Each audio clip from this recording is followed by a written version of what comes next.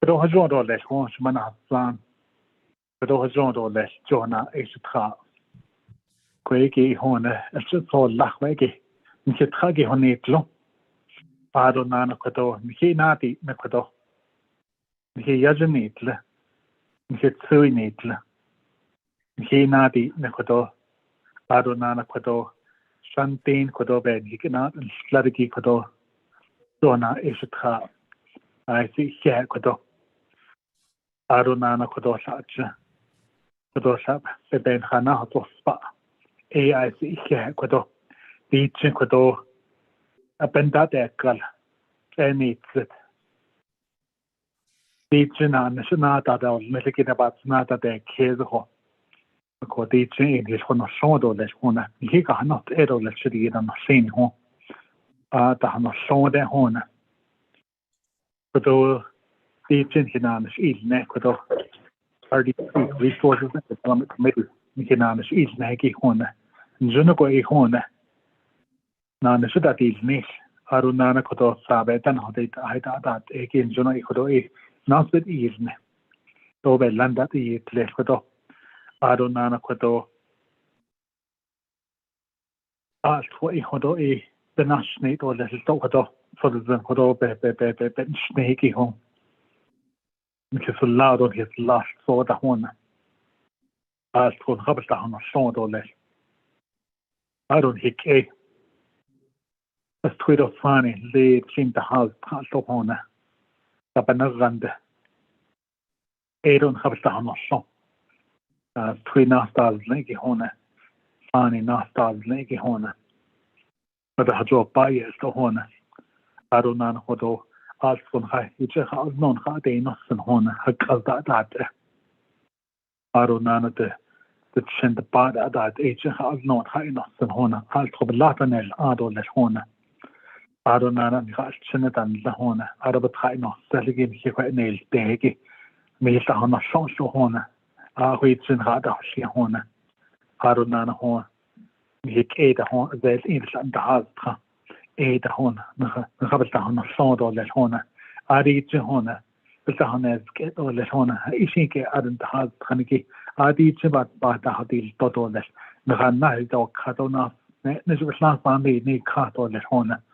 Aronan ho isa eitan la hona sabe to chaitan ne go hona hona yuta yotni and the has kai the hon ha non ha de no sendo le hona hada ozne do le as hona but last night is not de ni ka do le hona aronan hon hik at the hoif ago de ka hona so das hona na be hob ke ha ka do aronan o jo na ke hada ago da hona they cast on Habstan Shona. They quite a halzis the ho and Nachape, Nahana Halzis Hona. A cousin Lingi, it's a house made or less Hona. Zunuko ate Abadocha. Aronan Hodo, Kesman, I bet another way see. Aron the corner, Napa, a Hodovi is a Nadi Ka, Adon Juno a Hona, at that was this Hona. Aron the Hodo not on in Ziniki the Hona. On baseline, Anna, the things, Edo, Sabatown, or so on. Out of one bastion, a year about me with the Hallahona. Is he not any out of bastion of the four Kevin Malakeda, out of a Kate and Label chained than Lahona, a year about me with the Hallahona. Even Nahodo, Yego Isha, Sabata Hoshiahona, out in the Hona, Bandal, the Sita Hona, legislative district assistant at the Hona. Are in the Speaker's office, legislative branch, as Diazapata in Nish, Edo Hon Alton Habastan, Shahon staff and Lahona, Yegatit Ait and Lahona, Office of Legislative Council, on the Alton Habastan, Arunana Honanjo, Shona Gaidam, Executive Branch, Kodosha Nala, Navajo Nation President, Mr. Nez, Honorable Nez, Honorable Navajo Nation Vice President, Honorable Lizer. Edo Hona, Arabandal, Nasikito Hona, Executive Directors, Arohono, Biaronada, Inish Azadash, Hona, Sabatahona, Shonda, the Bash, Sinda, the Handabat for Kevin Nalakeda, Arabagan has Aj, the Hona, Sabatahona, Shonda, the Hona, Arunana, Samabata, Inish, that was in the Gaidam, judicial branch éidir áhad éidir leis tháina áiltú tháina rud a cheist éige I tháin sabbatá na tháina áiltú tháina ná bheith chub céach chun cadnaí daige tháina ní tá na slóna gad a sí tháina áró ná na tháina ní fada adat jaasta adat éige tháina ba cáideo ba iní san tháina áró ná glosta dan le tháina Shane O'Hall, a big gashi the bet as a Kelly, and like you the set charge in the hall, I got Hablan or some Habata, she at the horn, or die horn, when sent the horn a lad Linnigi horn for the Linnigi bear, Ben Smith or let horn, Arunan Quaki, or actually Yale kid and the horn, Besans unmade Linnigi horn, although Yat el Hansa kiss, or that aid and have baby his down the horn. Adonana Hona. O Yego a Satna Dawanese, O Yego and the has ego and the raid now by Hobake of a cargo, a Kodat Ego Hona. Best to see that a Toda that event has the Asian Kodo a Benel Nestor let Hona, Yat El Benel Nestor let Hada based on Hona, but the Hanne Hona. Washington, based on Raid, Nilita Yat Ego Hona became out these Nestor Yat and Ban Yatis Hona. Yat ego be gaat die korte stohone aiki host ego. Wat ai honda be ni sta hona sodo les hon yat ego to kos yat ego sa kes as hona. Aro hona sa se ba o de sla de hona al to I ben hol me to les sidi na sini ni hona ago. Sa da to shi hona. Wat ai hon so den ahon send e hon be gaat street o les hona.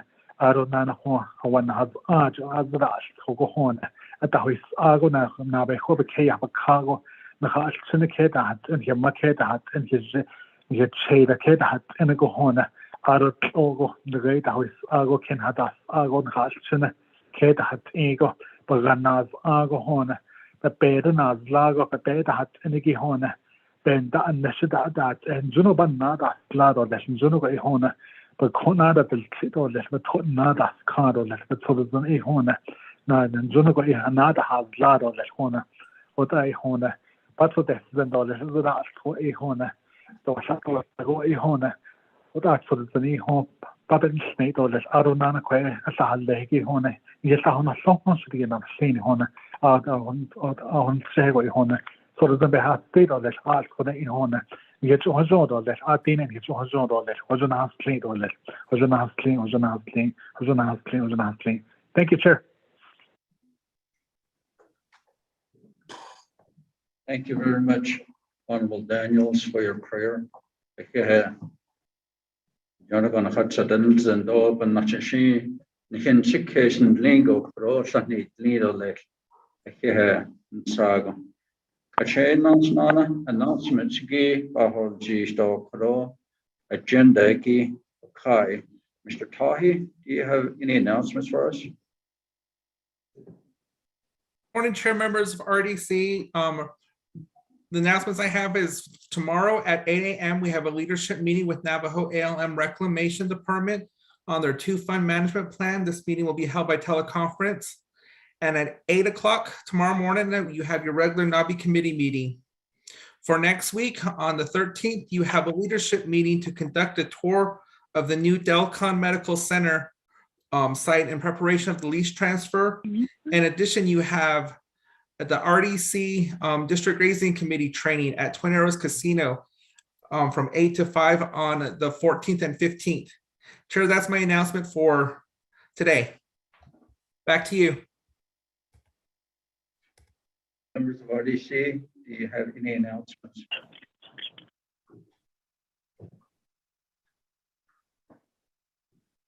I hear none. Shania, I have an announcement. I have one, Shania. Chairman. Honorable Stewart, go ahead. Question. Yad Shania, Chairman, Aro Shania, Ket, Aro staff, and our guests online. So, announcement I have is for December 22nd. Kuna Sawmill is going to do their first annual evening parade. So that's what they're going to be working on. They're going to have the chapter float and CHR programs and departments that they work with under Sawmill. They're going to invite them out, and then there's participating too. So that's one thing I want to make an announcement on, chairman and RDC members, is that, for the Sawmill chapter is going to be moving forward in that way, and that's what the leadership of the new chapter coordinator up there, along with the chapter's officials and litigate. So that'll be something that we're doing on that side. And then also 45th chapter does have a Angels gift drive too. So they had over 100 on their tree, and now we're down to less than 50. And that's elders and youth from the community that are wanting their wish lists, put their wish list on there for Santa to help them out with. And that's what we're doing in those two communities. Just announcements for that RDC tonight. Thank you.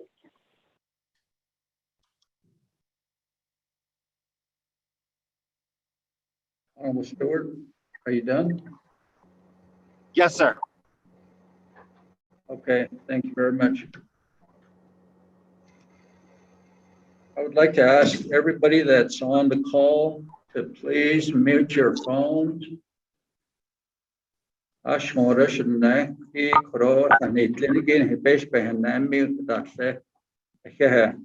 very much. Any other announcements? Honorable members of RDC? Mr. Chair, Chairman. Honorable Freeland? Nothing, Chairman. Delegate Daniels here. Honorable Daniels, you have the floor. Thank you, Mr. Chair. For those Nana, I don't RDC members, for those I don't know, right? Now he's con December 9th.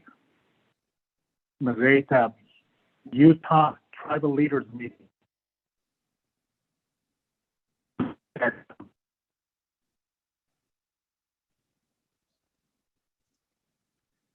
Honorable Daniels? Yes. You're breaking up, sir. Okay. What about now? Go ahead. Okay. December 9th, Utah tribal leaders meeting, which is 2 days from now.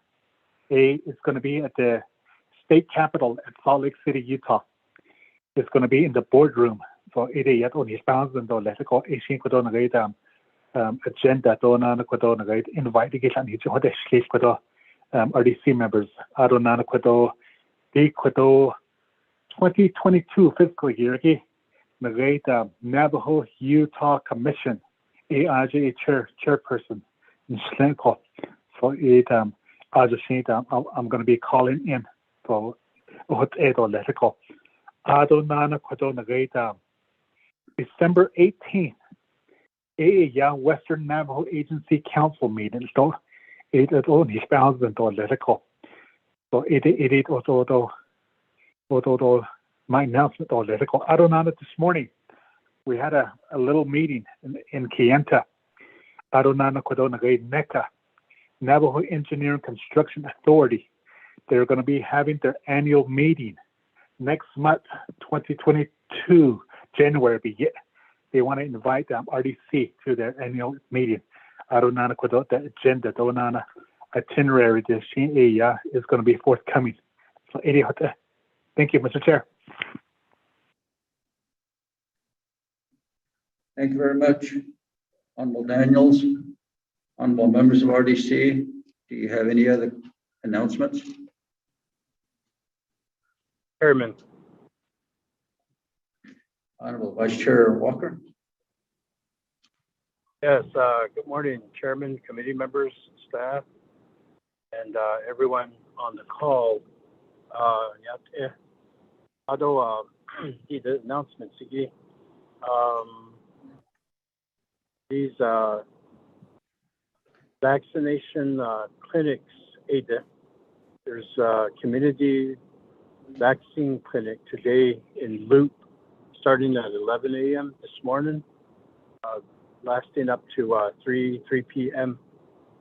These clinics, they're for the COVID vaccines or booster shots.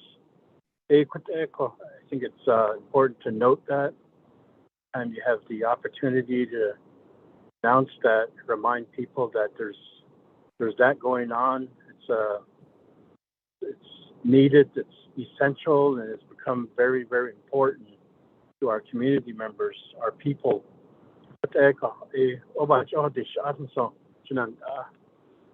COVID-19 vaccine clinic today, Luke Clinic, 9, 10, 11 a.m. down to 3 p.m. She aho ato ita sobat eko fishi the chahado nihins and she ibat eko at aya ati iti ado by hodne the virus bina dahan eko called bina national news yisin sa what eko dat so bina dahan na she had no mutation, mutate that the issue. So yeah, that she knows. Ako but had immediately more that that English because in the non-station eco a share non-station nigi. I don't say baby got see do on it. I did a budget that we a day with the chairman for it cannot Thank you. Thank you, Honorable Vice Chair Walker. Any other announcements? You're the only one that's left. I do have Honorable G. Ellen Begay Jr. here with me this morning in person. And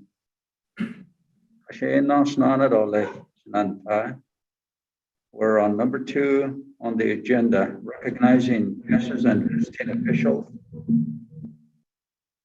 We'll have introductions for all. We'll start with honorable members of RDC. Honorable Vice Chair Walker. Again, good morning, Chairman and committee members, staff, and the listening audience.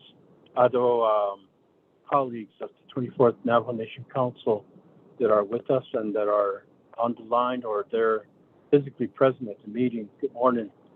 Thomas Walker Jr., Adishna. Although I represent Luke, Tulani Lake, City and Cameron coal mine chapters out here, Western Agency. Although the engineering not being between that what's on the age although Sadish vision doesn't matter. What at the Sneko, Kahasing, oh, yeah, so there's the Honorable Daniels. I bet it's either the Higgy out a citizen. So that's no, thank you, Chairman. Thank you, Honorable Vice Chair Walker. Honorable Key Ellen Begay Jr. Good morning, Chairman, RBC member.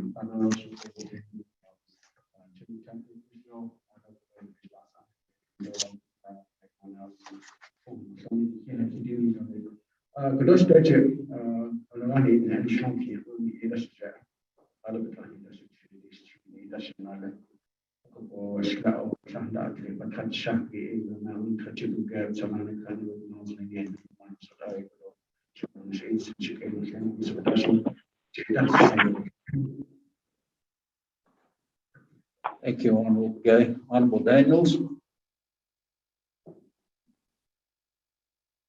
Good morning, Mr. Chair. Here Nana Kodo, Shanantano Seniki, Ado Kodo, Herman Daniels Jr., Kodo Agency. I don't understand it. I mean, it's a cheap because it's there. As God Lord, as another toy head leaning, it as a checo. What's that Nensla? I don't know, great or jet, Todo, Shant, To, Flappy, Ken, Ari, the Nap of a banasness. What I need to have with me the list. Thank you, Chair. Thank you, Honorable Daniels. Honorable Freeland.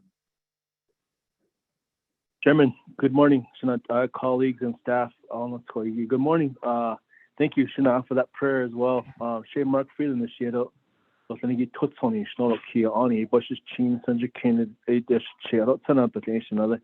I represent 8 chapters out of Eastern Navajo, as well as the 23 others, 31 chapters total, but the chapters I represent Crown Point, Nahadishki, Te Vicente, White Rock, Lake Valley, Herfino, and Nayeze, as well as the 23 other Eastern Agency chapters. Shana, Shanta, Chairman, colleagues, and good morning to one and all. Thank you. Thank you, Honorable Freeland. Honorable Stewart. Oh, good morning, Shana. Chairman Nez Aroshaja Yeja, Vice Chair Walker Aroshanai Ke, Dosh Mayaja Ke, Ms. Woody, Ms. Khan, Arosha Chabes Tahi, Aro guests, Danothanigi, with our meeting this morning, Aro Chinley chapter staff, honestly, yacht this morning. Shaya Wilson, Stuart Jr. Inch, yeah, Aro tell that Nasha. Putso ni age let do nanish edit kachin ibashis chin kachin that should che double between the Chanela. And I represent the 4 chapters in Fort Defiance, Sawmill, Red Lake, and Crystal. And to also represent Fort Defiance Agency under the Resource Development Committee of the 24th Navajo Nation Council. Aroshana Hermit like so there's in Behainzi this morning. The Nahasa Dinzel by Jensen at Bainley la. Jashana, she piggies out of Bainley the la on this na. But thank you, Jana, for the prayer, and we will have a good meeting again today, like we always do. Chairman. Thank you very much, Honorable Stewart. Perhaps next time we'll have that special request. Shay, you have written this in a Shia Wasanan Shle or Zay Touching, Bashis Chain, Sena have business that should Chado, Kia, Ani the Shanala, but I had the Nenshle. As Trago chapters, Manash Nashige, Yahogbat, San Juan, in Nizad, those great East Tosacado, East and Deshkish. We're here at my former high school, Chinley High School. I graduated from here. We have members of Chinley community here in the meeting hall. Welcome everybody.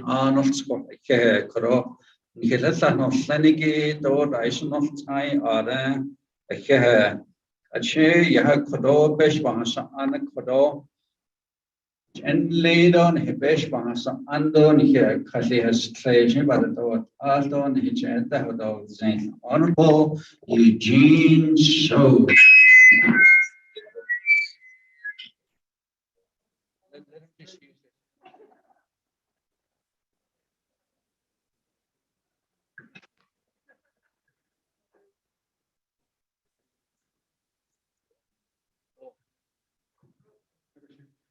Long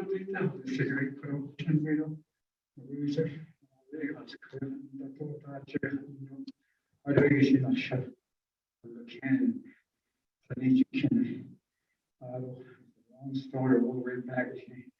Let you know all the way across from the church dome to a hill and then another mesa. It's just a plan. I don't see my chef here. Battle 20 a Nelson Farm, the whole time. The other Yashizana. I don't know the Kotoachan Lido. The Rishiki Grindos and on the hill and the base of Chile allocated. I don't know, shut. I don't know some early low mark. I know you can't heal Mason. I something other Chile. She's at 20, she didn't put research. I know that. Go ahead, thank you. Thank you, Honorable. So we also have on the call with us Honorable Edmund Yazzie. Chairman Yazzie. Good morning, Chair and committee members, everyone that's listening on the phone. Greetings. I am calling from my residence up in Coolidge, and appreciate the prayer was stated by Mr. Daniels. No, he didn't pray for the cats too, so but it was a good prayer. I enjoyed it. Tohi Greenish little Tori Chini Bashchin, Sitna Jenny Dashache, Ishin Dashanale. I'm here, Chair, before the committee to present a legislation. Hopefully I get your support. Chair, sir. Thank you, Chairman Yazi. Honorable Aruso. Yat Ekbene, tonight, the Resources and Development Committee members. Honorable Edmund Yazi, though, tonight, thank you for being on the line. Also, tonight, Honorable Regina So, thank you for being on the line and invitation to Chen Li. Also, in Xia, na kai na toy hit leaning, and as a couple of passion. Look at the Nada trade of the Jenny Dasanada. In Nanchnido, passionate at one yesterday, the base was unsle. For Chinese, this was Anjana Rahina, a Kahonson. For a Kahon Snow is art or this and I can't national chairman. Thank you, Honorable So. Let's go to our hard-working RDC staff. Mr. Tahi. Good morning, chair members of RDC. This is Rodney Tahi. I'm the Legislative Advisor to Resource and Development Committee. I'm Kiani and Senja Kenneth, and I'm originally from Steamboat, Arizona. Back to you, Chair. Thank you, Mr. Tahi. Ms. Whitty. Good morning, Chair. This is Teresa Ano. She trapahan show the message on the Chiros and a generator Schnelle. I don't let Steamboat late funny. Good morning. Yeah.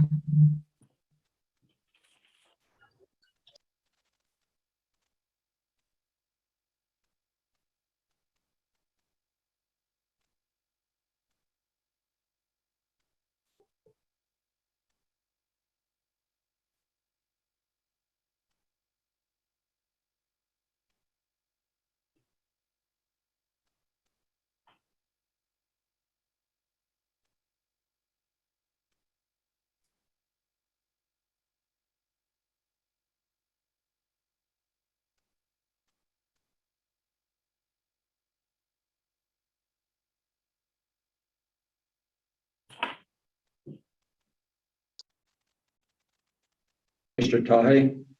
I can hear you, Chair. Okay. Thank you. Take care. Ms. Mariana Khan. Yad Ed Anatso. J. Mariana Khan, Dashijine. Yad E Resources and Development Committee members, Danoflinigi Ado, Yad E 24th Navajo Nation Council delegates, Danoflinigi Ado, Yad Ed Anatso. All of you on the phone, I see names, Mr. McCabe, Mr.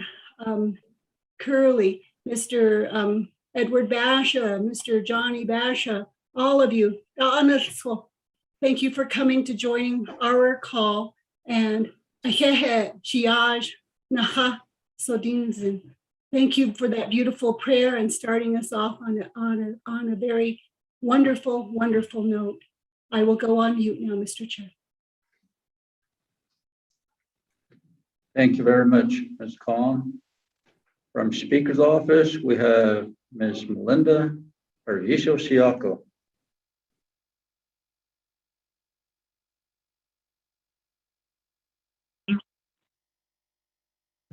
Ms. Siaco? Ms. Siaco? Good morning. Can you hear me? Yes, go ahead. Good morning, Chairman Nez and members of the Resources and Development Committee. My name is Melinda Urbiso Siako.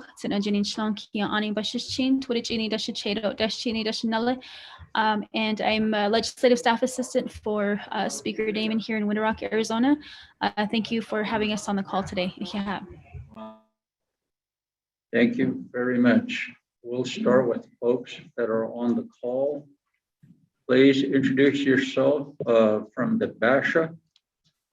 Basha, Edward. Good morning, Mr. Chairman, members of the committee. My name is Edward Basha. I'm joined here by Keith Knopf, who is the president and CEO of Rayleigh's. Keith, please say hello. Thank you. Good morning.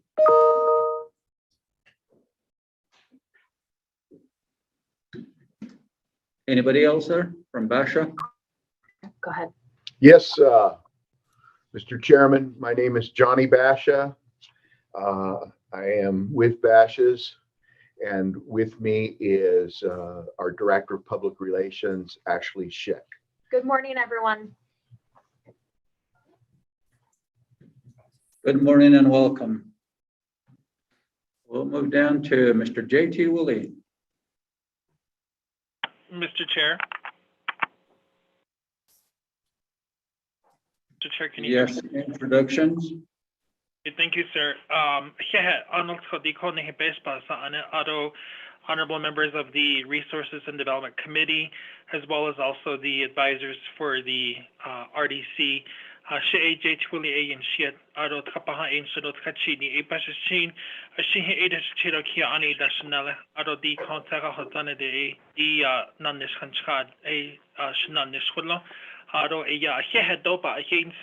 And also happy holidays to everybody.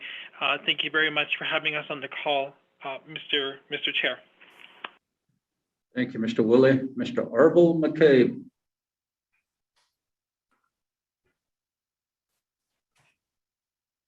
Mr. McCabe.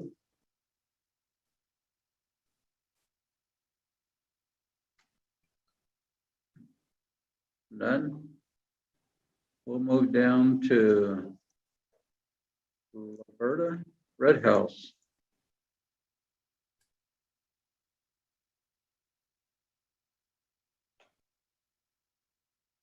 Press *6.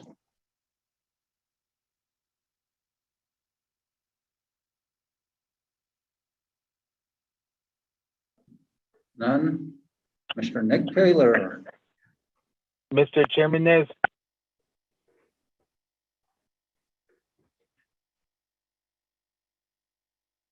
Mr. Chairman, Mr. Taylor. Mr. Chair, can you hear me? Yes.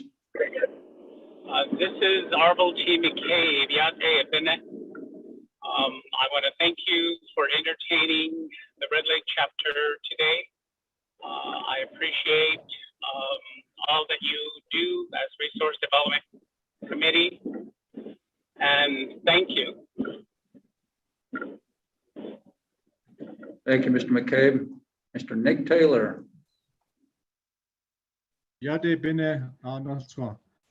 Great to see you all and hear you all. For putting together this nice agenda, and nice to see everybody on the Zoom call. I'm Nick Taylor. I'm the CEO of Navajo Nation Shopping Centers.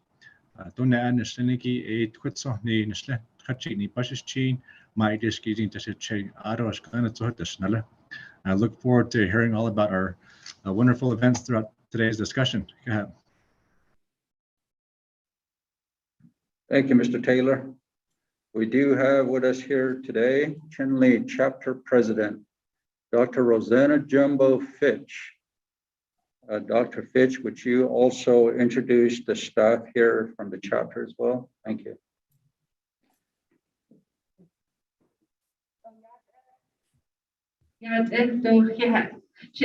Dr. Rosanna Jumbo Fitch, Chinle Chapter.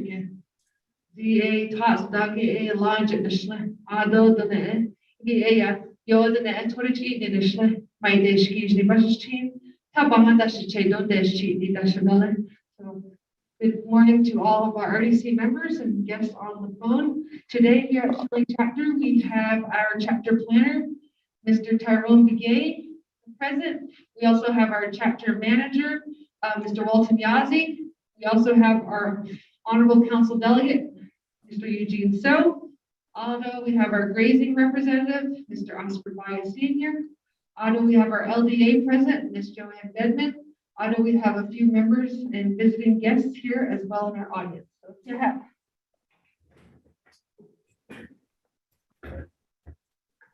Thank you very much. Yeah. Ado, we have on the call with us as well one of our colleagues, Honorable Amber Kennisbaugh-Crotty. Please introduce yourself.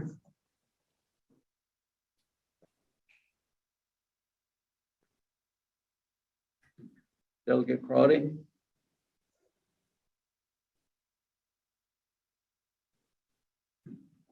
None? Do we have anybody from the President's office? Anybody from? Good morning, Chair and members of. Good morning, Chair. I think we cut each other off. Go ahead. Good morning, Chair, members of. Oh, no, cut off. Not here. Yeah, this is Philford from OPVP, and good morning to Chair, members of Resource and Development Committee staff, and everybody that's on the line. Davis Philford to the chief and she don't last she was chain, but I mean that's a shade or to the chain national. Yeah, I'll be listening in. Thank you, Mr. Philford. Anybody from the Department of Justice? Anybody from BIA?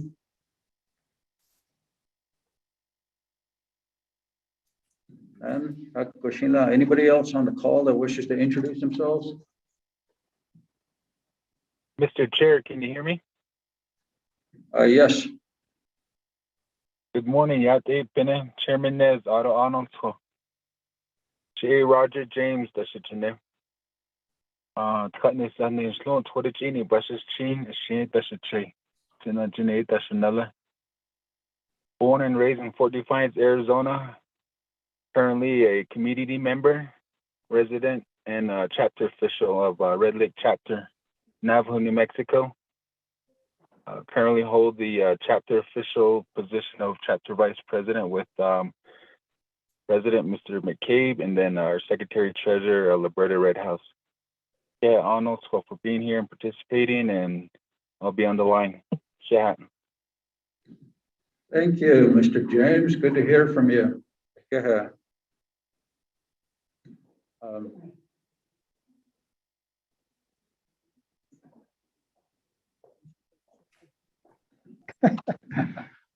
like to introduce my LDA and I should be again.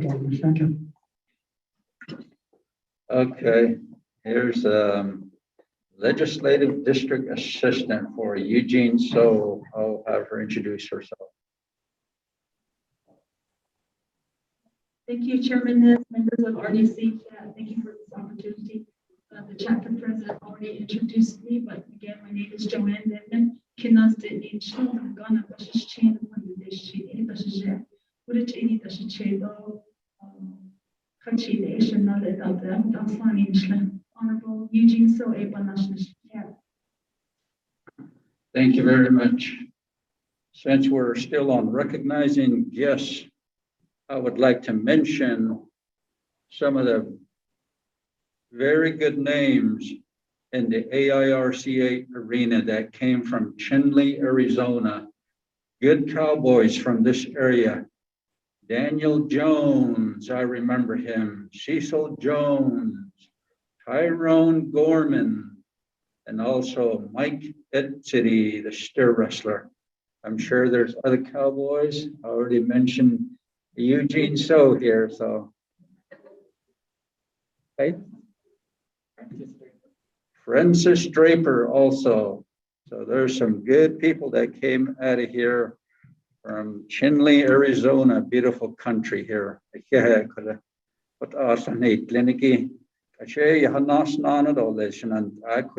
3 on the agenda, Mr. Ty, could you read the agenda for the record? Dear members of RDC, the proposed agenda reads as follows. Resource and Development Committee of the 24th Navajo Nation Council. Regular meeting, Wednesday, December 8th, 2021, 10 a.m. Proposed agenda.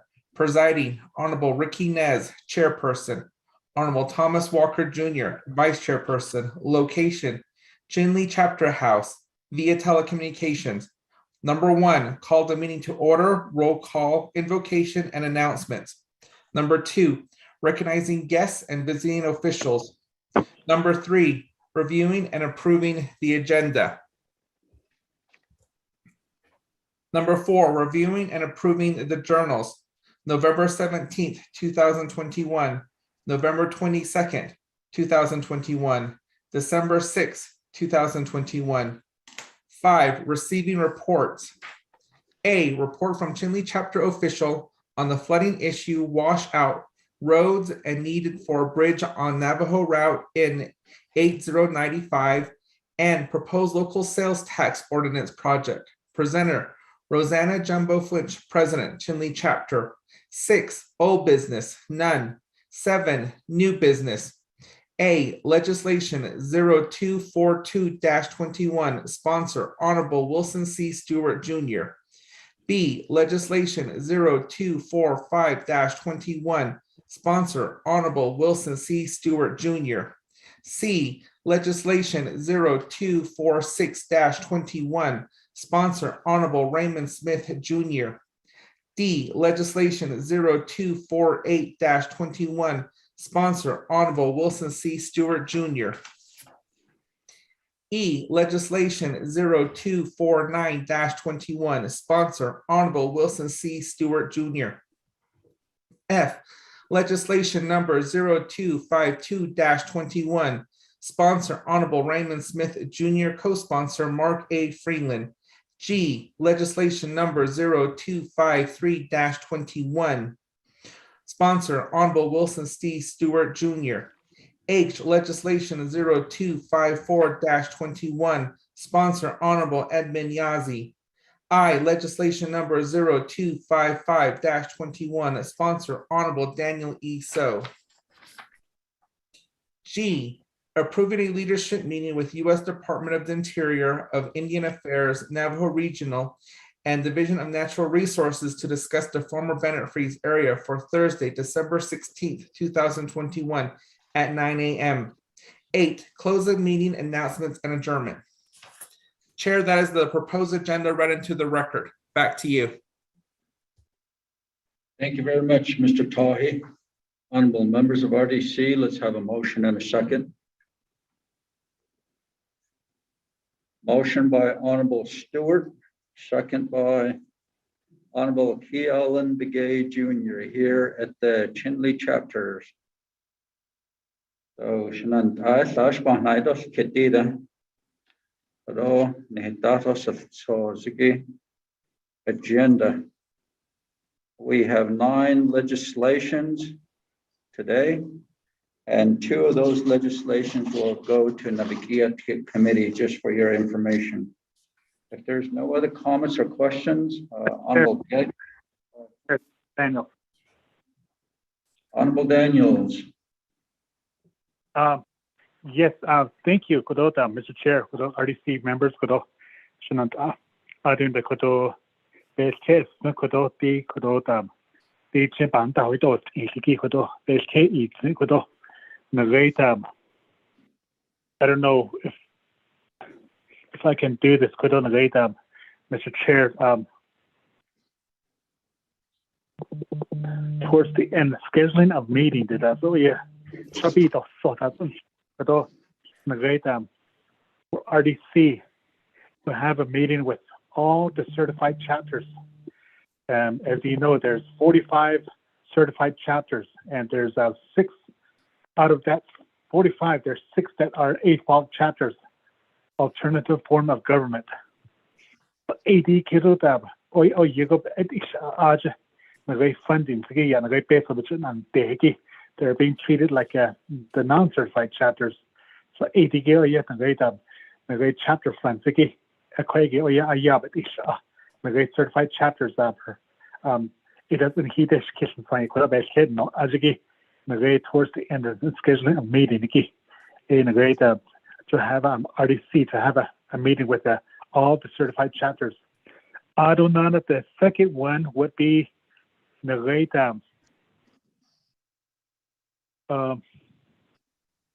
maybe we can just add this to the next meeting's agenda next week to have Freeport McMoran, Freeport McMoran, ADG to give us an update. As in the great abandoning uranium mines throughout the Navajo Nation. Yeah, this morning, Liddell Davies, she reached out to me. We need to update RDC on the abandoned mines throughout the Navajo Nation.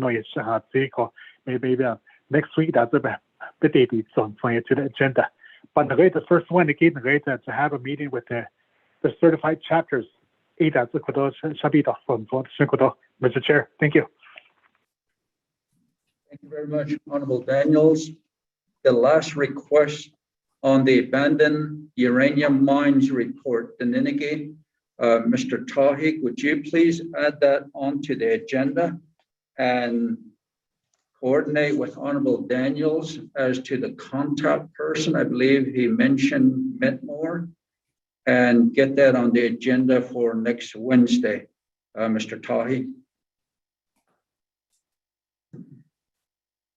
Chair members of RDC, next Wednesday there is no scheduled regular meeting, as RDC approved to be attending at the District Grazing Committee training that will be held on the 14th and 15th at Twin Arrows Casino. The next regular RDC meeting is going to be on December 22nd at 10 a.m. Just for your information. Thank you, Mr. Tahi. If you would put that on that agenda, that would be great. Thank you. Honorable Daniels, would you please, for the record, make a motion for Amendment 1? Mr. Chair, I'll go ahead and make that motion. To add Freeport McMoran to the agenda towards the schedule of meeting. So I'd like to make that motion. Mr. Chair, thank you. Honorable Daniels, the abandoned mines will be already on the agenda for the 22nd. So the amendment 1 would be for RDC leadership meeting with the 45 LGA certified chapters. Mr. Chair, I apologize. Yes, for RDC to have a meeting with all the certified chapters. Motion this week. Thank you. Thank you. Is there a second? Honorable Stewart, seconds. Any comments or questions on Amendment 1? Any additions, deletions? Chair, this is Mr. Tahi. Mr. Tahi. I received notice from Daniel So's LDA. They would defer removing his legislation 0255 from this agenda item and having it at the next RDC meeting. Could you repeat that legislation? 0255-21.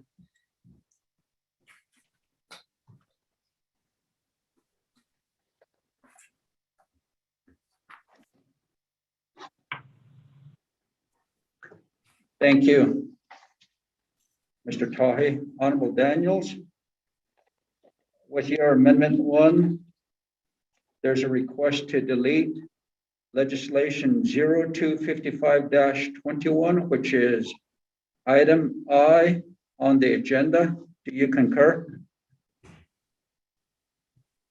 Mr. Chair, yes, I concur. Thank you. Honorable Stewart. Thank you, Honorable Stewart. He did say yes. So Amendment 1, there will be an addition to the agenda under new business H, RDC leadership meeting with 45 LGA certified chapters that will be scheduled. And then new business I will be deleted, so all the other letters will just go up. Thank you. Any comments or questions?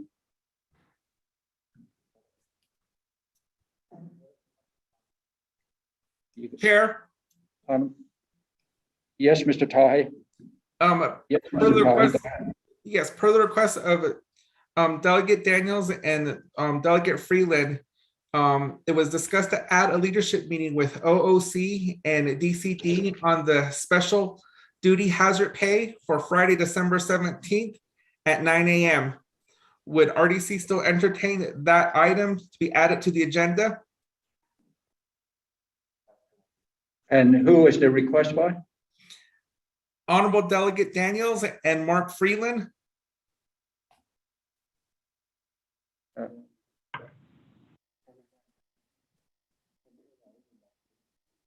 Honorable Daniels, would you like to add that on to the agenda for rescheduling or? Mr. Chair, December 17th, if that's open, I'll be glad to have a meeting on it. Mr. Chair, I'd like to add that to that amendment, Mr. Chair. Thank you. Okay, on those two dates, the speaker requested a work session on legislation 0257-21. So we're going to have to reschedule that to a different date. So we'll just go ahead, Honorable Daniels, that's your request to go ahead and add that on to today's agenda for rescheduling. Abigail. Yes, Mr. Chair. Thank you. Honorable Stewart.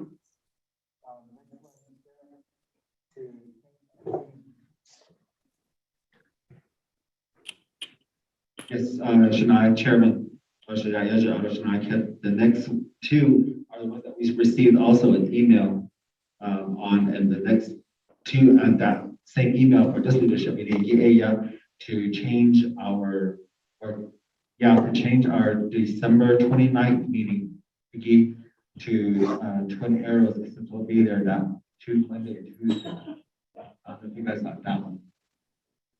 The 29th, because we'll be there for our strategic planning on the 27th, 28th, and then to have our regular meeting. That was the request and email last night.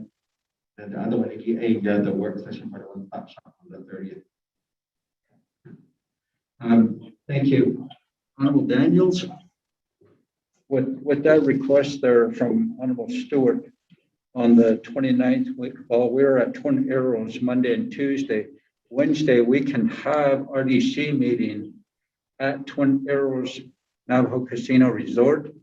And the following day, we'll also have the one-stop shop on Thursday. So we just need to clarify those dates on those two. So we'll add those on to today's new business item. Honorable Daniels, Honorable Daniels. Mr. Chair, yes, I concur.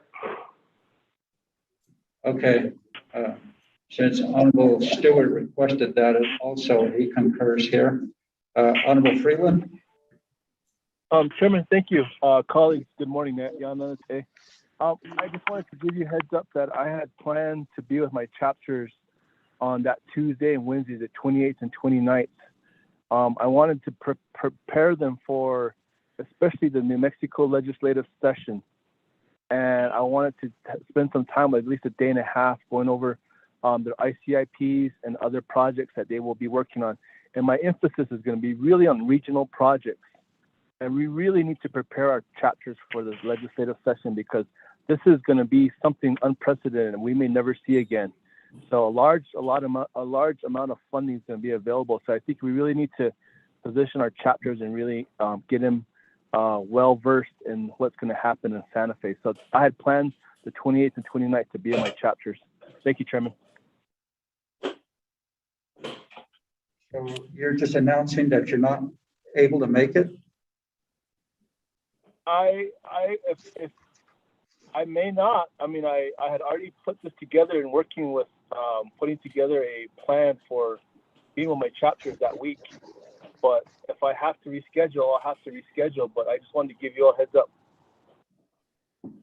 Okay, thank you, Honorable Freeland. There is a motion and a second. Motion by Honorable Daniels, second by Honorable Stewart for Amendment 1 to delete item I, legislation 0255-21, and add under new business, RDC leadership meeting with 45 LGA certified chapters, and then the OOC leadership meeting, and then the RDC meeting in person at Twin Arrows on the 29th, and also the one-stop shop final meeting the following day on Thursday, the 30th at Twin Arrows as well.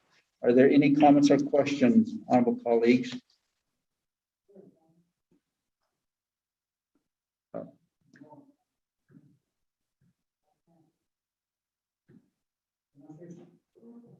Honorable Eugene So.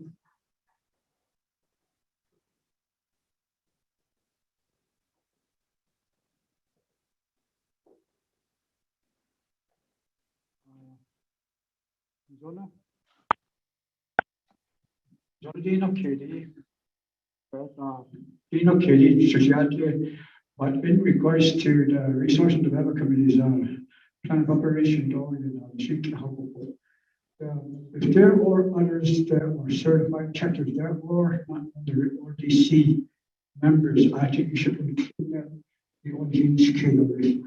I would like to, because I have an amendment to 257, don't mention this, so regards to allocating our funds directly to the certified chapters.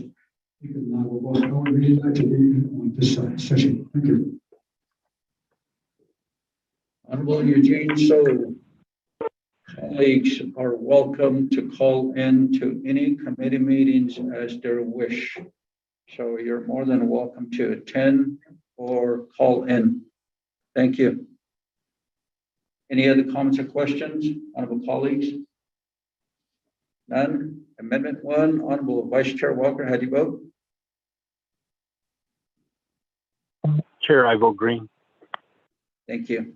Honorable Key Allen Begay Jr. Honorable Begay votes green. Honorable Daniels. Green. Thank you. Honorable Freeland. Later. Green, Chairman. Thank you. Honorable Stewart. Thank you, Honorable Stewart. We have a vote of 5 in favor, 0 opposed, chair not voting. Motion carries. Back to the main motion, Shanant. Any comments or questions? None? Honorable Vice Chair Walker, how do you vote, sir? I vote green. Thank you, Honorable Vice Chair Walker. Honorable Begay, how do you vote? Honorable Kealan Begay Jr. votes green. Honorable Daniels. I vote green. Thank you. Honorable Freeland. Green, Chairman. Thank you. Honorable Stewart. Honorable Stewart votes green. We have a vote of 5 in favor, 0 opposed. Chair not voting. Motion carries. We do have an agenda before us for today. Thank you. Number 4 on the agenda, reviewing and approving journals. Ms. Woody sent these 3 journals to honorable members of RDC. The first is November 17, 2021, November 22, 2021, December 6, 2021. Let's have a motion and a second. Honorable Stewart, motions. Second by Honorable Daniel, second. Any comments or questions? And then Sheila, Honorable Vice Chair Walker, how do you vote? Chair, I vote green. Thank you. Honorable P. Allen Begay Jr. Honorable P. Allen Begay Jr. votes green. Honorable Daniels. In favor. Thank you. Honorable Daniels votes green. Honorable Freeland. Green. Thank you. Honorable Stewart. Honorable Stewart votes green. We have a vote of 5 in favor, 0 opposed. Chair not voting, motion carries. And next on the agenda is the report. We have one report. But Honorable Key Allen Begay Jr. Chairman, with the consent by the committee, requesting to suspend the floor vote to the legislation first, then go back to the report that we have. Format report. A and B, they Legislation is consent that you need. So, Chairman, that's my motion. Please mute your phones. Thank you. Honorable members of RDC, there is. Who's this? Who's speaking?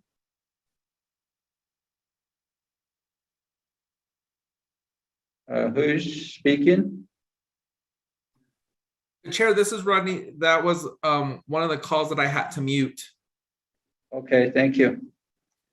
Certainly appreciate that. Honorable members of RDC, there is a request by Honorable K. Allen Begay Jr. There is a motion on the floor to suspend the floor rules and go to new business. Is there a second? There is a second by Honorable Wilson Stewart Jr. Motion by K. Allen Begay to suspend the floor rules and go to new business. Are there any comments or questions? I hear none. Vice Chair Walker, how do you vote? Chairman, I vote green. Thank you. Honorable K. Allen Begay Jr. Honorable Begay votes green. Honorable Daniels. Green. Thank you. Honorable Daniels, keep your drum low there. Honorable Freeland.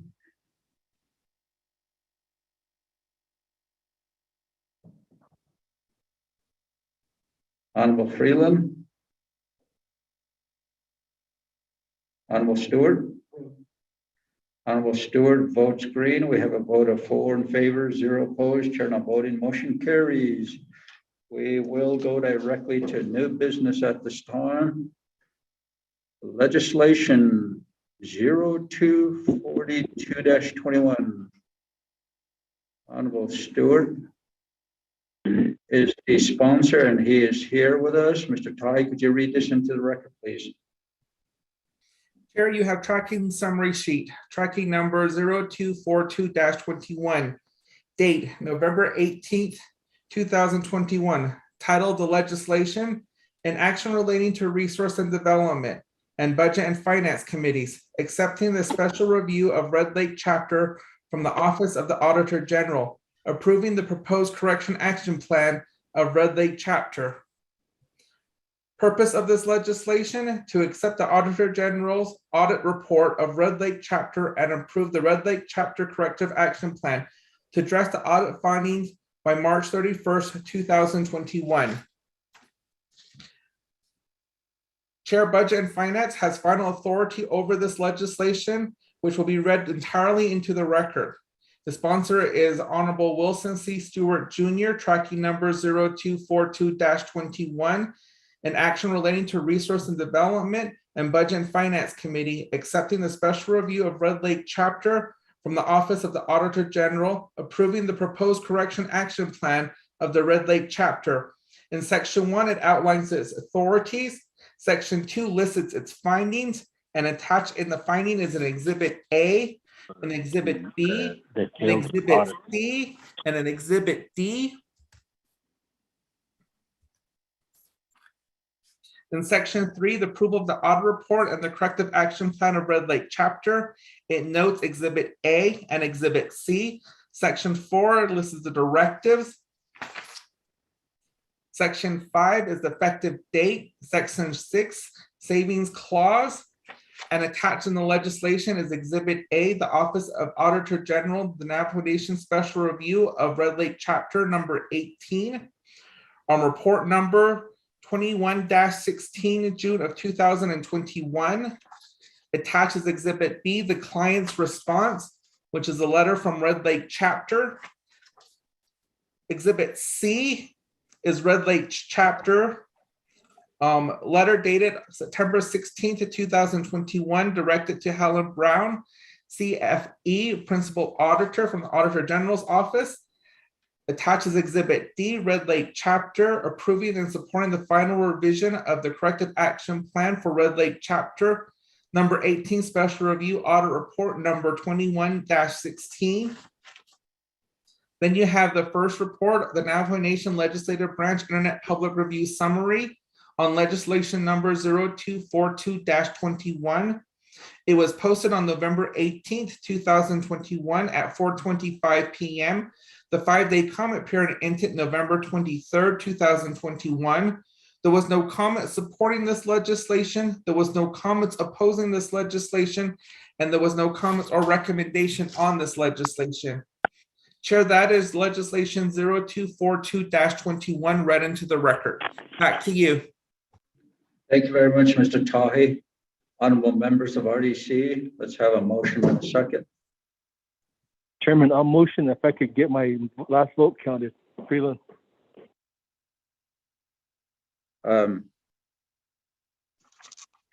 Freeland, we have not established a motion and a second yet.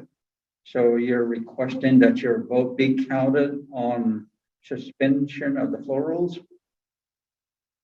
The journals and the floor rules. I was on another call. Okay, you did vote during the journals, but you didn't vote for the floor rule suspension, so we will amend the votes. Honorable Freeland votes green, so the vote is currently at 5 in favor, 0 opposed. Chair not voting, motion carries. Now we're under new business A. We can establish a motion for legislation 0242-21. Freeland. Honorable Freeland, thank you. Second by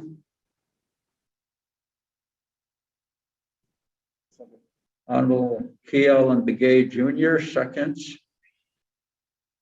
Honorable Stewart, could you identify your agents, sir?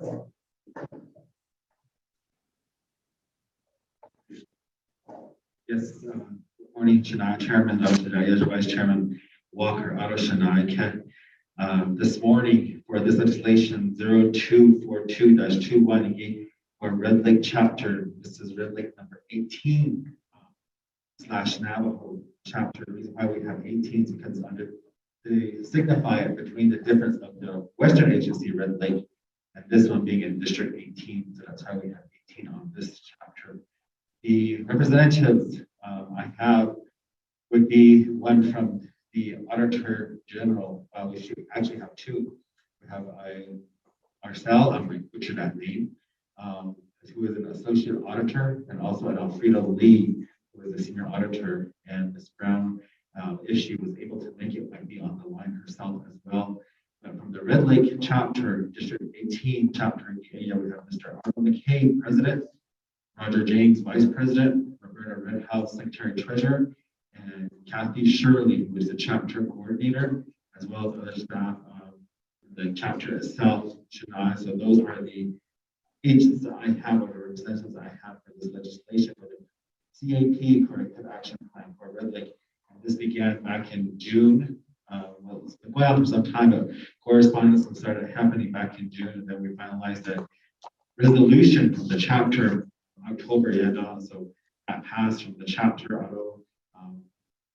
last day to the Auditor General, Mr. Brown, Auditor, we corrected the, we proceeded with the correction of the corrective action plan of chapter E and the timeline that would be expected to have those corrected from the chapter itself. So that's my introduction to this. Shana, I don't know if anything, if you or the community have any questions. Any of us. We will go to the Auditor General's office at this time. Ms. Helen Brown and your staff.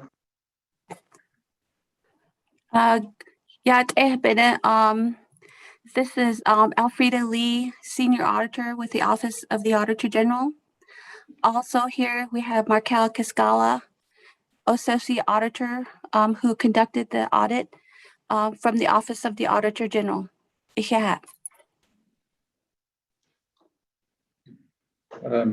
Ms. Lee, you may proceed with your statements. Markel Cascala will be presenting the audit report, and I will be on standby for any questions. Thank you. Thank you. Please identify yourself and proceed. Yate Shi'e Markel Cascala Yunishe. I will be reading the audit report.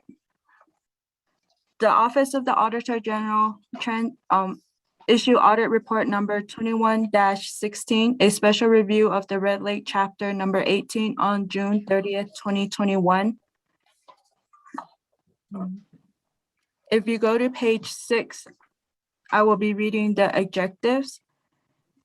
The following sub-objectives were established to address the main audit objective for this audit. Determine if controls are functioning as designed to ensure chapter complied with Navajo Nation Workers' Compensation Act.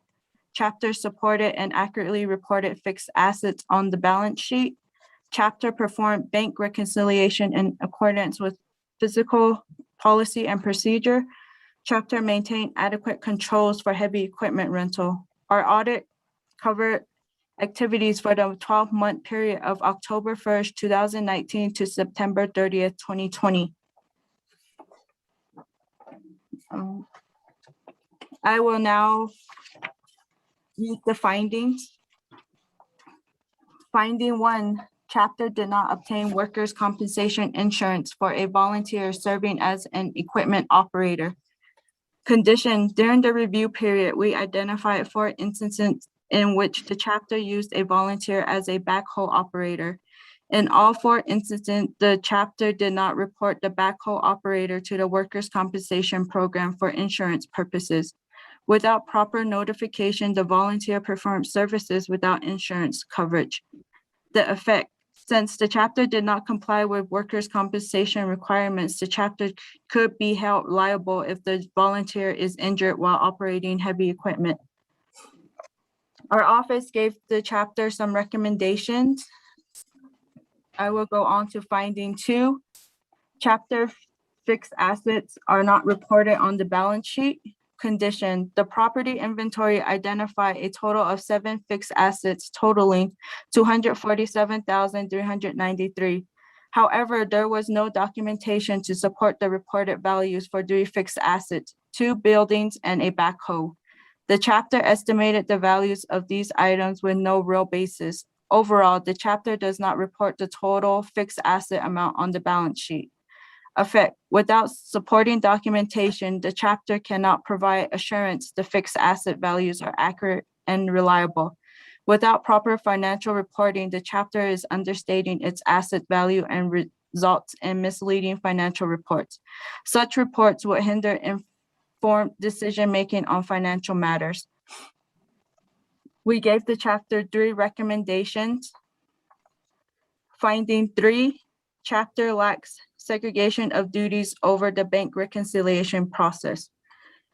Condition, the chapter has been without an accounts maintenance specialist since June 2019. As such, the community service coordinator prepared the bank reconciliation each month. We reviewed 6 months of bank reconciliation to verify whether the chapter applied compensating controls in the absence of staff to ensure segregation of duties were in place as required by the policy and procedures. The following exceptions were noted. Type of exceptions: community service coordinator as the preparer of the bank reconciliation did not sign the document. Number of exceptions, 6 out of 6. No review of bank reconciliation by an independent reviewer. Number of exceptions, 6 out of 6. Effect: the lack of independent review poses a risk that errors of intentional misappropriation of cash will not be detected. We gave the chapter 3 recommendations. Finding 4, chapter lacks adequate controls over heavy equipment rental. Condition: the chapter does not maintain adequate controls over heavy equipment rental activities. Constantly, the following issues were noted. Number 1, the chapter has not developed and adopted heavy equipment rental policy and procedures. Number 2, the chapter equipment rental forms are completed by the renters, but the forms are not reviewed and approved by the community coordinator. Number 3, the chapter heavy equipment inspection form is being completed by the operator, but the forms are not reviewed and approved by the community service coordinator. Number 4, there is a standard fee for backhoe rental, but the chapter does not charge for backhoe usage during burial services. However, the community service coordinator acknowledged that the heavy equipment operator who operates the equipment on a volunteer basis receives monetary donations from renters as payment for his services. These donations are not accounted for by the chapter. Effect: in the absence of controls, the chapter cannot provide reasonable assurance its heavy equipment is properly safeguarded and the use of such equipment is fully accounted for to avoid any misuse of assets.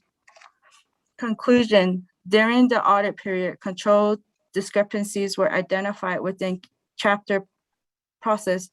The chapter did not obtain proper workers' compensation insurance for a volunteer. Fixed assets totaling $247,393 are not reported on the balance sheet. The chapter did not exercise segregation of duties within the bank reconciliation process.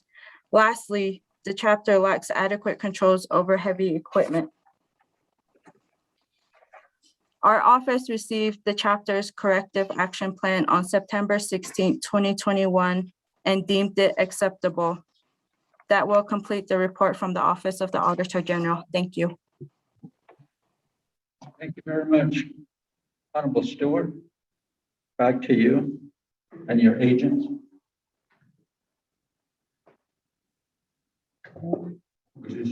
So with that, and what was stated by the Office of Auditor General, I will turn the floor over to the officials, President Mr. McCabe. Are you online? Yat a bina she arvel team McCabe she Anastasia Sledot Apani Bashis Chin sit not Jenny dash a che torich in the dash another without the Nanshle. Good morning, Chair, Ado, committee members. As stated by the Attorney General's office, we were cited in 4 areas. And those areas we have since started to address as far as the heavy equipment and the facility. We have to do a RFP to see if we can get a certified appraiser to come in and check the heavy equipment and the buildings to give us a value, thereby satisfying the value of property. Although for the heavy equipment operator and volunteers, last week we had a work session and put together a waiver which would suffice in one of the emails that was sent out by the AG's office. We took the language directly from there and put it into the waiver form. That was due to going back and forth with risk management, who informed us that we had to plan bringing volunteers on, in which case that's not suitable. Usually when services are needed for burial services, people come to the chapter either the day before or maybe the evening prior. So thereby not giving us enough time to fill out the paperwork and send it over, and not knowing how long it would be for them to be approved. Allow our crops and the soil to heal and to gather. As for the rental, we have since adopted the approved rental agreement that was put in place for heavy equipment. So that should be ready through resolution and approved by the community for us to use in order to suffice the audit issue on that. Segregations of duties. We have addressed that by indicating that three different members must approve the duties that were, or approve the financial records. And we have the community service coordinator would be the first. The second would be the secretary treasurer. And the third would be community development. Their sub-office would be the ones to review the final documents and approve that, making it 3 approvals. I believe that addresses all the waivers. Again, we already started most of this, so hopefully by next month, we should have most of those resolutions passed and everything put in place, except for the appraiser. We're not sure how long that's going to take, since we have to work with community development, and I know they have other projects, but with their assistance, we can do an RFP and get those out so we can get our heavy equipment and our buildings appraised. That completes my report, Chair. Thank you very much, Mr. McKay. Stewart, any other agents? I don't think so, Chair. Any other officials want to comment or not, or are we okay with the statement by President McKay for the chapter number 18?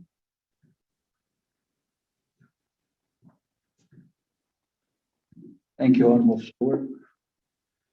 Kachin, Shanantai, honorable members of RDC, do you have any comments or questions on this corrective action plan for Red Lake chapter?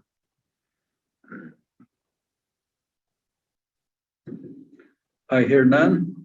Shanantai. We'll go ahead and put it to a vote. Honorable Vice Chair Walker, how do you vote?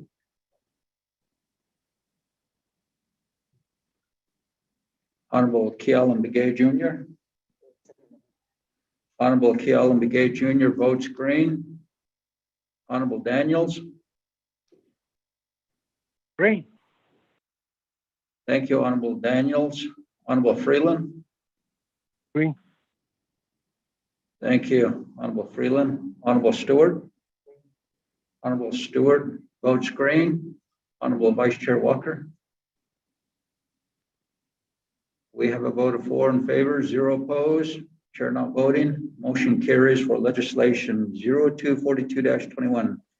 Thank you very much, Honorable Stewart. Kashin legislation 0245-21.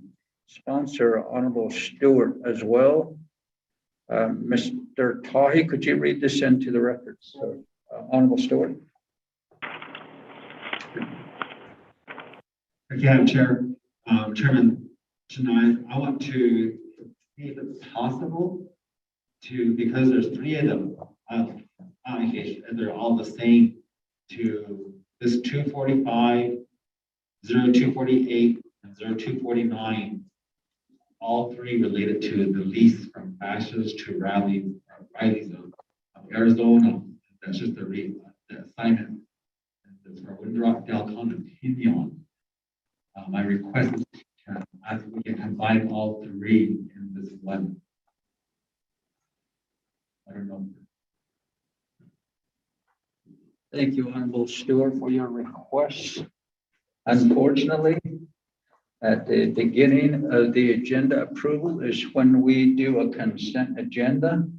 But what we can do is just go ahead and make motions, and I believe that each one will entail the same information as the first one as it's approved. Honorable Stewart. Okay, thank you. Mr. Tahi, could you read this into the record, please? Legislation 0245-21. Chair members of RDC, you have legislative summary sheet tracking number 0245-21. Date November 16th, 2021. Title of the resolution, proposed standing committee resolution, an action relating to resource and development, approving the assignment of BASH's of business site lease number FD-88-134 from BASH's Inc. to Riley's Arizona LLC. Purpose: the purpose of this resolution is to approve the assignment of the BASH's Inc.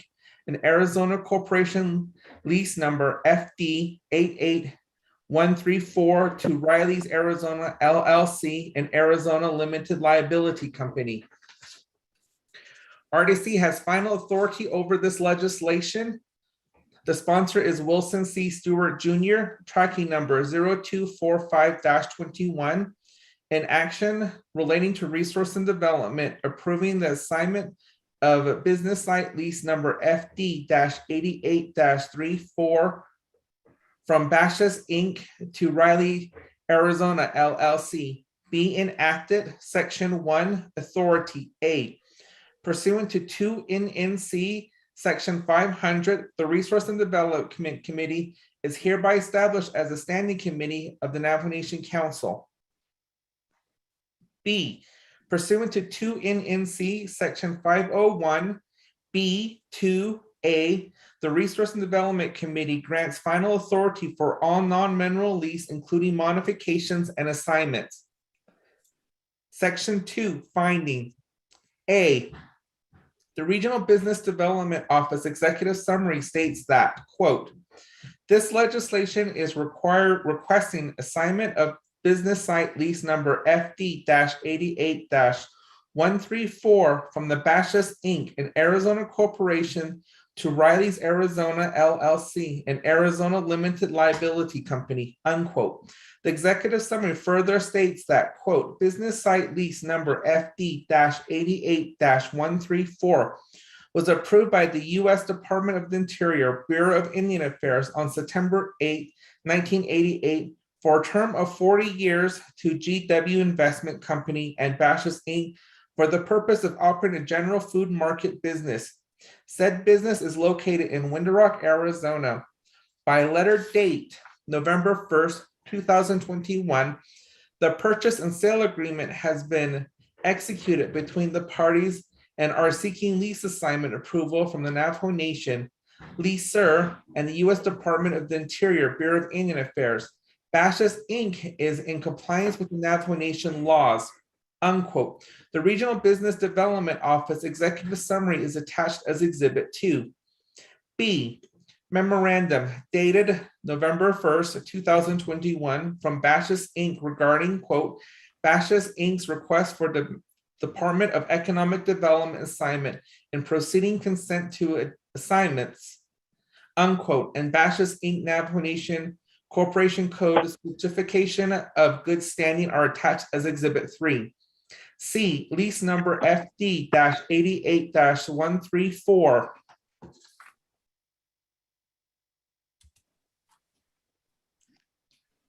Quotes, the ground lease, Window Rock, Arizona, by and between the Navajo Nation, landlord and GB Investment Company, tenant, unquote, dated August 11th, 1988 is attached hereto as Exhibit E. D, the assignment of lease number FD-88-134 from BASH's Inc. and Arizona Corporation to Riley's Arizona LLC and Arizona Limited Liability Company hereto attached as Exhibit 1. E, the Executive Official Review Document number 0176-08 is attached as Exhibit 5. Executive Official Review Document number 017608 includes reviews by the Division of Economic Development and Office of the Attorney General dated November 8th, 2021 and November 9th, 2021, respectively, in which each office found the review significant. Section 3, approval of assignment. The Navajo Nation hereby approves the assignment of the Bashas Inc. and Arizona Corporation lease number FD-88-134 to Riley's Arizona LLC and Arizona Limit Liability Company. The assignment of business site lease Navajo Nation lease number FD-88-132 is attached as Exhibit 1.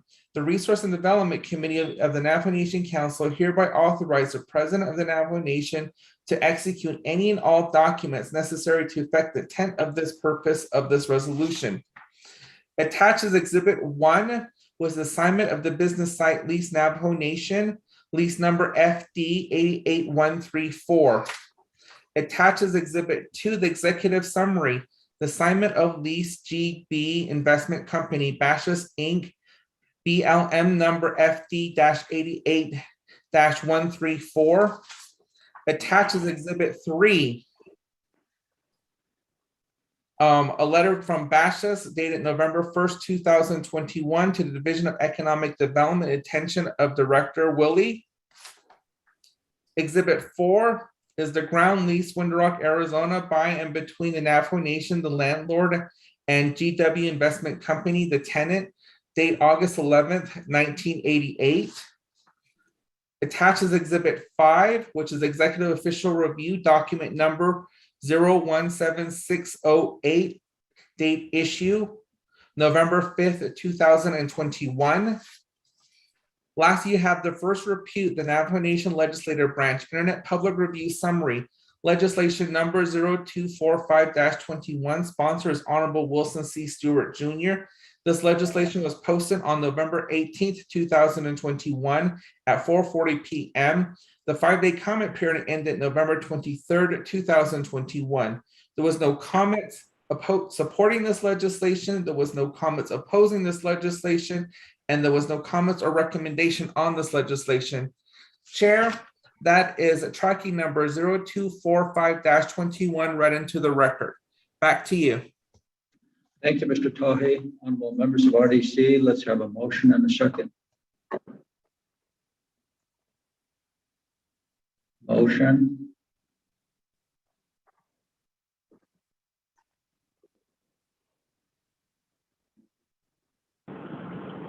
Honorable Begay, motions, second by?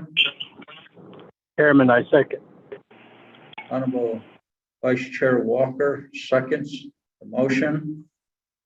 Honorable Stewart, you have 20 minutes. Please identify your agents. You have the floor.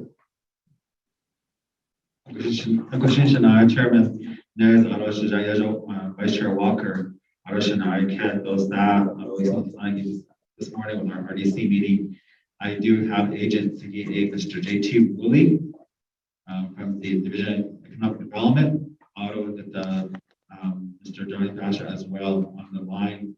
I know we are not two agents. So those are my agents. I will turn it forward to let Mr. J.T. Woolley, Division of Economic Development. So let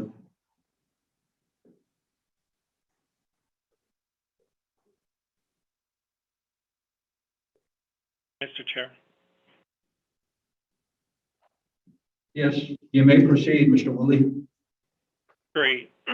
Yeah, Mr. Chair, Otto Shanai, Honorable Stewart, for the tracking number legislation 0245-21. As Mr. Tahi had gone through the synopsis of the resolution before you all, the Division of Economic Development and its authority have been working with the proposed assignment to the Riley's Corporation. As standard by Navajo law and by authorization through the Division of Economic Development and the Navajo Nation, we received notice from the Basha Corporation of the assignment to take place in regarding to Riley's Corporation. So as the notice was received, the division, I had taken it under my authority to work with our Northern RBDO, Shiprock RBDO, and Ms. Sally Yebany, who has is very well versed in lease assignments to this matter when they are sold, procured, or taken over by another company. And so therefore, Ms. Yebany and Ms. Margie D at our Shiprock office had assisted in the development of the assignments that are before honorable members today. And in this case, the consent assignment, as mentioned by Shania Honorable Stewart, involves the lease number FD 88-134, which was signed into lease back on August 11th, 1988, between the Navajo Nation and the company Bashas Incorporated. There are other leases as well listed on today's agenda which pertain to Delcon and Pinion, but I will speak to the matter of subject currently for the Window Rock location. The corporation has taken under its initiatives to also work on the other leases that were assigned in different jurisdictions, including the BIA, and also including one of our corporations, our enterprises, the Navajo Nation Shopping Centers Incorporated. And I'm glad that CEO, Mr. Nick Taylor, is on the line today, and would like to commend them for their speedy process on getting the lease assignments for those locations located within the Navajo Nation Shopping Centers Incorporated. As we have prepared documentation, as well as also to the matter of fact that we've also included in the legislative packet there, includes the good standing, certificate of good standing for the company, which they have maintained for the number of years that they have been working with the Navajo Nation. In regards to that also, we have also included all the documents required for lease assignment to Riley's Corporation. And for honorable members, and as we have gone through introductions at the beginning of this meeting today, there are members, and I do have Mr. Basha, as well as also representatives from Riley's, the president of Riley's on the line as well, who can also provide feedback as we move forward through this presentation. At this point now, Honorable Chair and also Shania Honorable Stewart, if you wish to allow some time of the allotment of time to Mr. Basha or to Riley's to speak, I will allow so at this time. Mr. Chair and Shania Honorable Stewart. Thank you, Mr. Willie. Honorable Stewart does concur that we will provide time to Ed Basha as well as Johnny Basha. You have the floor at this time, gentlemen. Thank you, Mr. Member Committee. This is Ed Basha. We are pleased to be with you today, and we want to thank you for taking this matter under advisement. For approximately 90 years, my family has been in the grocery business. We've been privileged to serve communities throughout the state of Arizona, and for the past almost 40 years, we've been privileged and honored to be a guest on the Navajo Nation and have opened a number of stores. It was my father, Eddie Basha Jr., who answered an RFP from the Navajo Nation and immediately came and said that he wanted to bring grocery stores to the Navajo Nation. My father has passed away, and it was one of the things, frankly, that he wanted to be remembered for, and one of the things that he was very proud of. We are privileged and truly honored to be part of the Navajo Nation, and our Dene stores are an important part of our organization. As we went through the pandemic that all of us faced, we realized that we were not getting the product that some of our larger competitors were getting. We were working very hard to source product. Around that same time, we were approached by the Raley's companies out of Northern California, a family-owned business, and they were in a similar situation in that they noticed that they also were not getting the level of service that they wanted. They talked to us about combining our entities, thereby being a stronger force in the future. You know, being able to secure product because of the increased buying power between the two entities. So for approximately 14 months, we have negotiated with the Raley's companies and have come to an agreement and are here today asking for this assignment to be approved. I would then turn some time over to Johnny to see if he would like to add anything to that. And also, we would be happy to answer any questions that the committee might have. I am joined by Keith Knopf, the president and CEO of the Raley's companies, and he also is here to answer questions. Thank you very much. Mr. Johnny Basha? Thank you very much, Chairman Nez and members of the RDC committee. Thank you for allowing us this opportunity today. I have nothing new to add to what my cousin Trey Basha had said. It has been a privilege for us to serve the Navajo people for 40 years.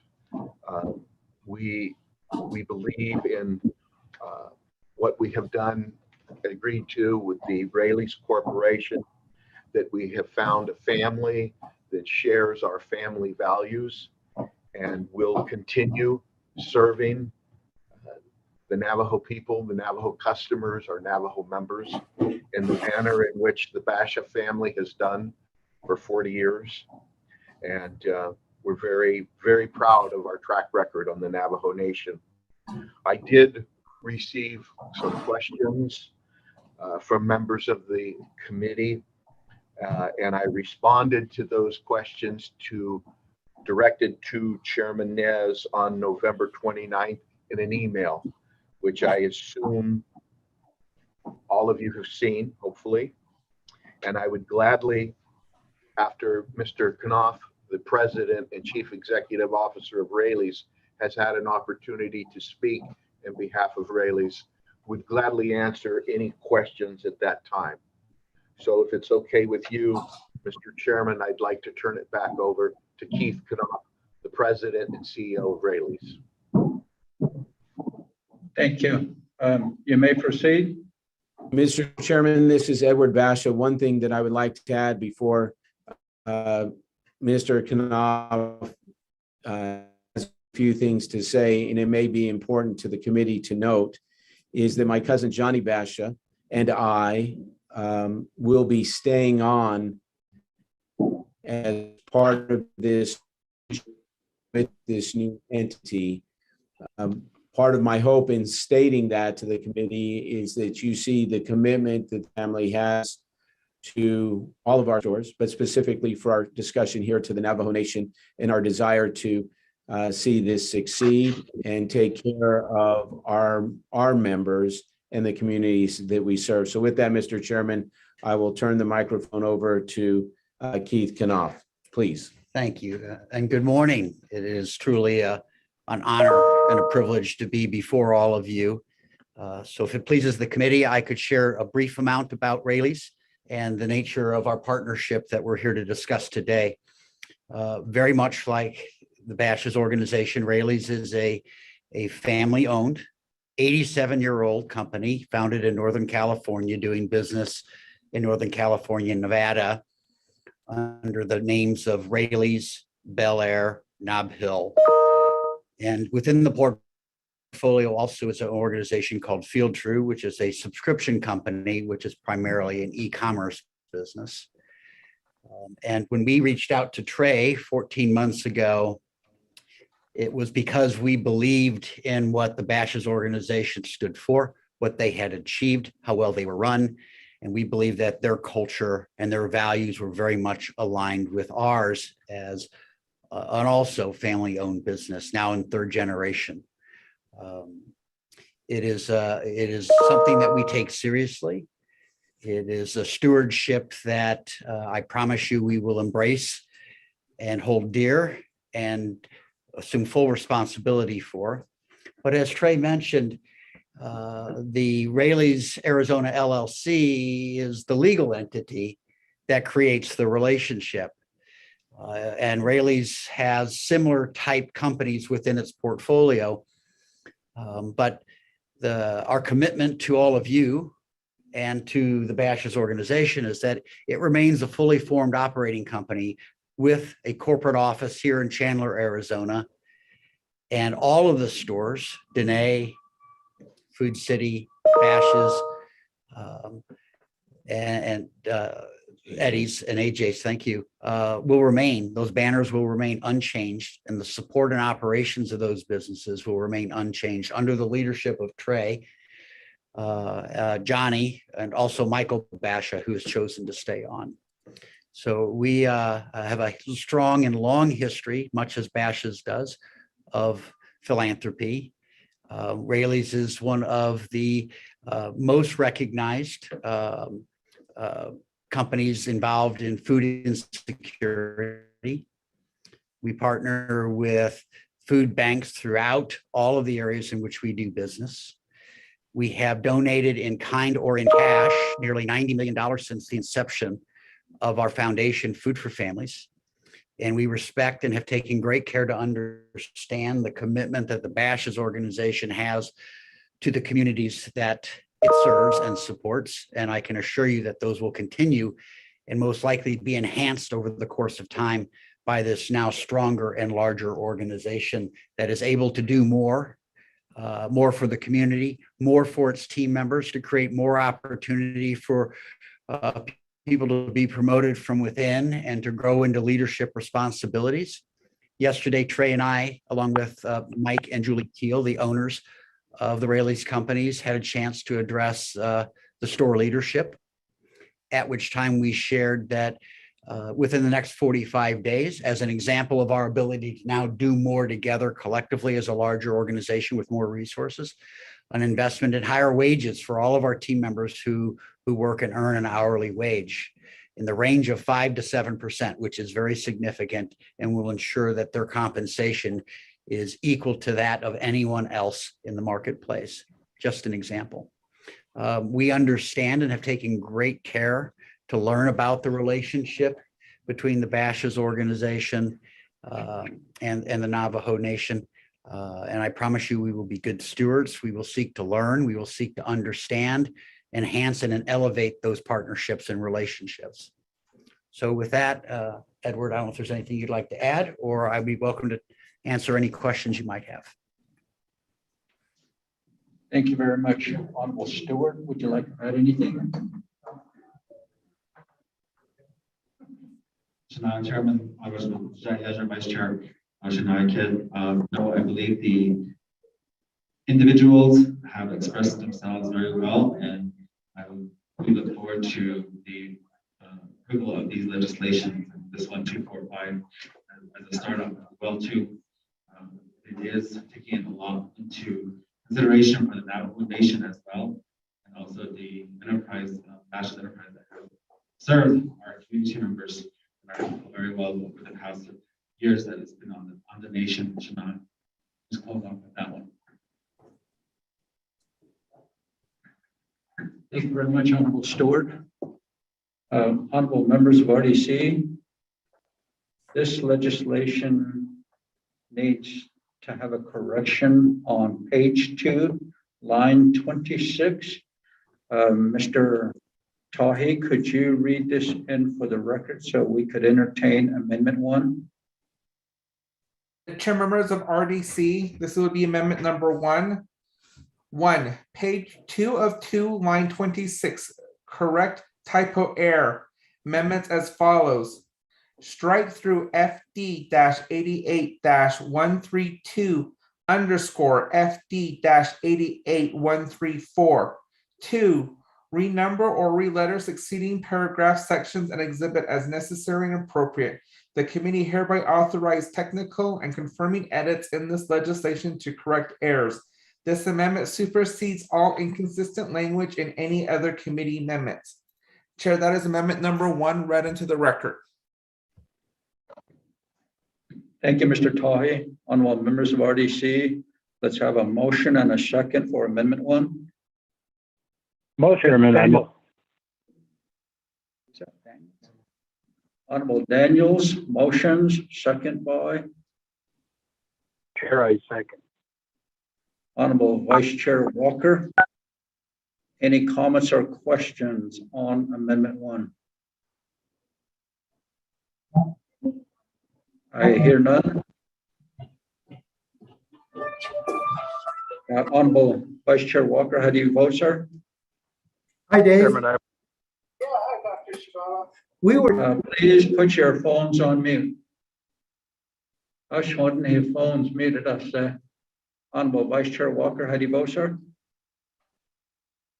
Chairman, I vote green. Thank you. Honorable Begay. Honorable Kealan Begay votes green. Honorable Daniels. I vote green. Thank you. Honorable Freeland. Honorable Stewart. Honorable Stewart votes green. Honorable Freeland texted in his message. He votes green. We have a vote of 5 in favor, 0 opposed. Chair not voting on Amendment 1 passes.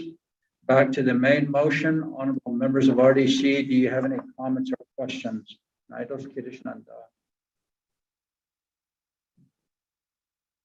I hear none. Honorable Vice Chair Walker, how do you vote, sir?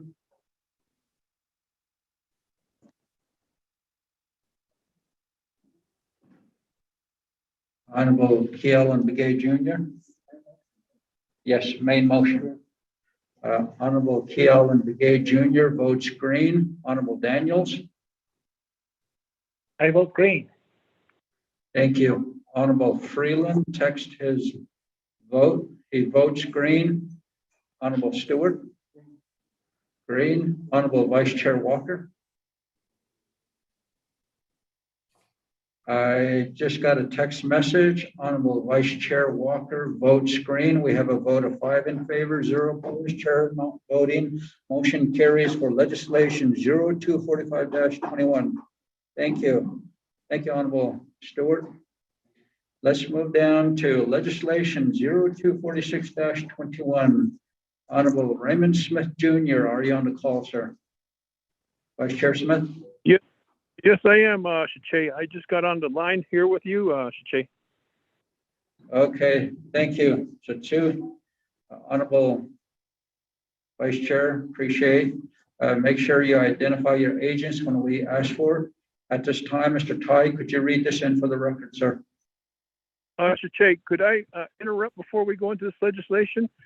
I was just on a meeting and I got off the call, and committee members of RDC, I respectfully request that this be deferred to the next meeting Wednesday, because I don't have my agents. I spoke to them last night and they weren't available. So they respectfully request that this will be heard on the next RDC meeting, possibly next Wednesday or whenever it can be scheduled. Shenandoah. So I don't have agents available. I just want to let you know on that behalf. Shenandoah. Okay, thank you very much for requesting to defer this legislation to the next RDC meeting, which would be about the 22nd. I will just go ahead and defer this at this time. By the request, please put your phones on mute. Thank you. Ms. Khan, do we need a motion to defer this?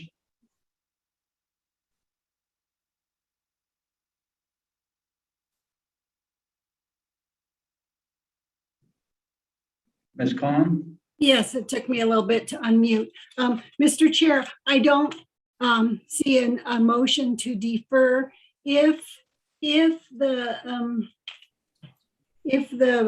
sponsor of the legislation does not have his agent.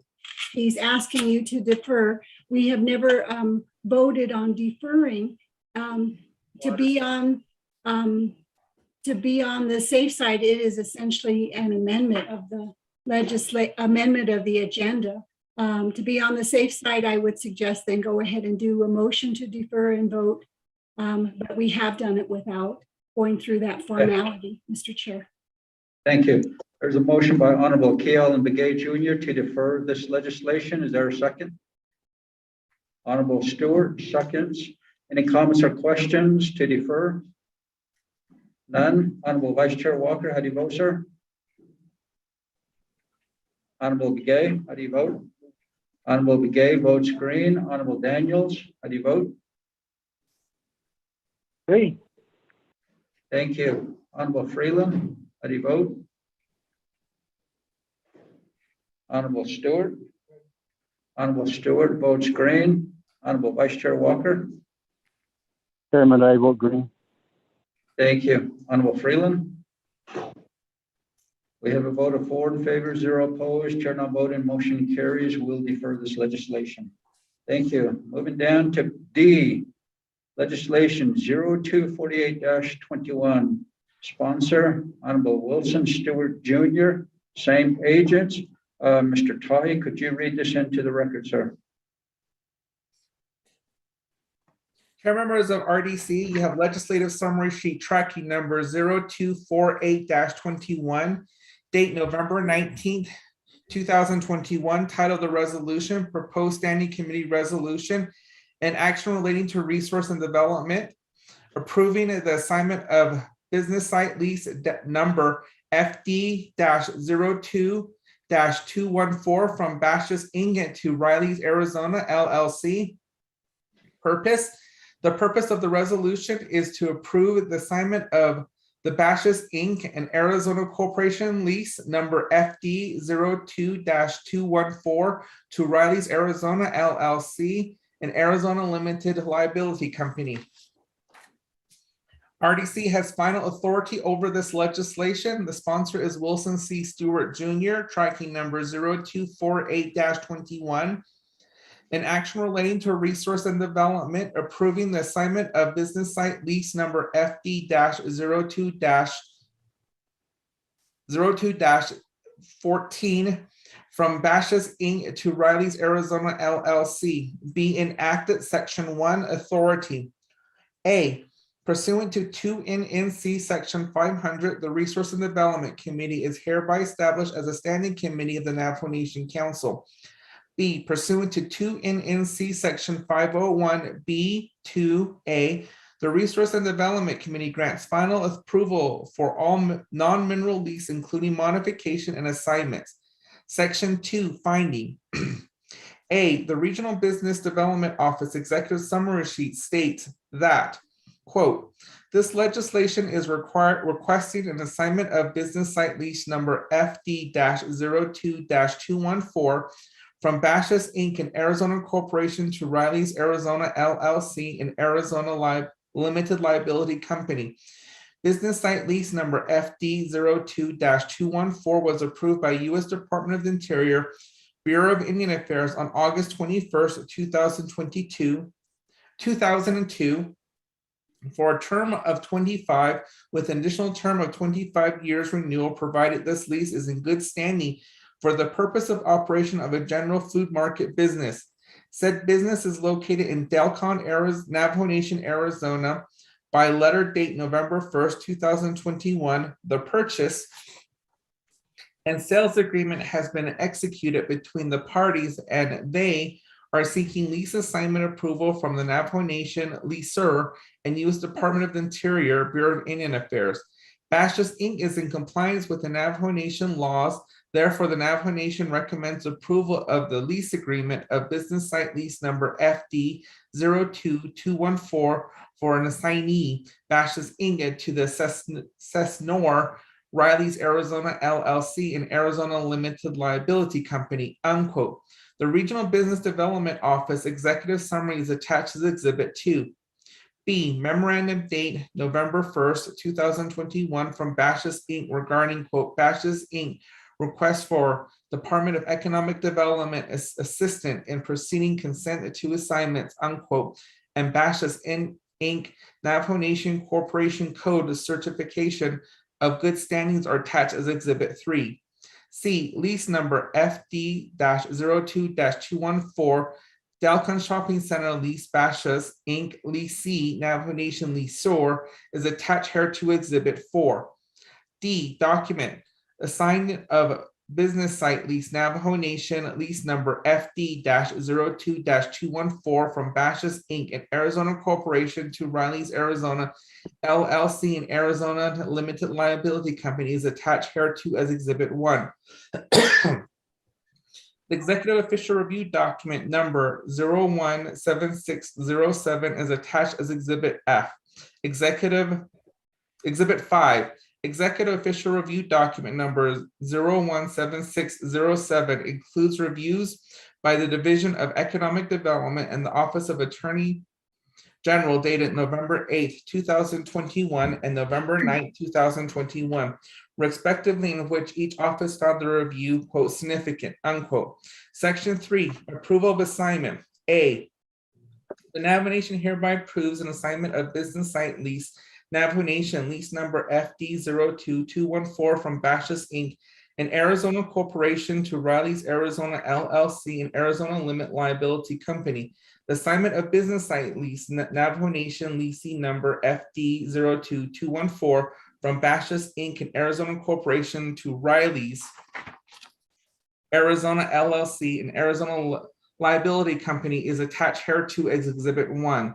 B, the Resource Development Committee of the Navajo Nation Council hereby authorize the President of the Navajo Nation to execute any and all documents necessary to effect the intent of this purpose.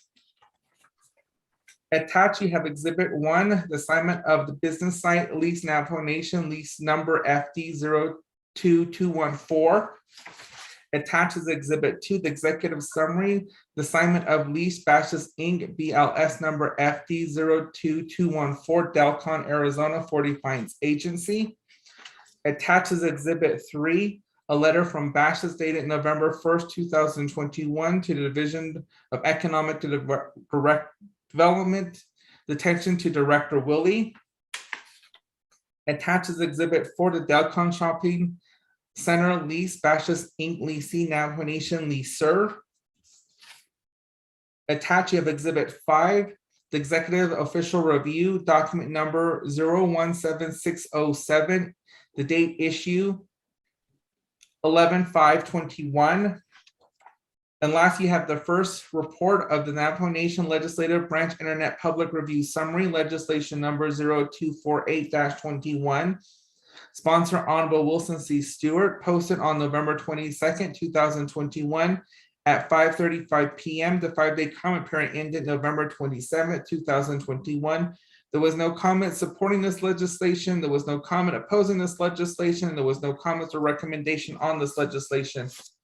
Chair, that is legislation number 0248-21 read into the record. Back to you. Thank you, Mr. Tohe. Honorable members of RDC, let's have a motion and a second.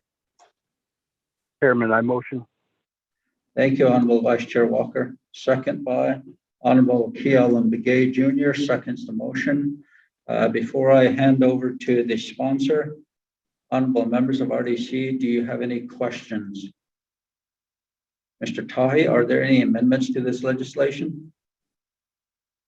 Chair, members of RDC, there is no amendments to this legislation. Okay, thank you. Honorable members of RDC, any comments or questions? I hear none. Honorable Vice Chair Walker, how do you vote? Chairman, I vote green. Thank you. Honorable Begay. Honorable Kealan Begay Jr. votes green. Honorable Daniels. I vote green. Thank you. Honorable Freeland. Honorable Stewart. Honorable Stewart votes green. Honorable Freeland. We have a vote of 4 in favor, 0 opposed, chair not voting. Motion carries for legislation 0248-21. Thank you, Honorable Stewart. Next, legislation 0249-21. Honorable Stewart is here in person with us today. and the agents have been recognized as well. Mr. Tai, could you read this into the record, sir? Here you have legislative summary sheet tracking number 0249-21. Date November 19th, 2021, title of the resolution, proposed standing committee resolution, and action relating to resource development, approving the assignment of Bashas lease number CH-00-117 from Bashas Inc. to Riley's Arizona LLC. Purpose. The purpose of the resolution is to approve the assignment of the Bashas Inc. and Arizona Corporation lease number CH-00-117 to Riley's Arizona LLC and Arizona Limited Liability Company. RDC does have final authority over this legislation. This legislation is sponsored by Wilson C. Stewart Jr., tracking number 0249-21, an action relating to resource and development, approving the assignment of business site lease number CH-00-117 Bashas from Bashas Inc. to Riley's Arizona LLC. Be enacted Section 1 authority pursuant to 2 NNC Section 500. The Resource and Development Committee is hereby established as a standing committee of the Navajo Nation Council pursuant to 2 NNC Section 501B2A. The Resource and Development Committee grants final approval for all non-mineral leases, including modification and assignments. Section 2, finding. The Business Regulatory Development Office executive summary states that, quote, this legislation is requesting assignment of business site lease number CH-00-117 from Bashas Inc., an Arizona corporation to Riley's Arizona LLC, an Arizona Limited Liability Company. Bashas business site lease number CH-00-117 was approved on April 10th, 2000 by the U.S. Department of the Interior, Bureau of Indian Affairs for a term of 35 with no option to extend the term of this lease. Leasee agrees to use the lease premise for the purpose of conducting a general food market business. Said business is located in Pinon, Navajo Nation, Arizona, by letter dated November 1st, 2021. The purchase and sale agreement has been executed between the parties and that they are seeking lease assignment approval from the Navajo Nation leaser and the U.S. Department of the Interior, Bureau of Indian Affairs. Bashas Inc., an Arizona corporation, is in compliance with the Navajo Nation laws. Therefore, the Navajo Nation recommends approval for the lease assignment of business site lease number CH-00-117 from assignee Bashas Inc. to assigner Riley's Arizona LLC, an Arizona Limited Liability Company, unquote. The Business Regulatory Development Office executive summary is attached as Exhibit 2. Memorandum date November 1st, 2021 from Bashas Inc. regarding Bashas Inc.'s request for Department of Economic Development assistance in proceeding consent to assignments and Bashas Inc. Navajo Nation Corporation Code certificate of good standings are attached as Exhibit 3. C. Lease number CH-00-117 Pinon Shopping Center lease Bashas Inc. leasee, Navajo Nation leaser, December 15th, 1993 through November 30th, 2028 is attached hereto as Exhibit 4. D. The document assigned of business site lease Navajo Nation lease number CH-00-117 from Bashas Inc. and Arizona Corporation to Riley's Arizona LLC, an Arizona Limit Liability Company, is attached hereto as Exhibit 1. E. The Executive Official Review Document number 017606 is attached as Exhibit 5. Executive Official Review Document number 017606 includes reviews by the Division of Economic Development and the Office of Attorney General dated November 8th, 2021 and November 9th, 2021, respectively, in which each office found the review, quote, significant, unquote. Section 3, approval of assignment. A, the Navajo Nation hereby approves assignment of business site lease, Navajo Nation lease number CH-00-117 00-117 from Bashas Inc., an Arizona corporation, to Riley's Arizona LLC, an Arizona limited liability company. The assignment of business site lease, Navajo Nation lease number CH-00-117 from Bashas Inc., an Arizona corporation, to Riley's Arizona LLC, an Arizona limited liability company, is attached here to Exhibit 1. B, the Resource and Development Committee of the Navajo Nation Council hereby authorize the President of the Navajo Nation to execute any and all documents necessary to effect the intent of this purpose of this resolution. Attaches Exhibit 1, an assignment of business site lease, Navajo Nation lease number CH-00117. Attaches Exhibit 2, the executive summary, the assignment of lease, Bashas Inc., BLM number CH-00-117, Pinon, Arizona, Chinle Agency. Attaches Exhibit 3, a letter from Bashas dated November 1st, 2021 to Division of Economic Development, detention of Director Willie.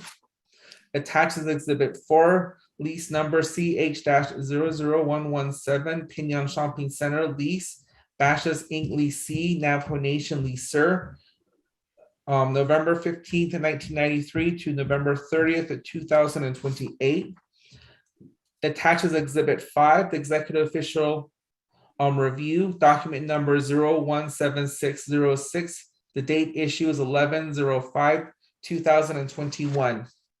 You have the first report, Navajo Nation Legislative Branch Internet Public Review Summary on legislation number 0249-21, sponsor Honorable Wilson C. Stewart Jr., posted November 22nd, 2021 at 5:41 p.m. The 5-day comment period ended November 27th, 2021. There was no comment supporting this legislation. There was no comments opposing this legislation. There was no comments or recommendation on this legislation. Chair, that is legislation 0249-21 read into the record. Back to you. Thank you, Mr. Tahi. Honorable members of RDC, let's establish a motion and a second. Chairman, I'll motion. Thank you, Honorable Vice Chair Walker. Second by Honorable Keelan Begay Jr. Thank you. Mr. Tahi, are there any amendments to this legislation? Chair, there is no amendments to this legislation. Thank you very much. Honorable members of RDC, this is the same as the other legislations, except Mr. Chair, yes, Ms. Khan. Excuse me, there is, I left out one word years, and I'm just now sending that typographical error I caught. Doesn't change the meaning of this particular legislation. It was just going a bit fast in the drafting. It's just one word that was left out of a quote. So I wanted to get the quote correct, and I'm sending that just right now. I just caught it. Thank you, Mr. Chair. I will send it right now. Ms. Khan, so is there an amendment?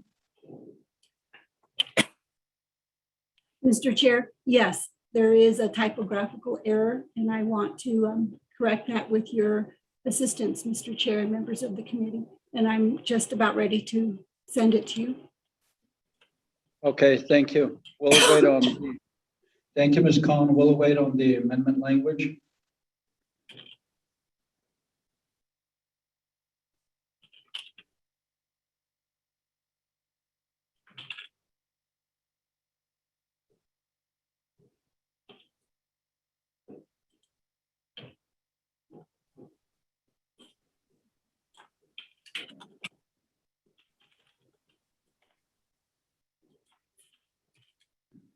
Ms. Khan, will it be about 5 minutes?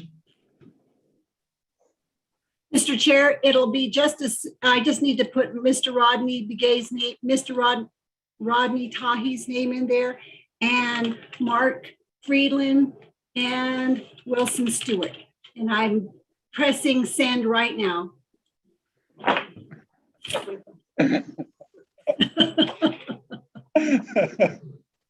You can see me.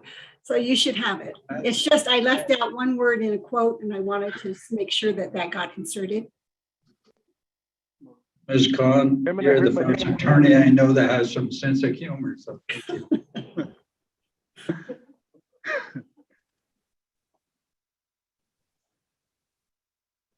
Chair, I did receive the amendment. Ms. Khan, we certainly appreciate the work that you do for legislative branch and the Resources and Development Committee. Thank you very much. Mr. Tai, could you read this amendment language in for the record, sir? The chair, members of RDC, this is for amendment number 1 on legislation number 0249-21. 1, page 1 of 3, lines 28, correct typical error. Insert the word years as follows. 10-2000 by U.S. Department of the Interior, Bureau of Indian Affairs for a term of 35 years with no option to extend the terms of this lease. Leasee agrees to the lease, unquote. Renumber or re-letter succeeding paragraph sections and exhibits as necessary and appropriate.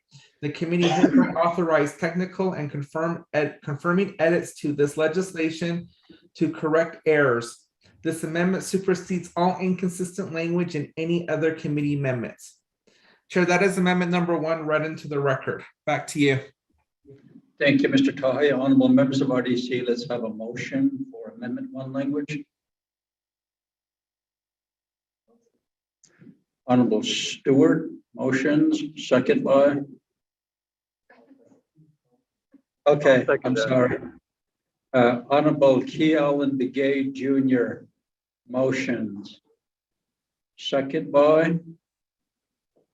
Freeland. I'll second that. Honorable Freeland. Thank you. Any comments or questions on amendment 1? I hear none. Honorable Vice Chair Walker, how do you vote, sir? I vote green. Thank you. Honorable Key Allen Begay Jr. Honorable Key Allen Begay Jr. votes green. Honorable Daniels. I vote green. Thank you, Honorable Daniels. Honorable Freeland. Green. Thank you. Honorable Stewart. Honorable Stewart votes green. We have a vote of 5 in favor, 0 opposed, chair not voting. Motion carries for amendment 1. Back to the main motion. Any comments or questions? I hear none. Honorable Vice Chair Walker, how do you vote, sir? I vote green. Thank you. Thank you. Honorable Key Allen Begay Jr. Honorable Key Allen Begay Jr. votes green. Honorable Daniels. Green. Thank you. Honorable Freeland. Honorable Stewart.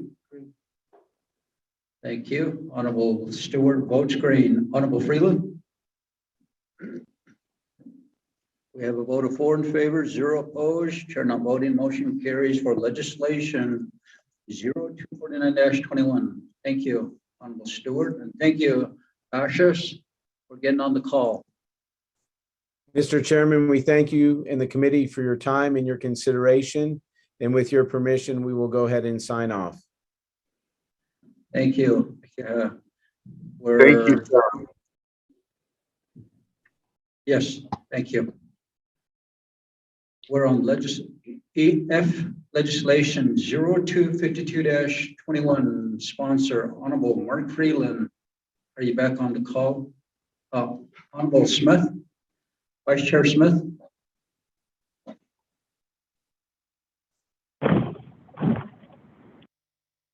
The main sponsor is Honorable Vice Chair Raymond Smith Jr. The co-sponsor is Honorable Mark Freeland. Are any of you 2 gentlemen on the call?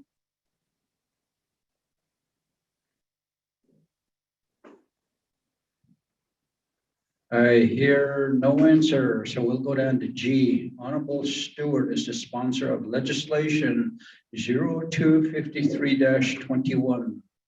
Mr. Tai, could you read this in for the record, sir? The chair members of RDC, you have tracking number 0253-21 legislative summary sheet, date November 18th, 2021. Titled the legislation and action relating to resource and development committee, development and budget finance committees, approving a change in exhibit D to resolution number CAP-35-18 for the Sawmill chapter by allocating $32,133.67 in funds remaining from the N7 road project to the chapter house renovation project. Purpose of this legislation: to approve a change in exhibit D to resolution number CAP-35-18 to allow the transfer of $32,133.67 in funds remaining from the N7 road rehabilitation project to the Sawmill chapter house renovation project. Total funds allocated to Sawmill chapter and CAP-38-15 will not change. Budget and Finance Committee has final authority over this legislation, which will be read into its entirety. The sponsor of this legislation is Wilson C. Stewart Jr. for tracking number 0253-21 and action relating to Resource and Development and Budget Finance Committees, approving a change in Exhibit D to resolution number CAP-35-18 for the Sawmill chapter by allocating $32,133.67 in funds remaining from the N17 road project to the chapter house renovation project. In section 1, it outlines the authority. In section 2, it lists its findings, which includes exhibit 1, exhibit 2, and exhibit 3. In section 3 is the approval, which indicates that exhibit 3. Section 4 is the effective date. Section 5 is the savings clause. Exhibit 1 is attached, which is the Sisasan Fund Power Line and Chapter Capital Project Expenditure Plan. Exhibit 2 is a resolution from Sawmill Chapter, resolution number SAW-10-11-21-01. Attaches Exhibit 3, which is a memorandum to Navajo Nation chapter dated October 3rd, 2019. And last, you have the first report, the Navajo Nation Legislative Branch Internet Public Review Summary, legislation number 0253-21, sponsor Honorable Wilson C. Stewart Jr., posted on November 22nd, 2021 at 6:03 p.m. The 5-day comment period ended November 27th, 2021. There was no comments supporting this legislation. There was no comments opposing this legislation. There was no comments or recommendation on this legislation. Chair, that is legislation 0253-21 read into the record. Back to you. Thank you, Mr. Tahi. Honorable members of RDC, let's have a motion and a second.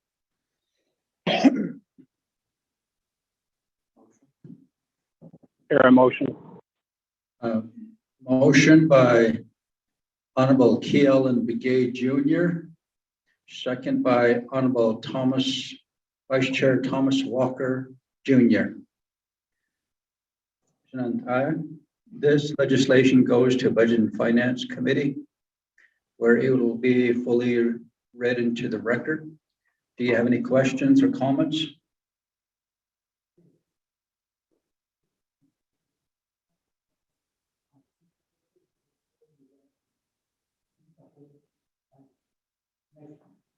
You want a packet for this whole?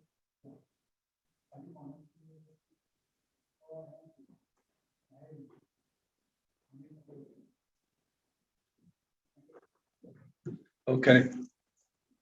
Any comments or questions, Shanantar?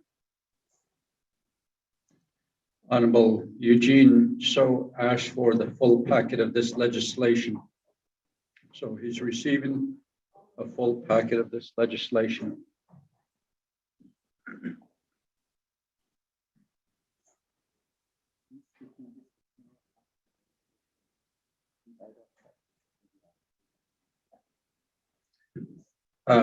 This legislation here is not new funding. It's just changing the exhibit. Ide yahata. I couldn't base a bus on the data in 7 road projects. So just for your information, if there's no other comments or questions, we could go ahead and vote on this legislation, Shananta.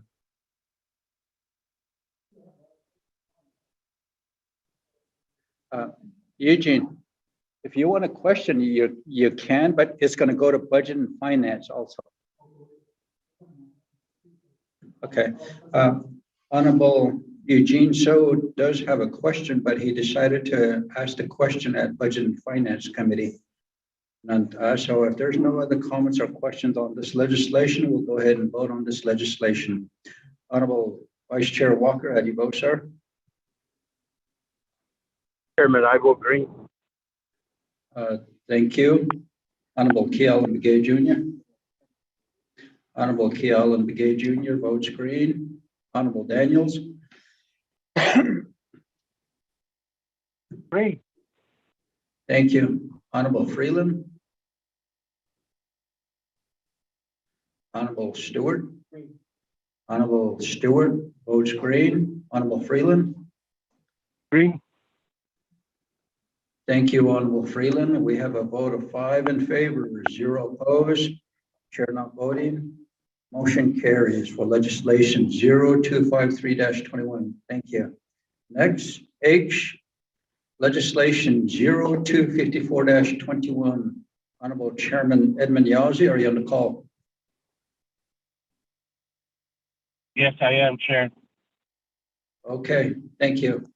Mr. Tai, could you read this in for the record, sir? The chair members of RDC have legislative summary sheet tracking number 0254-21, date November 19th, 2021, titled the resolution and action relating to resource and development and non-begate committees supporting United States Senate Bill S 2716 titled America Beef Labeling Act of 2021. Purpose of this resolution is approved and will provide Navajo Nation support for passage of Senate Bill S 2716 titled America Beef Labeling Act of 2021. Non-begate committee has final authority over this legislation, which will be read into the record at that time. The sponsor is Honorable Edmund Yazzie, tracking number 0254-21.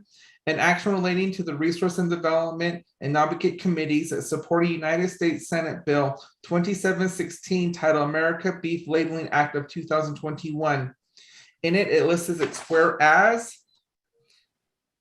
Also, it's therefore it be resolved, which also includes an Exhibit A. Exhibit A attachment is a Senate Bill 2716 of the 117th Congress First Session. Then you have the first report of the Navajo Nation Legislative Branch Internet Public Review Summary, legislation number 0254-21, sponsor Edmund Yazzie. It was posted on November 24th, 2021 at 1:37 p.m. The 5-day comment period ended November 29th, 2021. There was no comment supporting this legislation. There was no comments opposing this legislation, and there was no comments or recommendation on this legislation. Chair, that is legislation number 0254-21 read into the record. Back to you.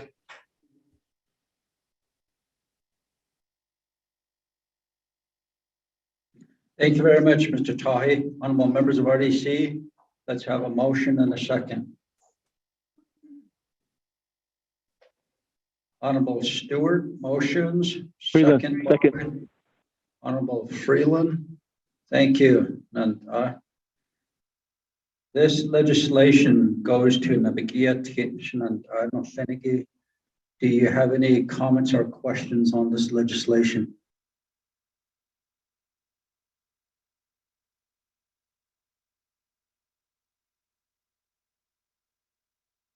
I hear none. We'll go ahead and put it to a vote. Honorable Vice Chair Walker, how do you vote? Chairman, I vote green. Thank you. Thank you. Honorable Kealan Begay Jr. Honorable Kealan Begay Jr. votes green. Honorable Daniels. Great. Thank you. Honorable Freeland. Green. Thank you. Honorable Stewart. Honorable Stewart votes green. We have a vote of 5 in favor, 0 opposed. Chair not voting. Motion carries. Thank you. Honorable Chairman Edmund Yazzie. Thank you, Chair and committee members. Yeah. Let's go back up to legislation 0252-21. Honorable Vice Chair Raymond Smith Jr., are you on the call, sir? Yes, sir. I'm on the call, RDC committee members. Thank you. Okay, thank you. Mr. Tahi, could you read this into the record, sir? Chair, members of RDC, you have legislation summary sheet tracking number 0252-21. Date November 19th of 2021, titled the legislation, an action relating to the resource of development, budget and finance, and non-aid committees and a Navajo Nation Council allocating $1,962,149 from the unreserved, undesignated fund balance to the Navajo Nation Division of Natural Resources for the drought mitigation for the Navajo Nation's Colorado ranches. The purpose of this legislation to approve $1,962,149 out of the UUFB for the Division of Natural Resources for the drought mitigation efforts at the Navajo Nation's Colorado Ranch. This legislation will be read into the record in its entirety by the Navajo Nation Council. The sponsor is Honorable Raymond Smith Jr., co-sponsor Mark A. Freeland. This is tracking number 0252-21, an action relating to a resource and development, budget and finance, and obligate committee and the Navajo Nation Council allocating $1,962,149 from the unreserved, undesignated fund balance to the Navajo Nation Division of Natural Resources for drought mitigation for the Navajo Nation's Colorado ranches. In section 1, it lists the authorities. In section 2, lists its finding, which is attached as Exhibit A, Exhibit B, Exhibit C, Exhibit D. In section 3 is approving the $1,962,149 in UUFB supplementary funding to the NNDNR for the drought mitigation at the Colorado ranches. In section 4 is the effective date. In section 5 is the savings clause. Attaches Exhibit A, the Navajo Nation Supplementary Fund Proposal Summary. Attaches Exhibit B, the Navajo Nation Program Budget Summary. Attaches Exhibit E, document number 016685, the Section 163 review form. Exhibit D is a memorandum dated July 27, 2021. The subject is a supplementary funding request to Colorado ranches. Then you have the first report, the Navajo Nation Legislative Branch Internet Public Review Summary, legislation number 0252-21, sponsor Honorable Raymond Smith Jr. This legislation was posted on November 22nd, 2021 at 5:57 p.m. The 5-day comment period ended November 27th, 2021. There was no comments opposing this legislation. You have 2 comments opposing this legislation. Ramona Begay and Lester Begay, you had no comments or recommendation on this legislation. Chair, that is legislation 0252-21 read into the record. Back to you. Thank you, Mr. Tahi. Honorable members of RDC, let's have a motion and a second.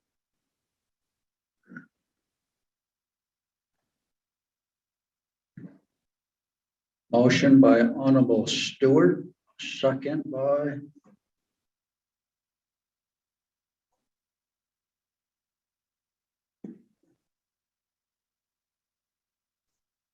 Is there a second?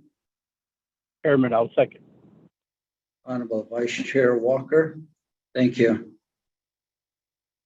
Honorable members of RDC, do you have any comments or questions on this legislation?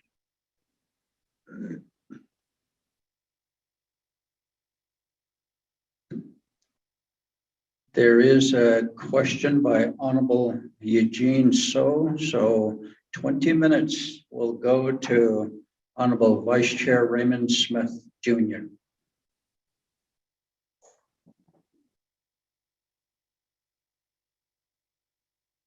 Thank you, Chair Inez and Vice Chair of RDC, Shania, Thomas Walker.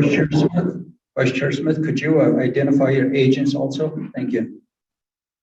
Yes, thank you. Also, RDC members of the Navajo Nation Council, good afternoon. Thank you for allowing me to introduce this legislation that's before us. I have agents, Fish and Wildlife Director Gloria Tom, and also Sam Diswood of the ranches in Colorado, who will be my agents this afternoon regarding this request for the UUFB to be utilized at the ranch in Colorado. And that's my two agents. So therefore, this legislation that's in front of the RDC is requesting for an amount of $1,962,149. However, there is I think my agents will probably talk about this. There is a recommendation from OMB, and that recommendation is to regarding the $100,000 that was allocated through the the FY 2022, which they're requesting now at a cost of $1,862,149. I'll have them expand upon that on behalf of that. But this legislation here is based off of the drought and the effects that has happened within the ranches. And we did take a tour up there and we did see the conditions, and it was at that point in time very dry, and the feed for the animals was not sufficient, and therefore the request for the committees to consider help through this UUFB to continue the operations of this ranch within Colorado, which is known as Wolf Creek. This ranch is not owned by any other entity. It's owned by the Navajo Nation, and the Fish and Wildlife is tasked to oversee this ranch, and they are the ones that are providing services up there, management, and running the ranch according to their efforts in behalf of preserving wildlife and preserving the aspects of the livestock that's up there. And they have come into a situation where they need some help in behalf of this cost to offset the drought issues that has happened. And we all know that we had been hit with rain for the past monsoon season, but I understand that that's not enough to ease the drought throughout the Navajo Nation in itself, and also in the ranch that we have in Colorado. So therefore, my agents are here with me, and I will turn the floor over to Gloria Tom and also Sam Diswood while we have time to discuss this legislation. Chairman Nez. Thank you, Honorable Vice Chair Smith. Ms. Tom and Mr. Diswood, you have the floor. Good afternoon, Mr. Chairman, Nez, and members of the Resource and Development Committee. This is Gloria Tom, the Department Manager for the Department of Fish and Wildlife. And before I turn the floor over to the Ranch General Manager, Sam Diswood, I would request of the committee an amendment to amend the UUFB request from 1,962,149 to 1,862,149. That is my request, sir. And with your permission, I'd like to turn the floor over to Mr. Diswood. Mr. Diswood? Good afternoon, honorable members of RDC. My name is Sam Diswood. I'm the ranch general manager here with Colorado Ranch Enterprises that oversees the operations here at Wolf Springs Ranch as well as the Boyer Ranch.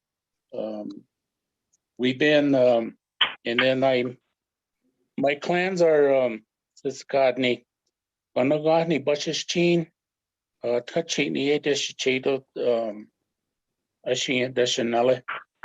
I'm originally from the Ninahansad area, born and raised there, and now here in Wolf Springs over at West Cliff.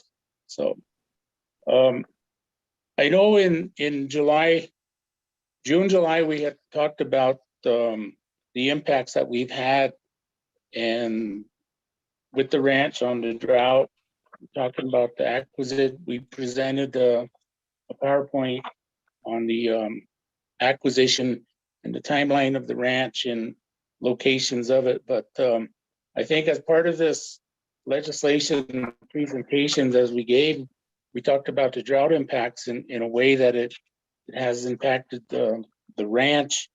And it's been 3 out of the 4 years, I think, starting in 2019, where we've pretty much been impacted by the drought.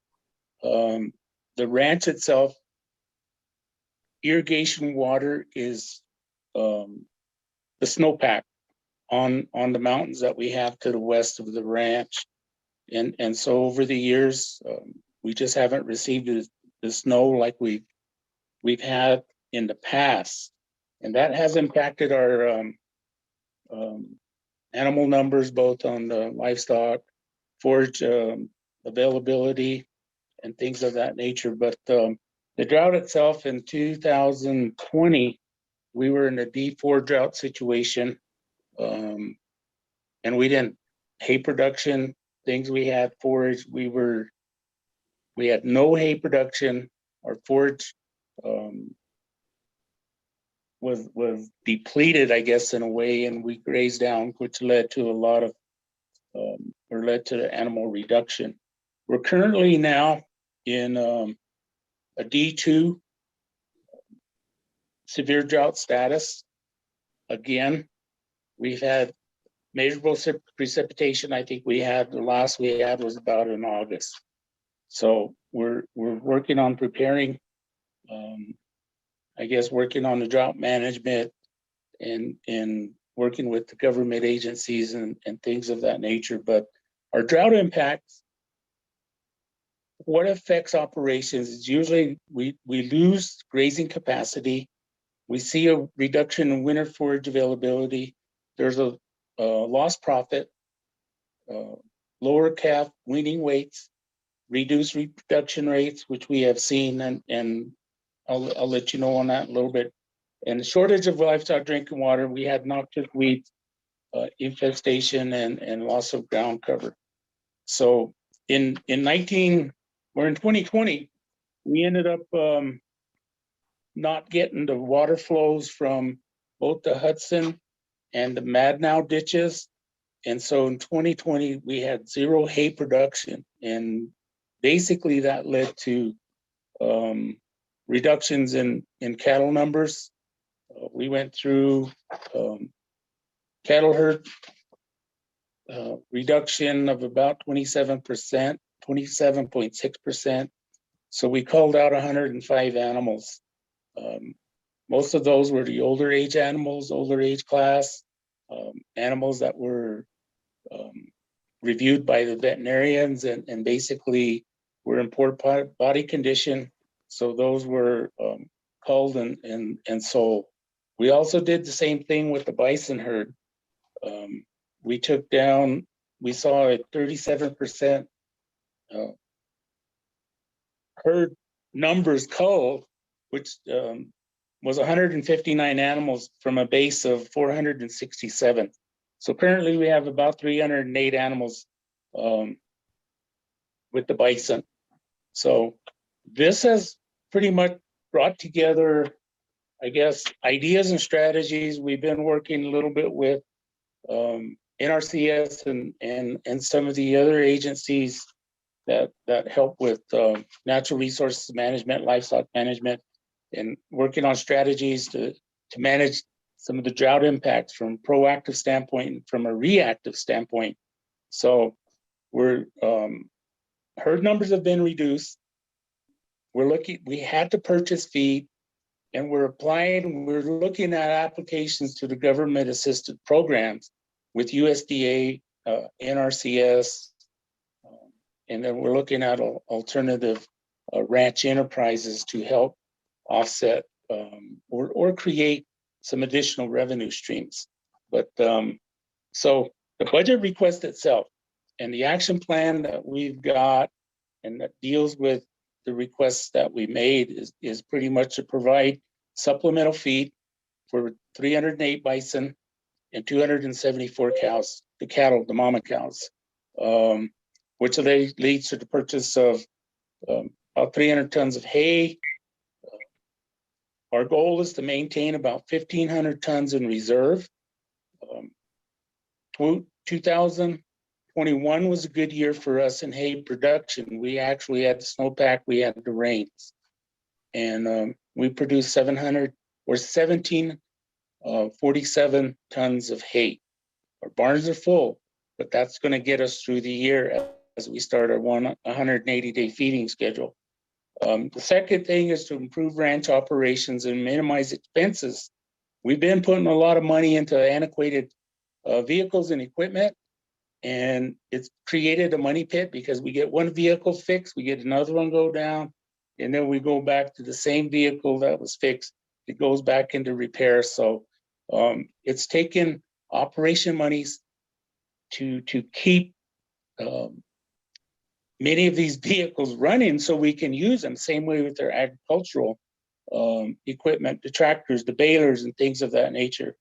And the request is asking for upgrades, vehicles, equipment, and things that would help us in agricultural production and the day-to-day work operations that we have here.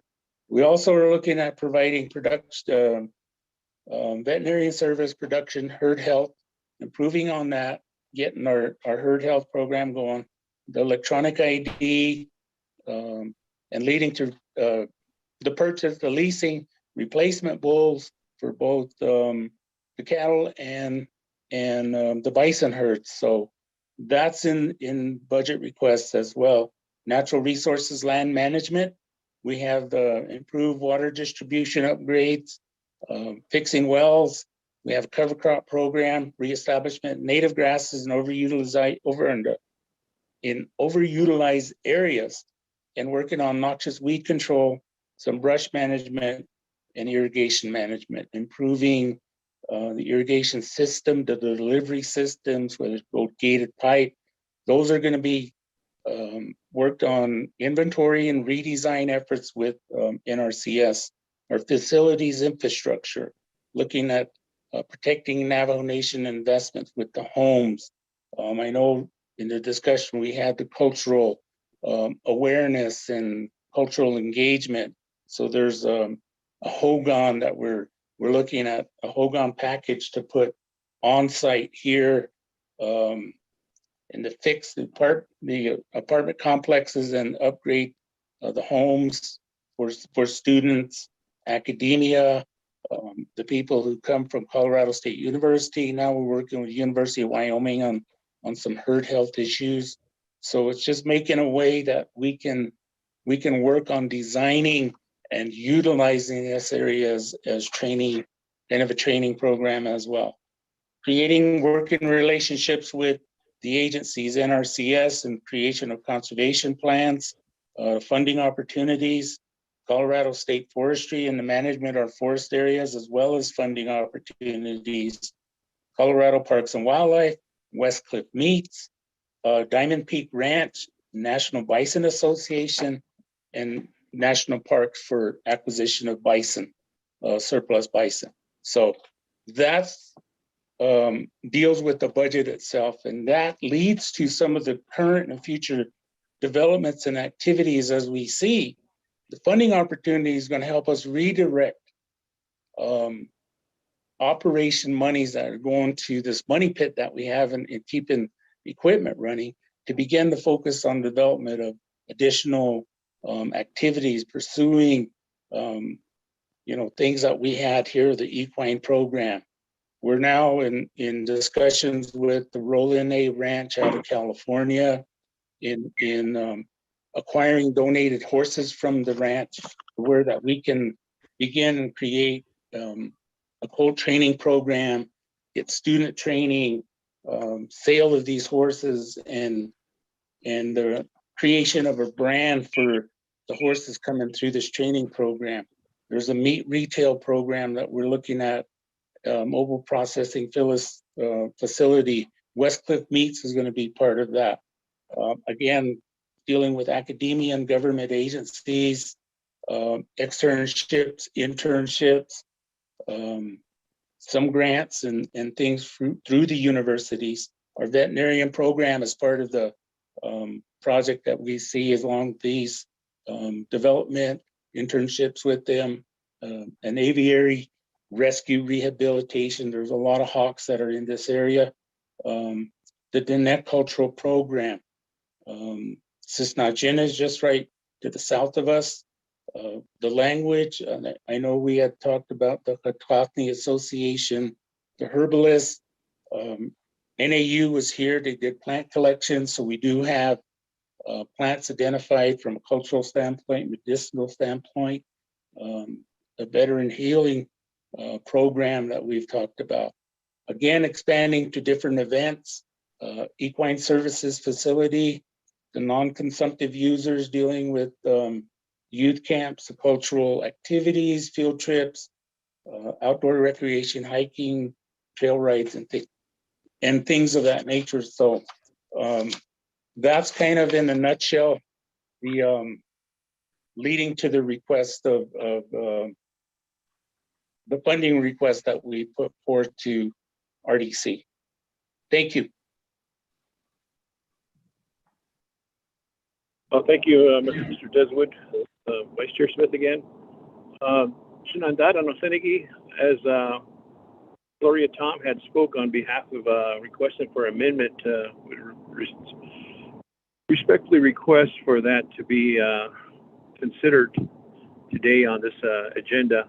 The documents have been emailed out, and there is a new budget form that was sent out to each of the committee members, and respectfully request to have that amended too. And that's our presentation for now. Thank you. Thank you very much, Honorable Vice Chair Smith. Ms. Kong, have you prepared the amendment language? Mr. Chair, this is Mariana Khan. I am currently preparing the language. I will get that to you in about 5 minutes, Mr. Chair. In 5 minutes? Yes. Okay, thank you for that. While we're waiting on the amendment language, there's a question from Honorable Eugene So I will recognize him on the main motion.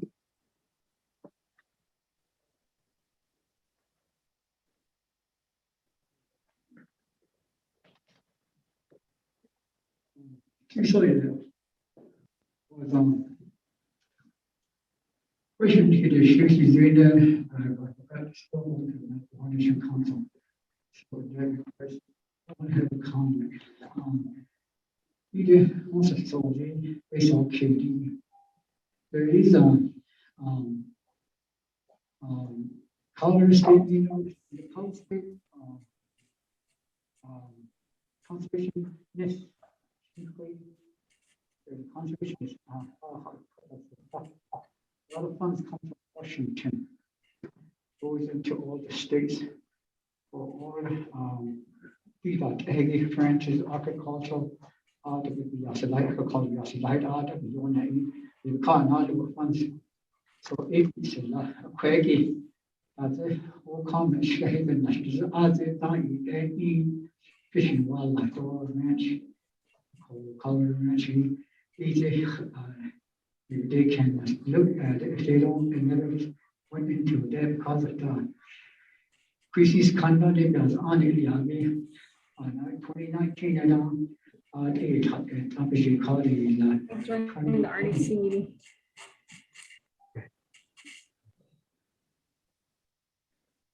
2020 and it's only February.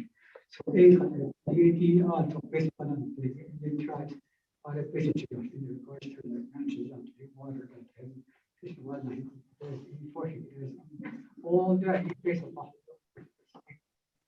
So it might be also good to see what district is overlooking this one. So so there is one in there. So locally in the farms, locally mostly that all supplies we have. So it would be really good to look at the conservation side.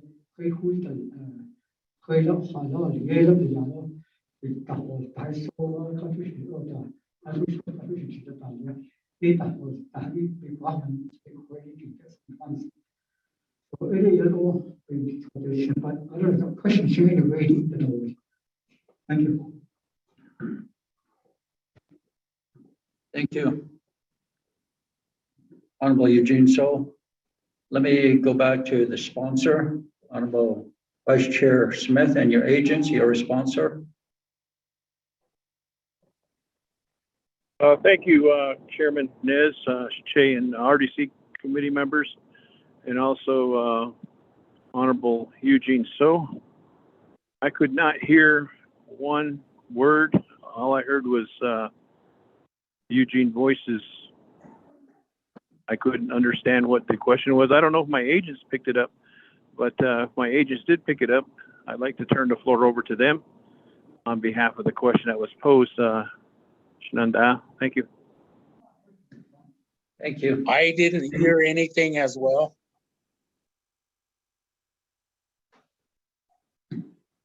Gloria, did you hear anything? I think so. It was a bad audio, but Sam, I think Delegate So is questioning the federal support in ranch operations. What maybe you could explain a little bit about what your efforts have been in terms of building those partnerships with, say, like NRCS and others in terms of furthering some of the objectives on the ranch. And also, Ms. Tong, Mr. Deswood, Honorable Eugene So's recommendations were also that each state, especially Colorado, do they offer any financial assistance from their soil and water conservation plans? What do they offer to communities, counties, farmers, as well as ranchers up there in Colorado? Mr. Diswood? Okay, can you hear me? Yes, we can hear you. Go ahead. Okay. Thank you for the questions. What we've done here is beginning to work this relationship with or the U.S. Department of Agriculture with NRCS out of the Trinidad office. It kind of took us a while because they went through some personnel changes as well as the COVID-19 issues. A lot of things are playing catch up, but they have a new area manager. So we began working with them, and a few people have come in to look at or are going to look and meet with us on the 20th of this month to start the surveys on our irrigation systems and begin the work on the conservation plans. The relationship that we're building has been on a good standpoint because they're going to help us in developing these conservation plans for our ag areas, our agricultural areas, our grazing lands, and the forested areas. So that's the federal agency that's stepping up. The U.S. Forest Service is also, as well as the U.S. Fish and Wildlife Service, is through Colorado Parks and Wildlife, is looking at some of the issues we have with the wildlife species. Maybe, I think we had the hemorrhagic disease that hit the rabbits. Just looking at that. And I think with Colorado State University, we were looking at, which is not a federal agency, but part of the funding coming from the Center for Disease Control, looking at potential impacts that the SARS virus and the COVID virus may have, and potentially looking at if animals are carriers of that, of those diseases or viruses. The state itself and really adding the state and adding the county, both Warfano County and Custer County have funding that we're going to be talking or meeting on here on Friday as being a part of how do you say that, a response to, God, I can't think of it, but there's funding available to help in like mitigation from wildfires, improvements to your land, protection from wildfires, and so this is part of I guess the county and the state. Now the soil and water conservation districts and all of these things, we haven't gone to the state, but the state has come back. And I think it's just from this legislative representation and things too. There is that government to government, relationship that we talk about. And I think it's happening at all the levels, at the county level and will be at the state level through the Colorado Parks and Wildlife. And then the federal agencies with U.S. Forest Service, NRCS, U.S. Fish and Wildlife, and then we also got the private agencies with the National Bison Association who do have funding opportunities. So I think those are the kinds of steps, I guess, that we're building upon with the different agencies as well, and then using their expertise to help us develop our programs.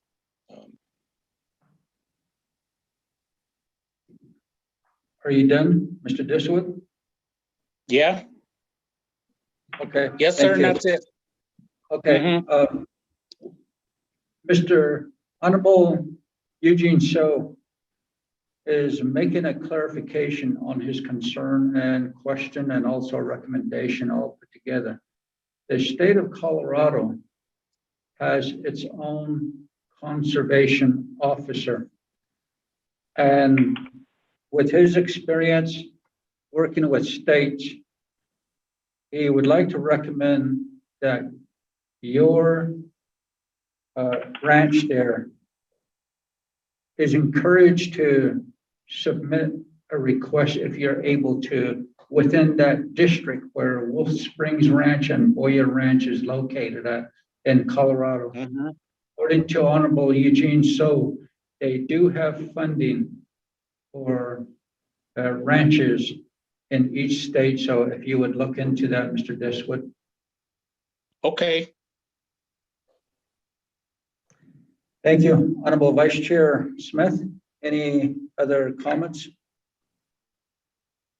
Thank you, Chairman Nez and RDC committee members of the Navajo Nation Council and those that are listening on board. I appreciate the question that was asked by Honorable Eugene So and the recommendation that will be taken not lightly. We'll look into that and have the agents explore that. because we need help from all avenues. Yes. Federal.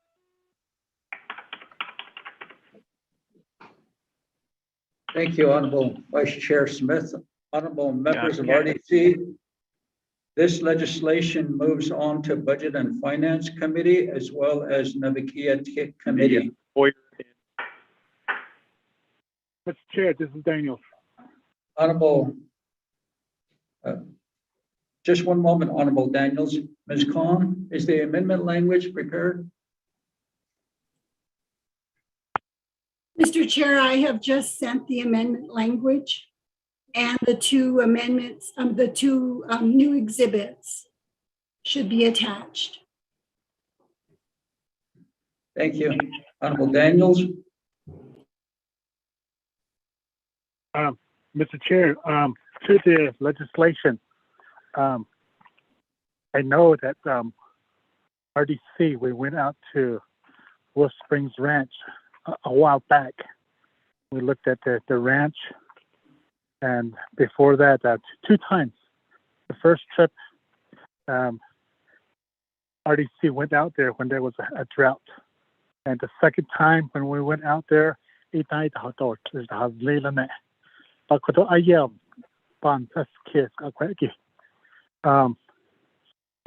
forward, I don't know, a year from now, 2 years, 3 years, I'm just wondering what it's going to be like for Wolf Springs Ranch and also Boyer Ranch. Will they be coming before the committee, the council every year asking for funds? I don't know. I just heard that the numbers of herd, the bisons, and also the cattle, it kind of went down a little bit. So are we just going down with the ranch? I know we're dealing with this drought. I don't know how many more years. The drought. I'm just wondering what the forecast is like from here on, a year, 2 years from now. I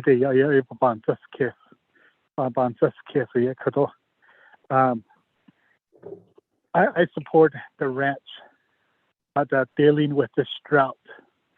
I'm just wondering what it's going to be like next year, 2 years from now.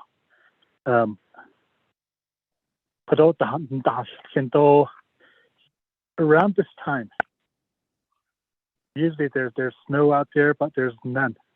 Here on the nation, we don't have snow yet, and we're in December.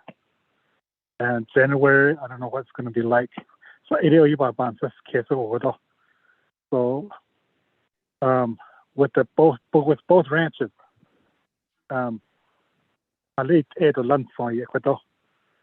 going to allocate funds for them every year? I don't know. The previous owner, I'm just wondering what other sources he reached out to.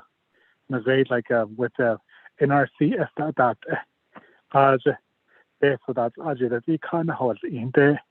to the county, to the state. I have that question. So I don't know about Mr. Chair. Thank you. Thank you, Honorable Daniels. There's a question raised. Honorable Vice Chair Smith. You and your agents can respond. Thank you, Chairman Nez. Am I online? Oh, Shwadita. Last I was talking and it was muted on me. Ocean and that I didn't get to once a case so the data egi asha na khati yadagi dani keto it quite 90 kid junior ako data egi when yeah What do nas kino do disaster. Ebony Nachaya.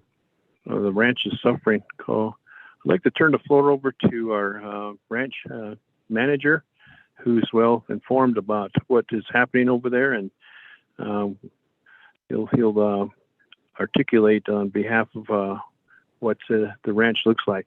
Mr. Deswood, you have the floor. Thank you.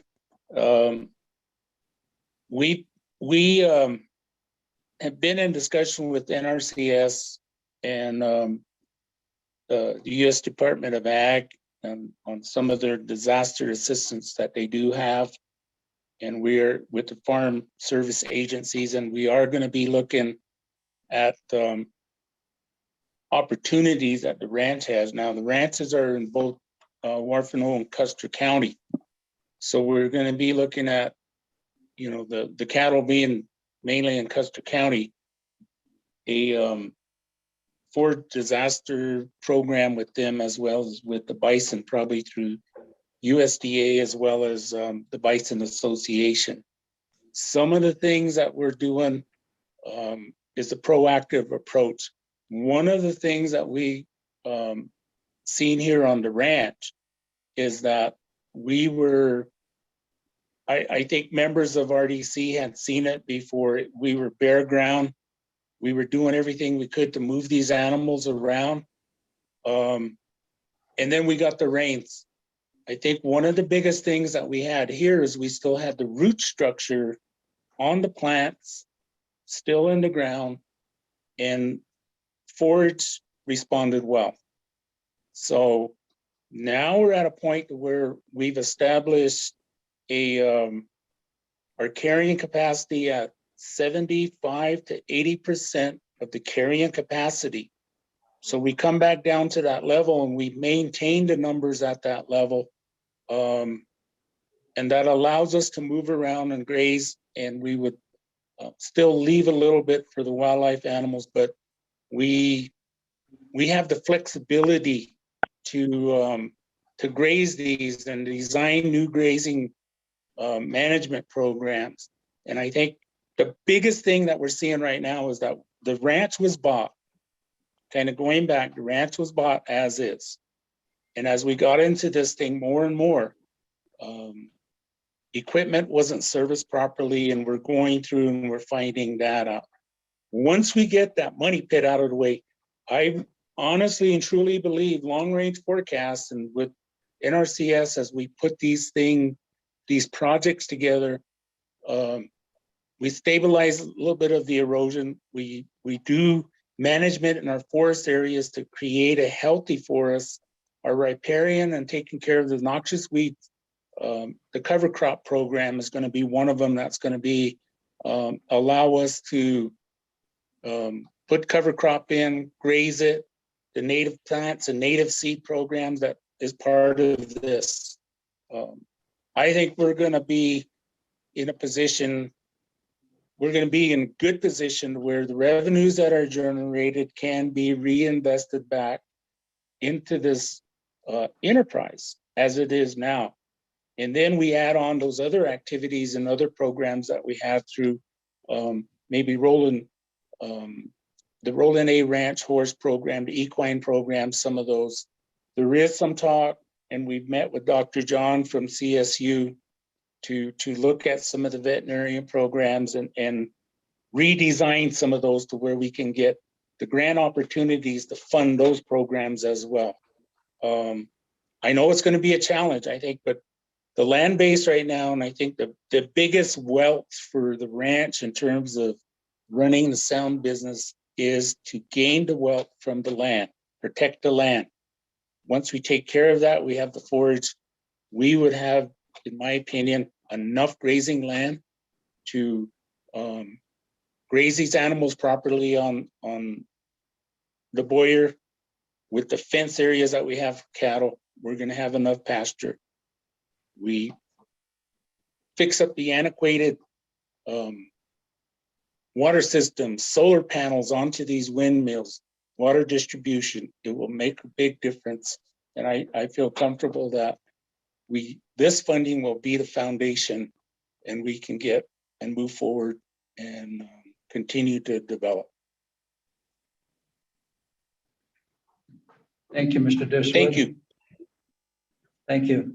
Honorable members of RDC, we do have an amendment language sent to us, but before we entertain the amendment language, Honorable Daniels has a follow-up question. Honorable Daniels. Mr. Chair, thank you very much. And also to the sponsor, thank you for bringing this legislation before RDC today. I know that OPVP, Office of the President, Vice President, memo UUFB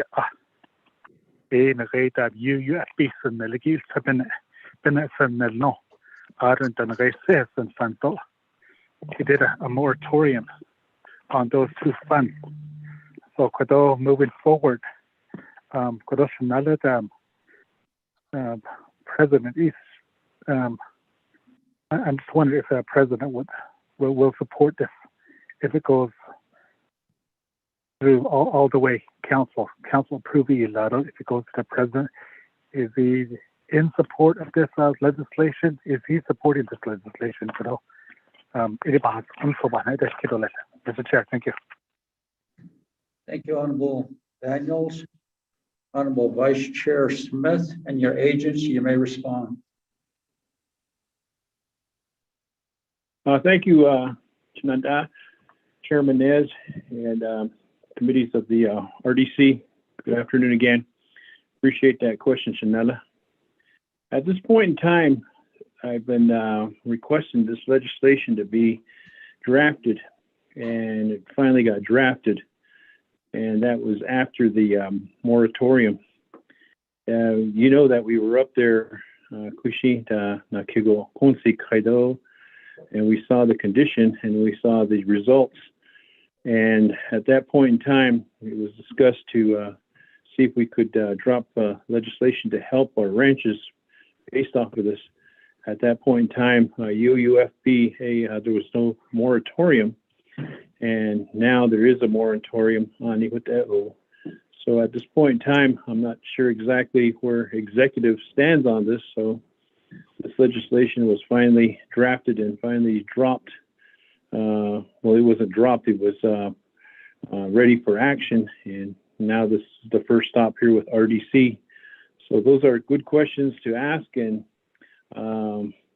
there is funding in the UUFB. I think the OMB said that there's at least 23 million gita. Don't quote me on that, but I think that's what the amount is. I'm trying to look frantically through my email here based on the legislation that was presented by OMB, or the response by OMB, and how much UUFB is in there in that pocket.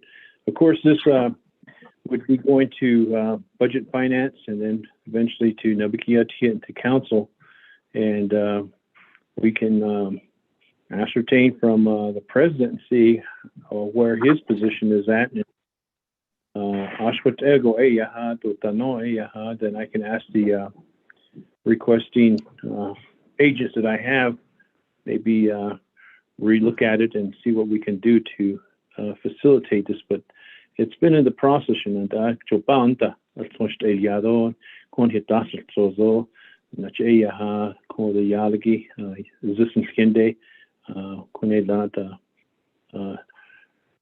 ranch that you what the Shenandoah no Senigi. I don't know if the agents have any further to add to this. I'll turn the floor over to the agents on behalf of this. Thank you.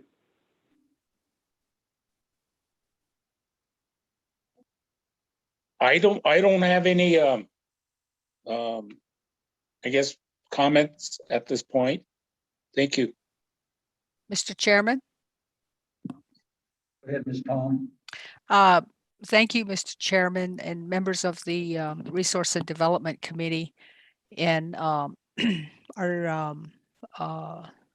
sponsor of the legislation, Delegate Smith, Vice Chairman Smith. At this point, we are in the process of trying to pitch this legislation, if I can say that, to the office of the president and the vice president, and stress to them the importance and the immediate need for allocation to the ranch program. We did have Vice President Lizer attend the ranch tour back in the summer, and so we are working on contacting his staff and indicating to him that this legislation is forthcoming. And of course we have been working with our division director, Dr. Shabala, and discussing this legislation and possible opportunities for engaging other natural resource programs in the future plans for the ranch. And so it is a real concern on our part, but we do have the responsibility to manage the property. And right now, as Mr. Diswood mentioned, we did acquire the property as is, and that along with the drought impacts, we really didn't have any avenues except to proceed in this direction and request the additional funding. But we are doing our best to educate and inform our executive branch leadership on the need and why we're pursuing this route, Mr. Chairman. Thank you very much, Ms. Tom. Let me go to Honorable Vice Chair Walker. Thank you, Chairman. Can you hear me? Yes, go ahead. Okay. Yeah, showing again.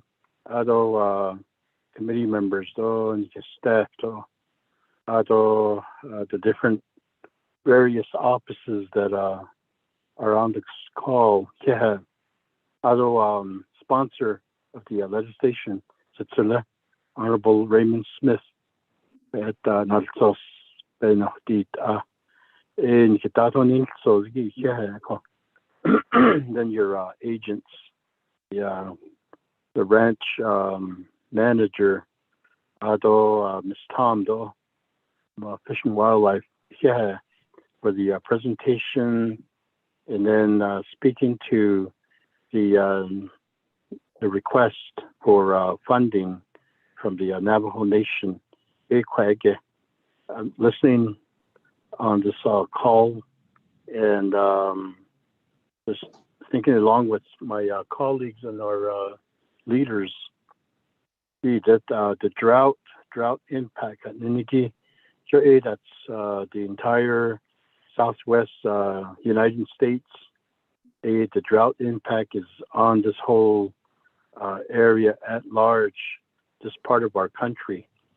The 4 states, and we all understand and know what the severity of the situation is, the impact that the drought has on our land, our resources, our animals, even on the humans.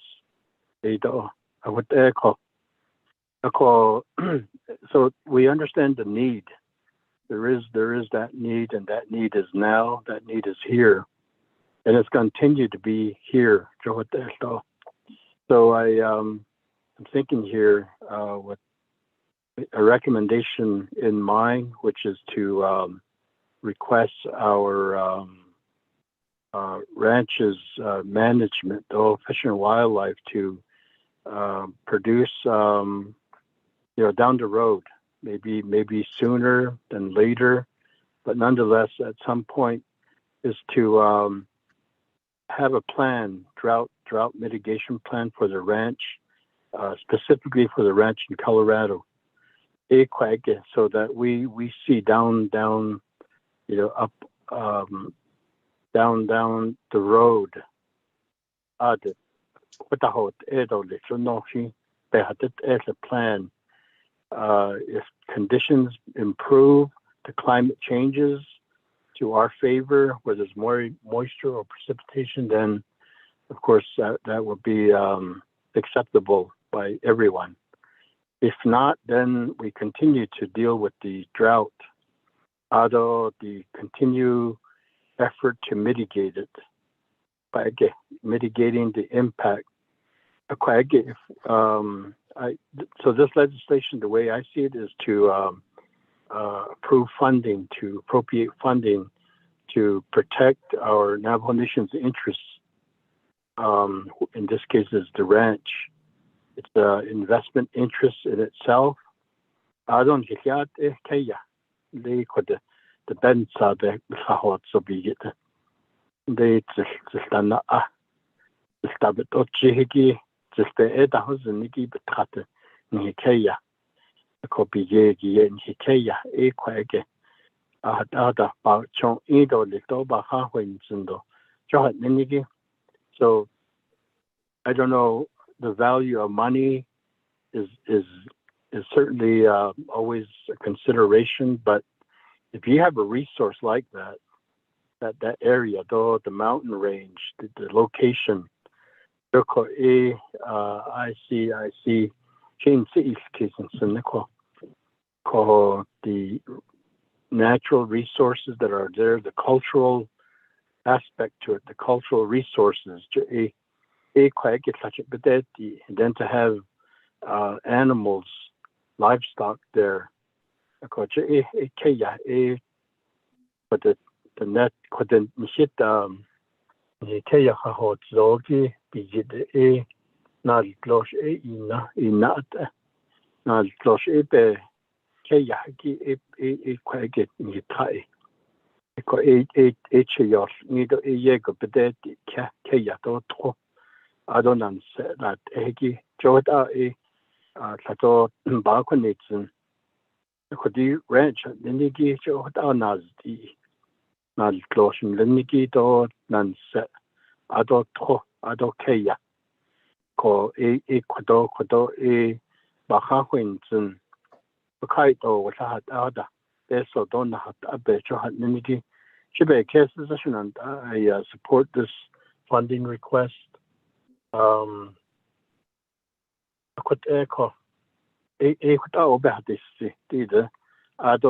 the program, the ranch program, and Fish and Wildlife to think about long-term, long-range mitigation planning, and to show leadership that we aren't just taking this a year at a time.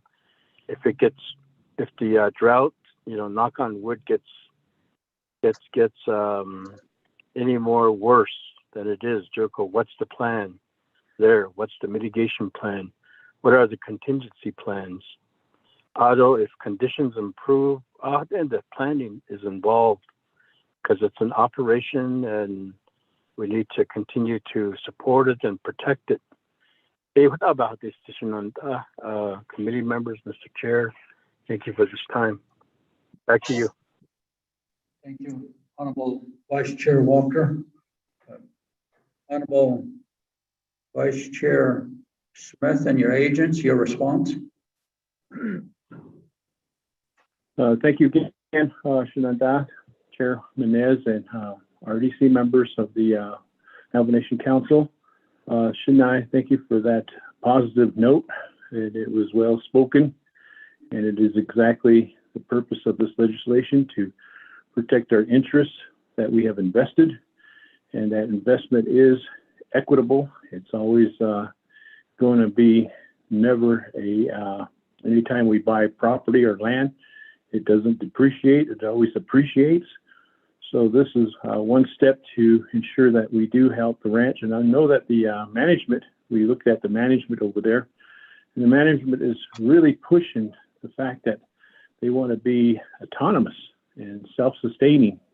And I think this is just a mere help to sustain that. And I can foresee that with the expertise that are in this field regarding the management of the ranches and looking for the welfare of it and seeking opportunities to get out there and to lobby the Congress folks in the Colorado and the county and the state. I know that Mr. Deswood had mentioned that he does meet with them and does have dialogue with them. And they're well aware of the ranch's success right now, and they're wanting to help. And we do have support from them from the outside. And of course, this is fee land, and fee land means that we can solicit help from the county and the state and also the federal. It's just like having property ownership and being able to solicit their help too. So at this point in time, we're just asking the Navajo Nation gracefully to tap into the existing canon to help the Fish and Wildlife Department to move forward, the Division of Natural Resources.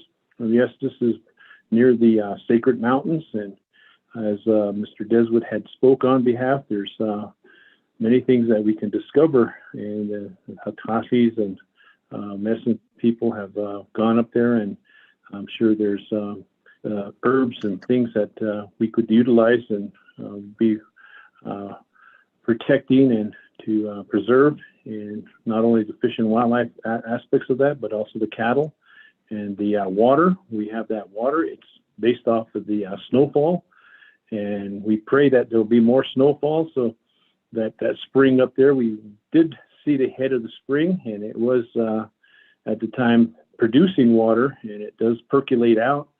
But the more snow that we get, it'll have more abundant water, and that ravine down there supplies the water to the ranch. And so we're not dependent upon outsourced water system. We just dependent upon the snowfall, Mother Nature, to do that. So these are the things that we really want to express and let the public know that this is a well investment, and it's beautiful land up there. And we welcome those that would like to explore to come up, and the doors are always open. And I'm sure that Ms. Gloria Tom and Division of Natural Resources can accommodate that and provide a small tour for veterans, for senior citizens, our youth, and even the Boy Scout and Girl Scout, and just to name a few, and organizations like that. There's tremendous opportunity up there, Shinanda. So thank you for that, Shinai. And I'll turn the floor over to Mr. Deswood and Mrs. Tom for any additional comments to this ranch that we have up there. It's a well investment. There is potential to develop and to continue moving. We always hear about ski resorts and other resorts that bring in tourists and bring in busloads of people, and this has a big potential, and I can foresee that, Shinanda. So I'd like to turn the floor over to Ms. Tom for any additional comments, or Mr. Deswood for any additional comments. Thank you. Thank you for the comments, Honorable Walker. Thank you for your comments and your farsightedness in the recommendations that you have given. And that is one of the things that we are working on is producing a drought management plan. What do we do? When do we, if we don't see rainfall at this time of the year, what is our actions? What do we want to do? And I think some of the things that we're looking at is, like I had said earlier, defining carrying capacity at maybe 75 to 85% of 100%, so that we always have some forage available. When and the numbers that we have on our holdbacks, on our calves, or coming in with a different program where we buy calves, we finish them and we sell them, or we buy some bred heifers, we take them. We have other opportunities, but that plan, I think, is one of the things on how do we work on maintaining and improving the efficiency of our irrigation systems. We're working, Trout Unlimited is actually looking at different head gate diversion on the Madnow ditch and the Hudson ditch. We do have to turn based on the water rights certain number of acre feet to the San Luis Valley for the Rio Grande or the Colorado cutthroat, I think it was. So there is some endangered species that we share, I guess, in a way with the water rights and things to take care of as well. But I think there's just as Honorable Smith had mentioned, there is other opportunities with the cultural natural resources, but the plan is in place with the overall intent to protect and enhance the investment that the Navajo Nation has made. So we are going to be working on that. That's a discussion I think we're going to have on the 20th of this month with NRCS, and that we begin to collect information, bring all of that into a drought plan or mitigation. What do we do? How do we do it? And design it on both the short term and long term. Thank you. Thank you, Mr. Diswood. Next in the queue, we have Honorable Stewart and then Honorable Freeland.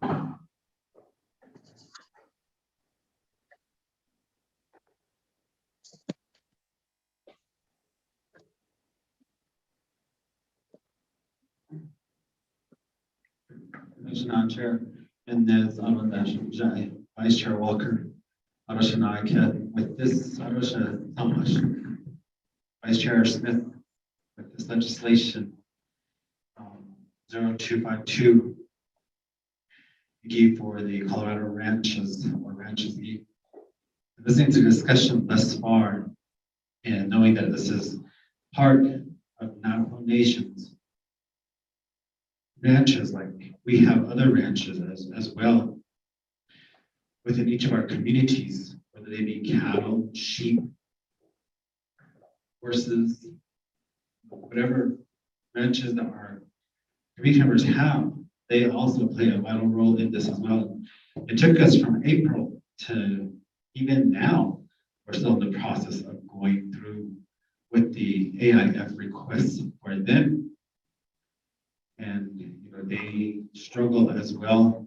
And they're looking at redevelopments within their areas too, from oversight of the district raising officials and land boards, and asking them to redo their conservation plans.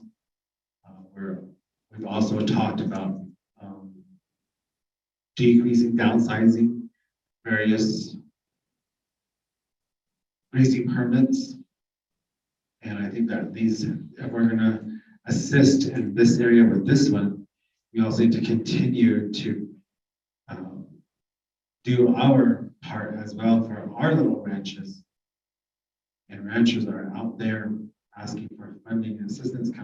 Looking at the comments and reading the comments from the two that made their comments like that known to us as leaders. And so I think that's one comment I want to make. Again, Shania, this is just a comment, just to share what Shania he says, just for the record. So that's all this is just a comment for the record that, I think if we're going to pursue this, that we need to also consider the other ranches as well in the same format. Not just look at this one, even though it is Navajo Nation. I mean, all of our other ranchers too, they represent the Navajo Nation. They sell their cattle and their sheep as Navajo Nation livestock.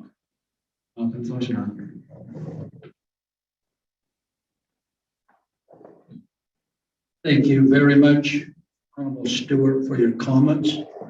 We go to Honorable Freeland.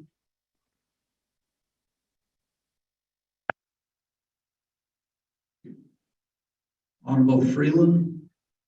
Chairman, sorry, I was muted. Thank you, Chairman, colleagues, RDC members and staff, and Shana, Vice Chair Smith, as well as your agents. Thank you for presenting this legislation. I just wanted to make a comment and a recommendation as well. I think Chairman, Vice Chair Smith kind of mentioned it.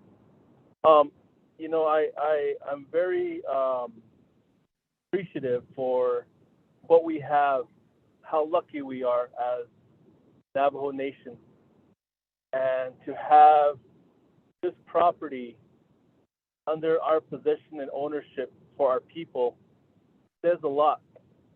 I know there's a lot of and there's a lot of others saying that why are we doing this, and they discredit the ranch. It's still in the maturity stages. This ranch is under, I think, the fifth year right now of under the ownership of the Navajo Nation. So it is going to take some time, yes, to get on its feet. But the return on investment is going to be generational. And for us to have 30,000 acres in Colorado of pristine land, and when you look right outside the door, when you walk right outside the operational offices, you see one of our East Sacred Mountains right out the door, and it's breathtaking. It is really breathtaking.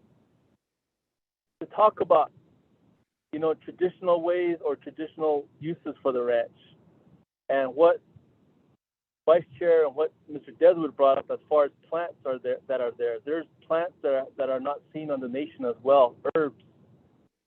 There's stories about trails that go along that Sangre de Cristo mountain range of our Navajo people trading with other tribes from the plains, other tribes from the region. And there's a lot of history there. Right on the opposite side of the Great Sand Dunes National Park. And for myself, I've been there, yes. I was a part of the discussion during the acquisition in my previous tenure. But how fortunate we are to have this property under our possession, under the Navajo Nation's ownership.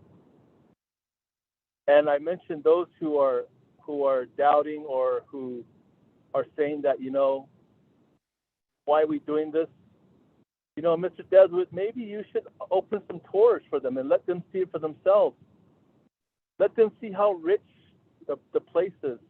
Yes, there's a drought going on, but to put all that doubt and uncertainty to rest, have an open house. Invite the Navajo people up there for them to see it, to see the bison, to see the cattle operations, but more or less to see the landscape and how lucky we are to have this ranch in our possession. And I'll always say that because for myself, going there, as a member of this committee, it was one of the few places I actually got some sleep, believe it or not. And it's a very peaceful place. It's a very beautiful place. It's a very pristine place. We are very lucky to have it.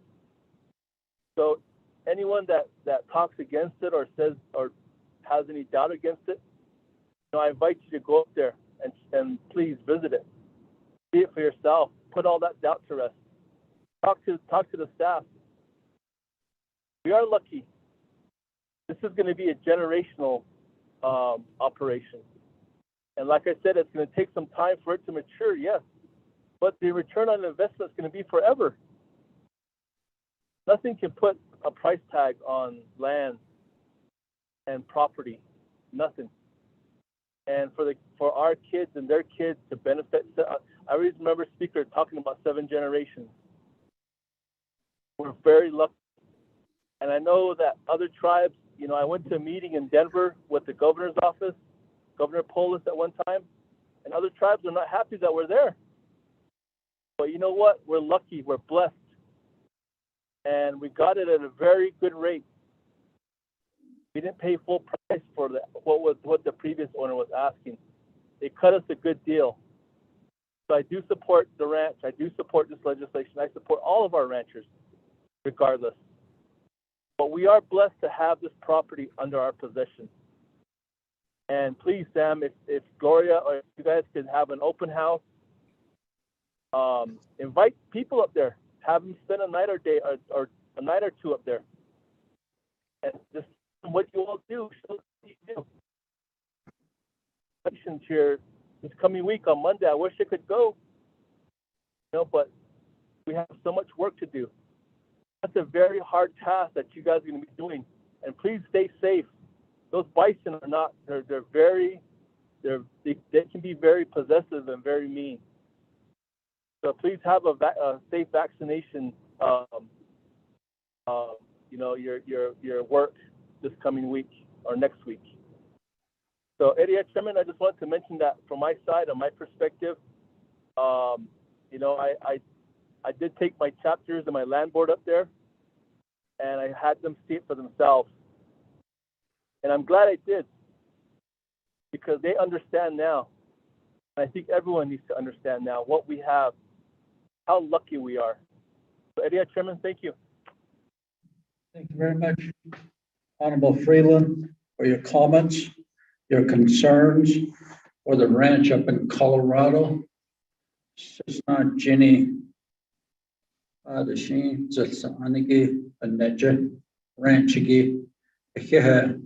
Just would like to say to Dr. Rudy Shabala, thank you for being on the call with us today. You have a good team of folks there at Fish and Wildlife and at these ranches. They've done a superb job up there in Colorado. So just want you to know that, Dr. Shabala.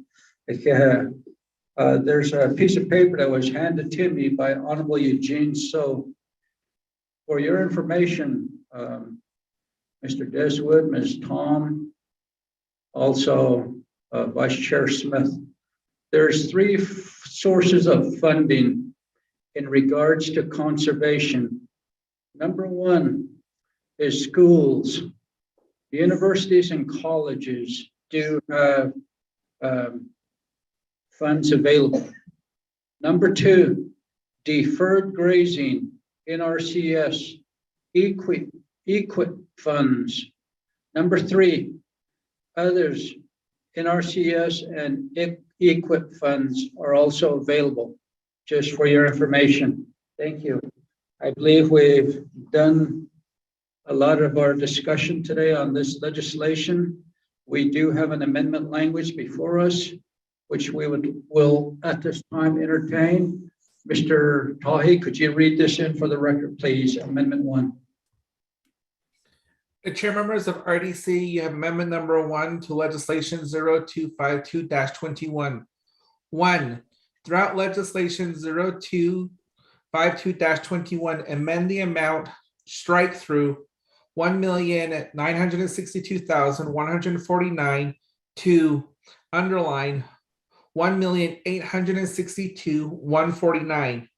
Amendments are to be made on page 1, line 13, page 2, line 27, and page 3, lines 14, 16, 19, and 22.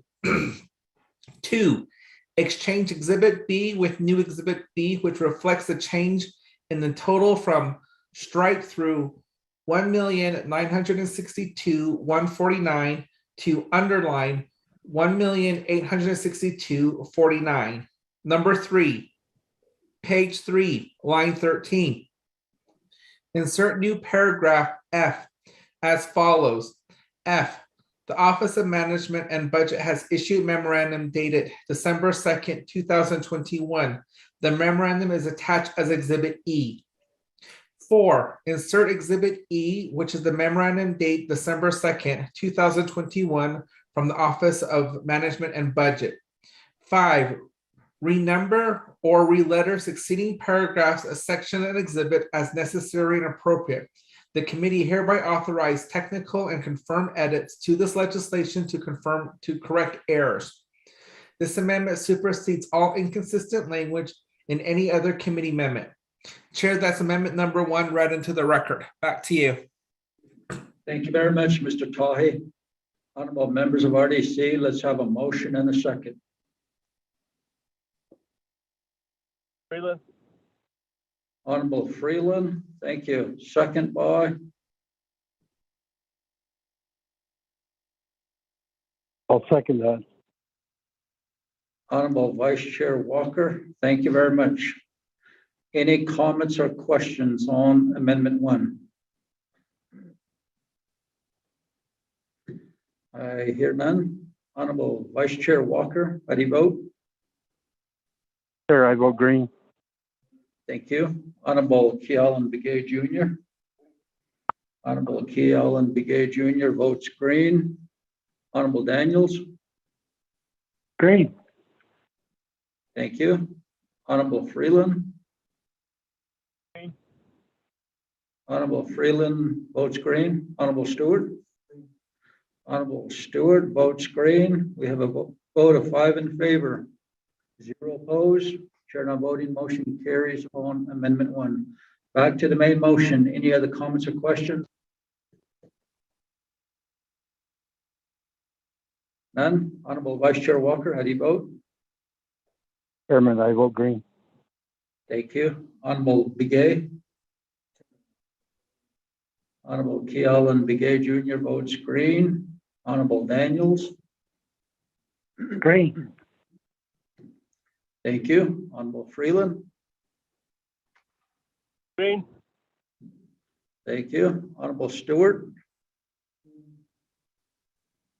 Honorable Stewart. Red. Honorable Stewart votes red. We have a vote of 4 in favor, 1 opposed. Chair not voting. Motion carries. Thank you, Honorable Vice Chair Smith and your agents. Thank you, Chairman Nez and RDC committee and staff. I appreciate that. Have a good day and be safe out there on also. Thank you. Next. Thank you, Chair and RDC.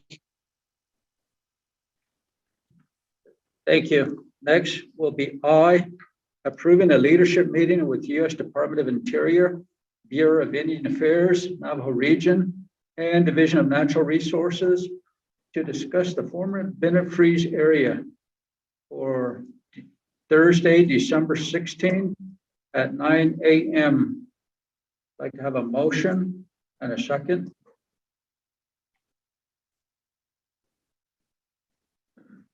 Chair, I motion.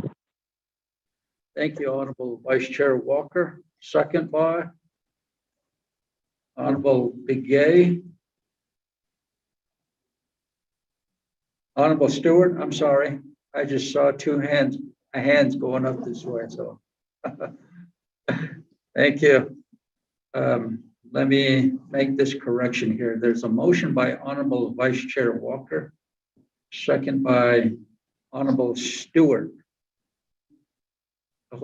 Any comments or questions? The date is set already. Mr. Tahi, will this be at 20 Arrows or just teleconference? Chair, this will be by teleconference. Okay, thank you. Honorable Vice Chair Walker, how do you vote? Chair, I vote green. Thank you. Honorable Begay. Honorable Begay votes green. Honorable Daniels.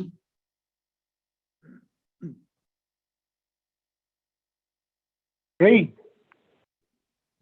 Thank you. Honorable Freeland. Green, Chairman. Thank you. Honorable Stewart. Honorable Stewart votes green. We have a vote of 5 in favor, 0 opposed. Chair not voting, motion carries. J, RDC leadership meeting requests with the 45 LGA certified chapters. Mr. Tahi, do you have a date for us? Chair, members of RDC, just to confirm, you guys have a meeting on December 17th, correct? I believe it was mentioned earlier that speaker is requesting a special meeting on a legislation or a work session. I just want to make sure that that date is taken.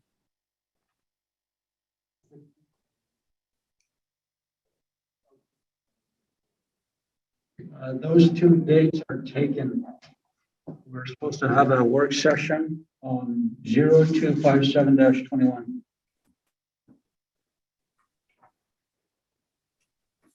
Okay. The chair members of RDC, the next available date would be Tuesday, January 11th for this meeting. January 11th? Yes. Okay. I guess we'll just take each date as we go down the list here at 9:00 a.m. Thank you, Mr. Tahi. Honorable members of RDC, let's establish a motion and a second. Motion by Honorable Stewart, second.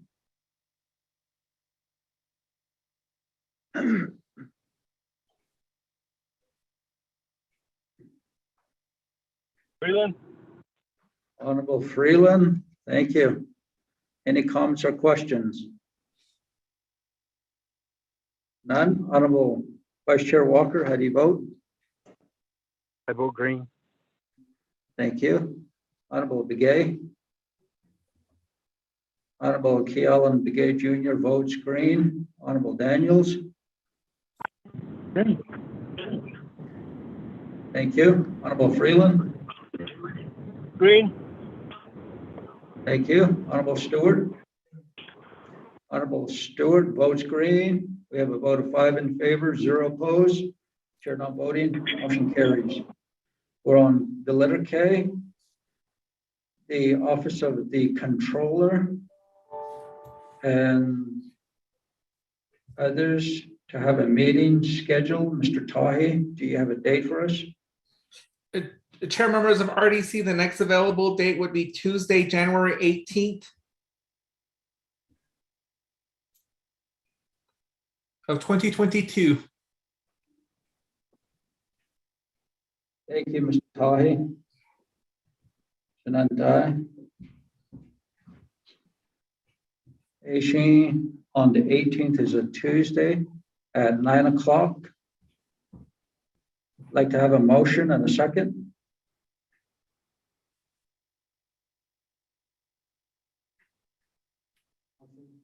Motion by Honorable Stewart, second. Daniels. Honorable Daniels, thank you. Any comments or questions? None. Honorable Vice Chair Walker, how do you vote? I vote green. Thank you. Honorable Kealan Begay.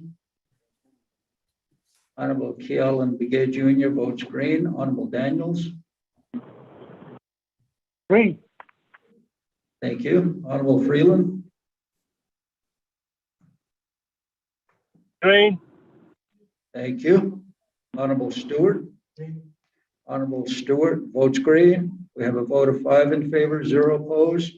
Chair not voting, motion carries. RDC meeting at Twin Arrows Navajo Casino Resort. This will be our regular scheduled meeting while we're there on Monday and Tuesday. Wednesday, we can stay there on the 29th. Motion.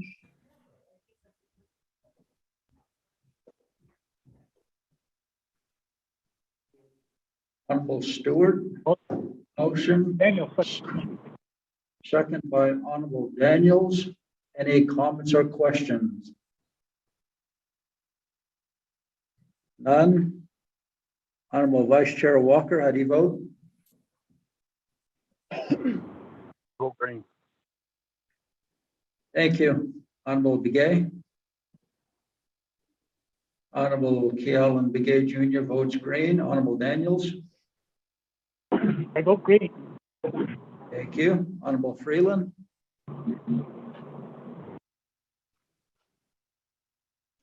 Honorable Stewart. Honorable Stewart votes green. Honorable Freeland.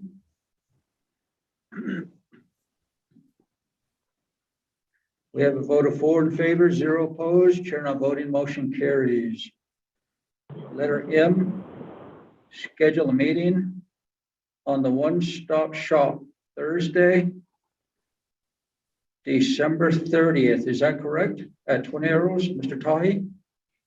The chair members of RDC, that is correct. That's the first available date at Twin Arrows Casino to hold this, continue on the one-stop shop. Back to you, Chair. Okay, at 9:00 a.m., right? That is correct, Chair. Thank you. Like to have a motion and a second. Honorable members of RDC.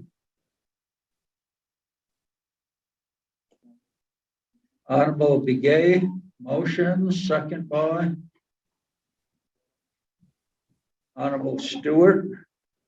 Any comments, questions? None. Honorable Vice Chair Walker, how do you vote? Chair, I vote green. Thank you. Honorable Begay. Honorable Kealan Begay Jr. votes green. Honorable Daniels. Green. Thank you. Honorable Freeland. Honorable Stewart. Honorable Stewart votes green. Honorable Freeland. And we have a vote of 4 in favor, 0 opposed. Chair not voting. Motion carries. We're done with new business and back to reports.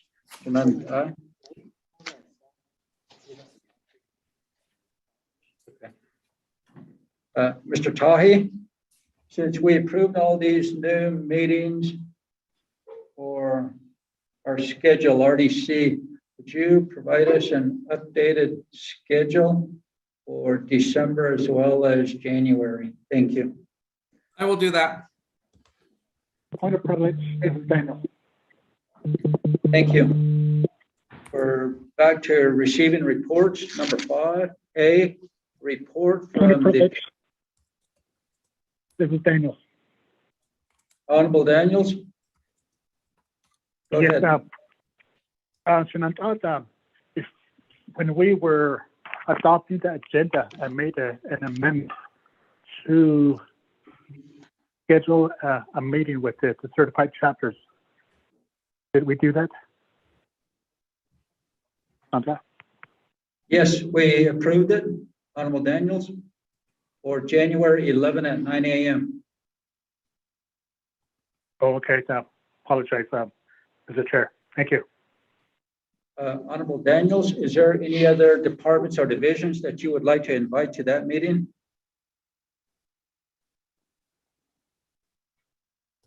Mr. Chair, Division of Community Development. Thank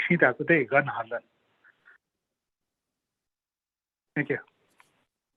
Okay, thank you, Mr. Tahi. Could you send out that invitation? Chair members of RDC, yes, I will do that. Okay, thank you. Back to reports. Report from the Chinle chapter officials on the flooding issues, washed out roads, the need for a bridge on Navajo Route N8095, and proposed local sales tax ordinance project. The presenter will be Dr. Rosanna Jumbo Fitch, Chinle chapter president. You have 20 minutes.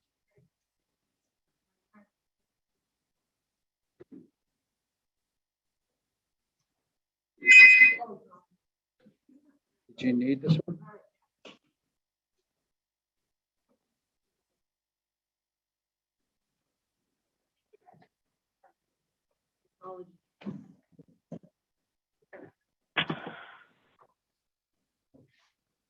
Mr. Tahi, are you able to display the PowerPoint for us?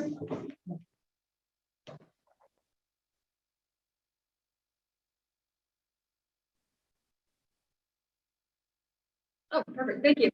That is RDC Chair, Auto Vice Chair, Auto Committee members.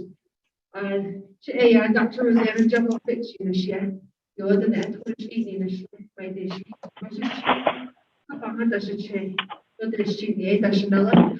Up to Chinle chapter government.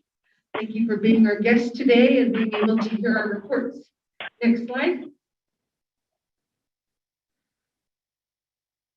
To provide a little bit of history, Chinle chapter government has been established in February of 1956.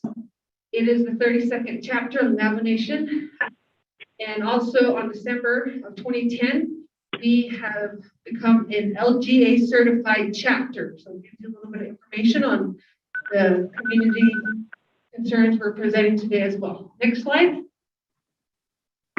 As far as our chapter, we have myself, chapter president. Otto, we have our vice president, Ms. Shauna Claw. And we also have Ms. Roanne Burbank as our secretary treasurer, Oscar Baez Sr. as our grazing representative, Otto, our honorable council delegate, Mr. Eugene So. We also have a few of our administration here.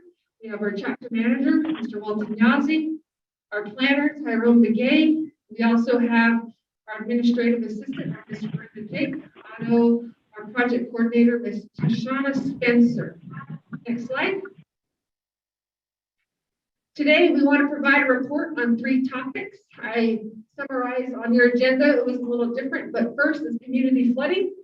Second is the N8095 bridge. Otto, we have number 3, proposed local sales tax ordinance. Next slide. So first one, community flooding. Where does it come from and why is it a concern? We have many areas where we have washes. Our main wash is the Chinle Wash that flows from the mouth of the canyon north towards many farms. We also have Noslini Wash that comes from the south and flows north towards many farms. We also have flooding concerns off Highway 191 south of our Chinle chapter community. It affects our community residents, our businesses, and ability to be able to have these emergency items be able to be prepared for these flooding concerns. Although we have some proposed solutions we're going to provide the committee this afternoon, which are including some berms and also roadway repairs. Next slide. So history. Our last major flood was in 2019. We have a lot of footage, a lot of videos, a lot of photos, but we have a general idea of flooding. The water comes in to disturbs our residents, disturbs our businesses, and disturbs our roadways. So here are a couple of photos indicating how much water we receive when we have flooding events that occur through the Chinle Wash. We have water that overtakes banks, comes into our residential You want me areas, to drive? and also floods our community members. So we have a few photos here. Next slide. I'm listening to an RDC meeting. Please mute your phones. We can hear your interruption. Please mute your phones. Thank you. Mr. Toy, if you would, here's any more interruption, just take them off the call. Thank you. There you go, Dr. Fitch. We also have more photos here of the 2019 flooding. So you see the photos, it indicates how much water we receive around local residents. We here in Chinle chapter, the areas we're going to point out, we have a lot of condensed housing. So people are living right next to each other, door by door. So when we get water, it floods and it does impact their ability to move, relocate, or travel. Majority of our water from our flooding comes from our wash areas. So we'll be reviewing those as well. Next slide. During the 2000 flooding, we received heavy significant rainfall, which impacted Highway 191 south of Chinle. The water broke loose towards the south and came down towards our local businesses below the hospital turnoff, where we have our second intersection with the stoplight, and it flowed towards the community businesses and housing on that side as well. So these are just a few photos we want to share that indicate the amount of water. And when you look at it from a perspective far away, you see the impacts it has within our local communities. Next slide. So we provided a map here. We have been doing a lot of review, assessments, and also inviting different departments to come sit with our Chinle chapter and review these types of concerns. So in this first map, we have indicated and highlighted in red the Chinle Wash. This is right by the beginning of the mouth of the canyon, flowing north past our Holiday Inn, and we have highlighted the areas of approximately 2.5 miles where we get significant flooding concerns. If you look closely at this map, you'll see a lot of dark areas next to the red lines. Those are the heavy tree lines that we have seen invasive trees grow, such as tamarisk, auto Russian olives, and we also have a heavy buildup of sediment from the Chinle Wash. The Chinle Wash, we have done reviews, and you can see the significant impacts on how much silt has been draining from the upper wash.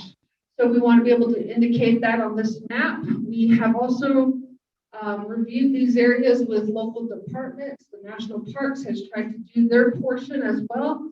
But overall, this area that we're indicating on this map shows our priority 1 as far as community flooding. Next slide. This next map, we have reviewed some proposed solutions. During the past month of November, we have met with various departments from the Office of the President, Department of Natural Resources, Auto NDOT, and also just keeping our local community members informed.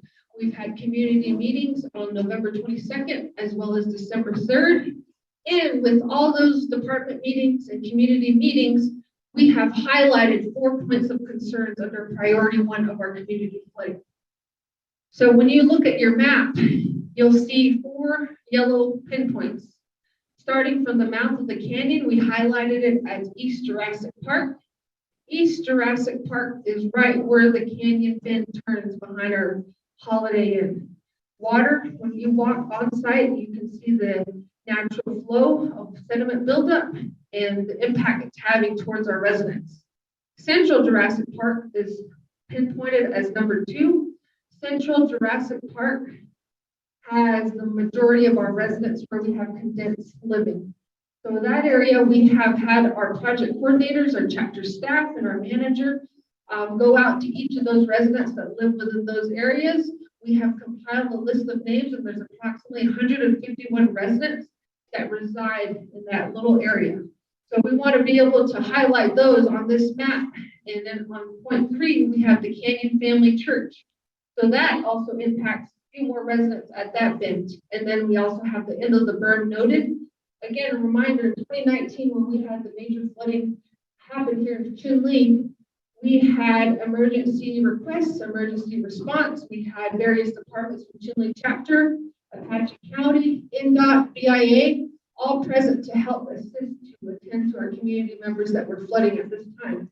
So this map indicates an overlay that NDOT helped us to create of the significant rainfalls we receive. Is color coded to show the areas highlighted in red are 100% major concern, reducing it down to yellow, orange, and green.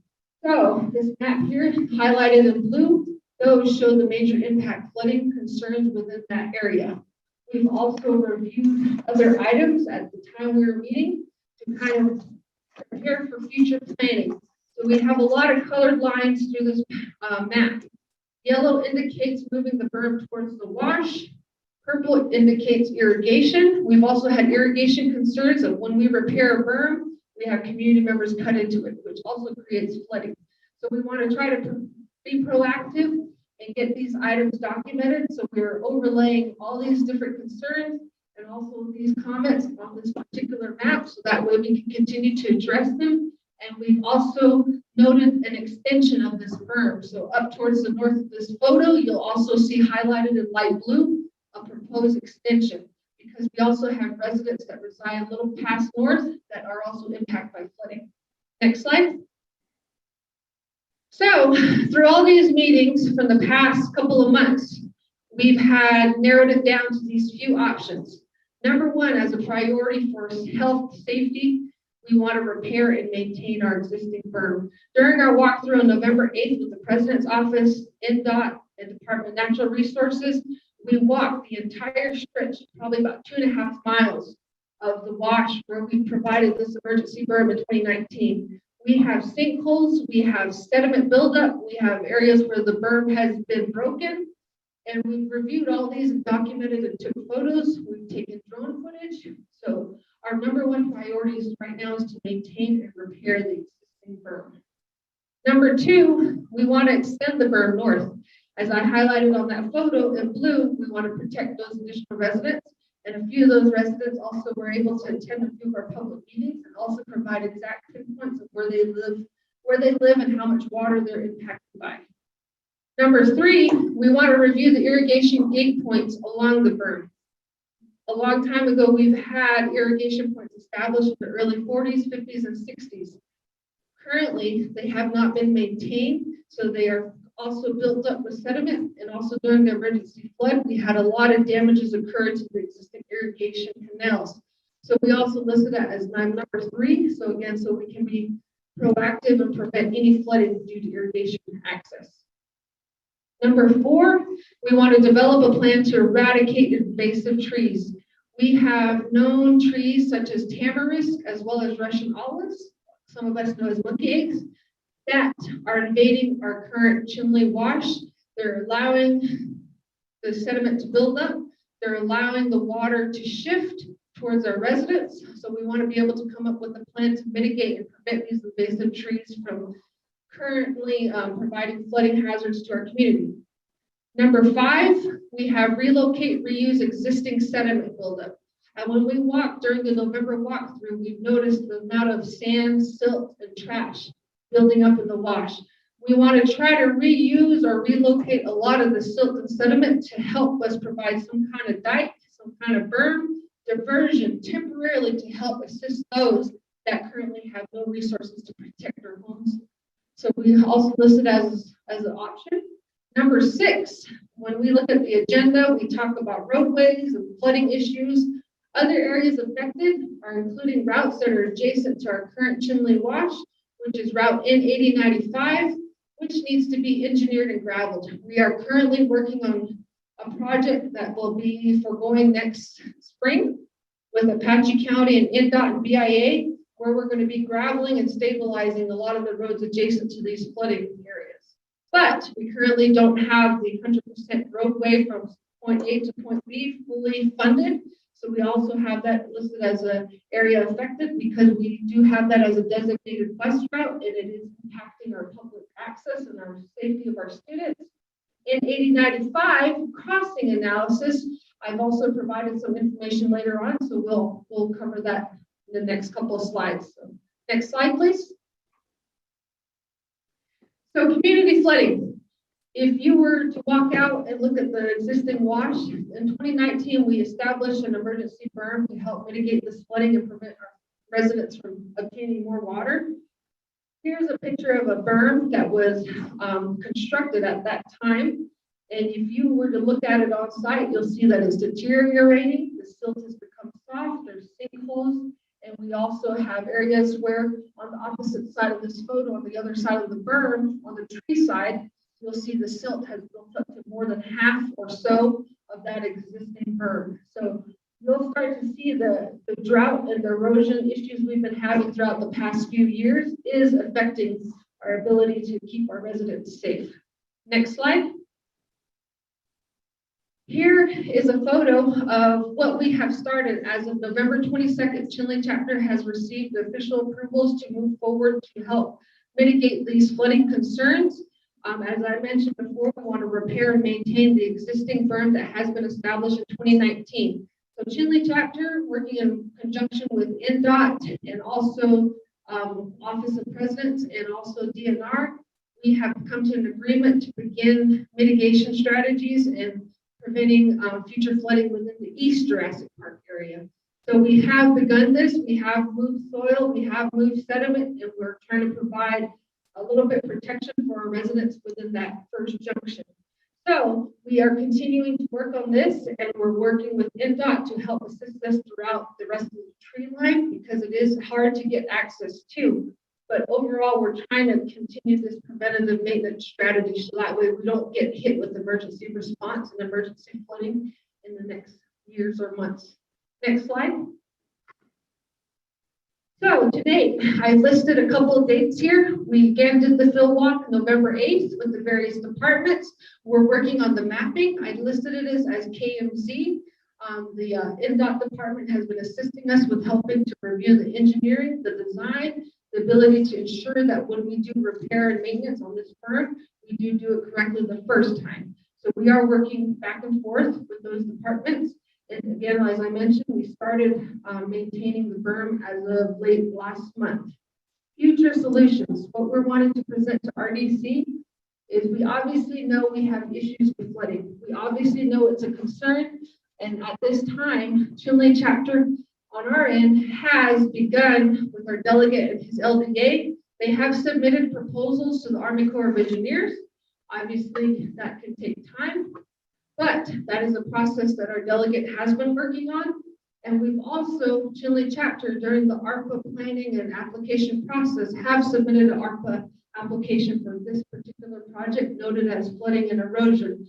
We want to be able to have the opportunity to have funding to help actually do this correctly, to have a proper design and engineering, have a proper flood analysis, and overall create 100% secure project solution for this specific area that we noted as priority 1. So those documents have been submitted. We have been reviewing with DCV as well as our local AFC office, but we want to ensure that the committee understands that yes, this is a health and safety priority for our community members.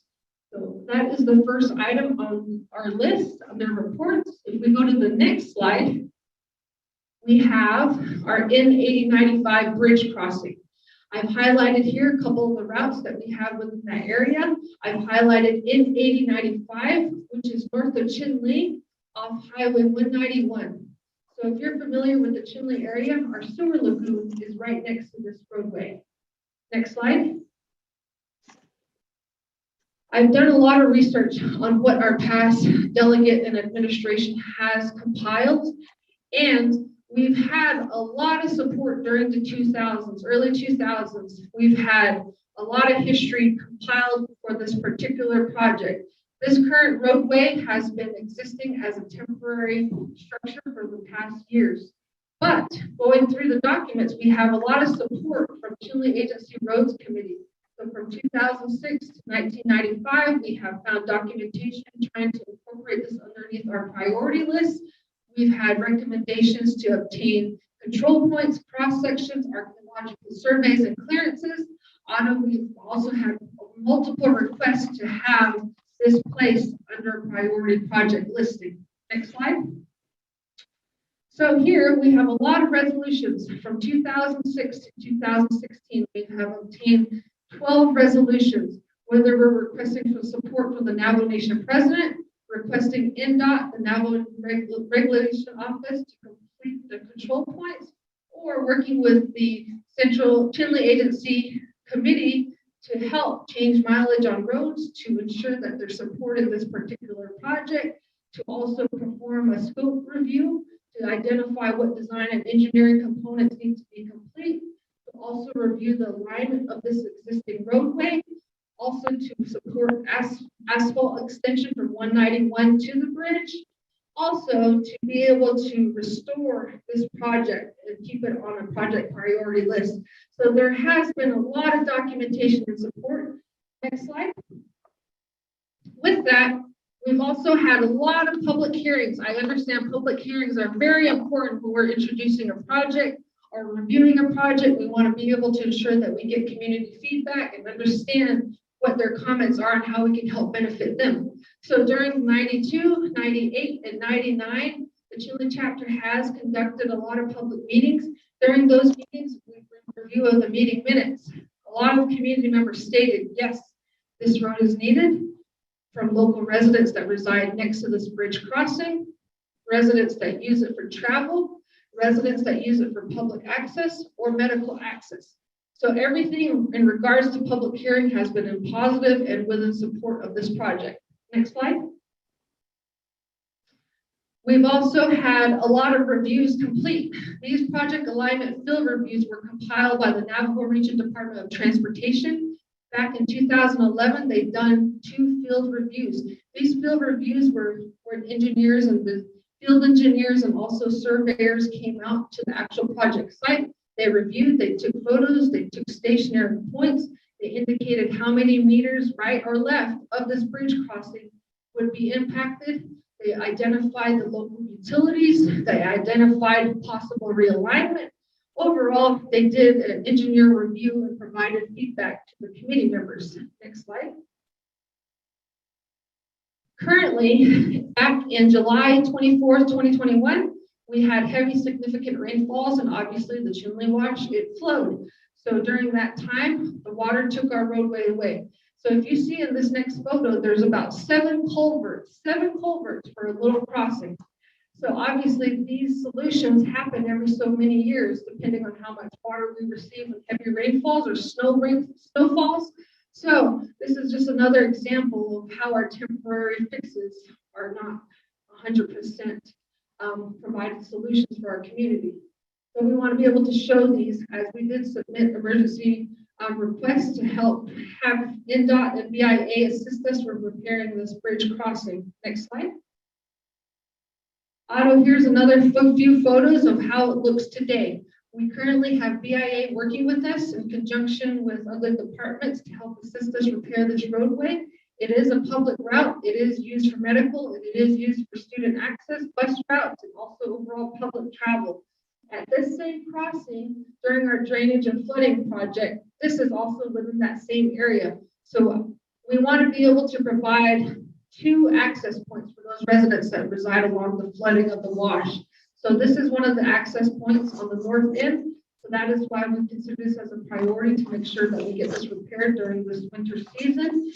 We have BIA on site now working on this, and they're mitigating the existing sewer lagoon area that's causing water to flow still. But overall, they're preparing to fix this temporarily in the meantime. Next slide. To date, again, we get water, the bridge goes away, but we're planning to repair it. Future solutions. This project has been on our list for years. Obviously, you've seen the resolution supporting, yes, the people want it to get 100% complete, but we need design and engineering completed. We need to be able to conduct a drainage analysis, environmental clearance, and overall provide a 100% solution to help create this permanent crossing. Overall funding, we've reviewed a few resources, but obviously we asked other TTIP, FET, those various departments to also put this back on our project priority list, as it does serve hundreds of community members within the area. Next slide. Our last report is on our proposed local sales tax. We have a little bit of history here. Chinle chapter, previous officials have started this project back in 2013. This project has undergone many reviews through the 23rd Navajo Nation Council, as well as the Office of Navajo Tax Commission. So I provided a few of the resolutions. Honorable members of RDC, the 20 minutes has expired. I'd like to request extra time, gentlemen. Okay, thank you. Dr. Fitch, you have approximately another 5 minutes. So. All right, next slide. So again, we provided history here. You can see the resolutions. You can see the documentation that they have compiled during the past few years. Next slide. Currently, this tax allocation would help to fund these various programs here, varying from 10 to 15% each. So you can review the programs that it would benefit within the local community, the youth, the elderly, being able to support our chapter projects, our transfer station, economic development, and overall provide the opportunity for our community to grow. Next slide. But overall, the intent is to make a difference and to be able to assist our people. We have a lot of departments here within our local community that need help, and we want to be able to provide that assistance without cost. So we want to use this proposed local sales tax to help benefit them and also help support our community members. Next slide. Overall, we've done a lot of public hearings back in the 2018 and also this year. I have listed the dates. Next slide. But overall, we have been reviewing this project on and off for the past 6 months. We have been reviewing with the Board of Elections of Supervisors. So I provided specific dates and timelines of exactly what we have been reviewing, and also back and forth with the Board of Elections. It started back in March. We provided revisions. We provided additional information throughout the summer. Next slide. Overall, I've listed the comments of what we received as far as Chinle chapter in regards to what we were to revise and resubmit. Next slide. And back in the later months in September, The last piece of document we received from the Board of Elections was a memo from September 9th that the chapter only received mere suggestions and was not required to make any additional changes. So going through those various months, on September 23rd, we were concluding with that. Next slide. So from there, we were back and forth between the Board of Election Supervisors. This meeting got pretty hectic as we were not able to get 100% reasoning to what the causes, what the review, what the comments were, or anything to date. So they voted. You can read the documents yourself on the slides. But overall, Chile chapter, next slide, is wanting to review this proposed local sales tax. If you go through the slides, everything has been detailed and listed. But we've been requesting meetings with the Speaker's office, President's office, and now the RDC committee members. We've been denied by the executive director from the elections office without no justification, no documentation. We have not received meeting minutes from the Board of Elections. The only comment we received is their backlog for 2 years and we didn't get anything else. So future solutions and planning. Chinle chapter is working to obtain a special referendum election for the Chinle chapter on its proposed local sales tax ordinance and improving the ballot language so we can allow our people to vote, so they can be able to provide a yes or no in regards to those programs we have indicated. So our recommendation is to obtain some kind of support from your committee as well on this particular project. Next slide.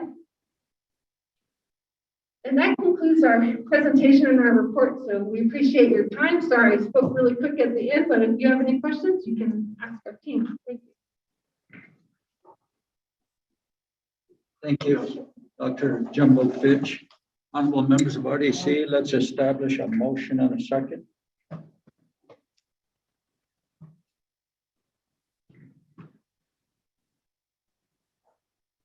Motion. Freeland. Honorable Begay, motion, second by Honorable Freeland. Honorable members of RDC, any comments or questions?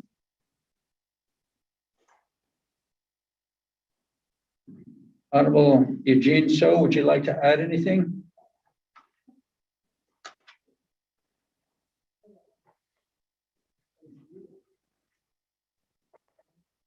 Chair, this is Daniel. Okay. Honorable Eugene So, and then Honorable Daniel. So, okay.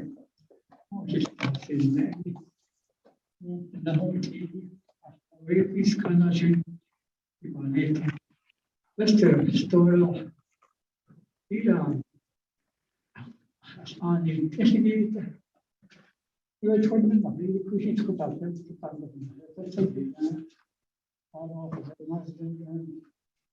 but then we put it in the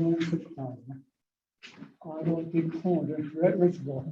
But that was the one. I was putting it who you have to be out as not so. I don't think that one of none really come development very hospital.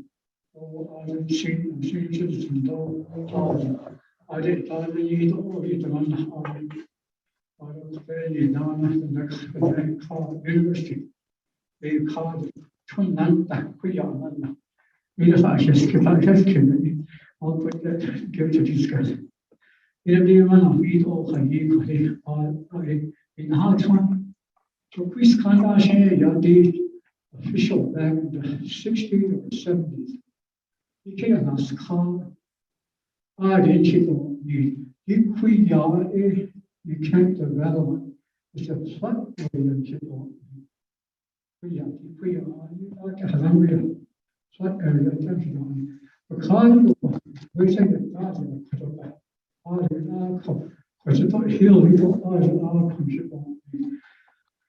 but we didn't listen.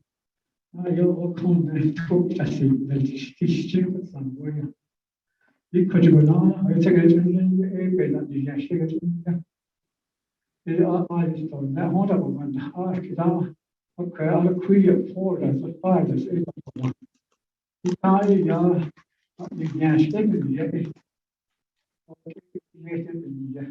I died his own so let's know I have a street. وكذا أشين بلا بغنا وكأنا بغنا كوي كذا هتين هفتح تاسكو أبغاني وكنت إيش تخش إن هم سامي شباب مشكلة كوي نتخاهن يا أيوه يسلم وش ذاك إحنا نقول يدي ترسل بفرد another يجي وكان has almost 3 acres 2.7 كأس أخذات وبيننا أنا تونا شتيت أزوينا شيء أنا كأس عشان شيء كان يبغى وجد كذا جونز إذا كأس كذا شيء غير I don't know where is it from كذا كذا أيضا so إذا أنا يدون يبغى نادو أجل تحمل مثلا كذا هو نادو but right now it's a flood area over here yeah just again so it need to find time how long we not like so what was the so I don't know the Grenas Kali Chidi Doya no housing authority and the very kids on this car right had this on each other video they had changed over here that flood area Hogan the way that the Hogan is that shadow Hogan the as no in town so even now they had to develop what is that for something pennies is she put it in the flood area but in Tahiti he has a $5 million in leaving at 3 feet I don't think it's out I don't know 3 feet you know yeah he went in 7 هنا أنا ضارب هذا إذا جاني وهي هذا شيء واحد لأن تشكي ويا إذا جينا خاصة لا ما يدوم خشين لنا هاي أبي شيء يا دي أصلا كبيرة لا واحد it's like an island الكلاس هذا foundation أصلا خارج شيء تسمى سو بيلا بسنا تو أنا جوي تقول أبو فكري So basically, I say, and how to do the sheep, not that. Because they called away, for that one that the Nigeria, the side is erosion, is a gap of wash, where the cities can push out on the Our car had no tree, like around. We are wash without cutting the Nazo erosion in the Yahoo, wash, Nazo. Yes, at least so that's why the 7 calories in the year. Man, but for them, what we now for the you can preach hard that should be the first time he ever done a 60 pre-nation that fish float away. There's some people that lost their lives that time, a family, pushing British injunction to kill.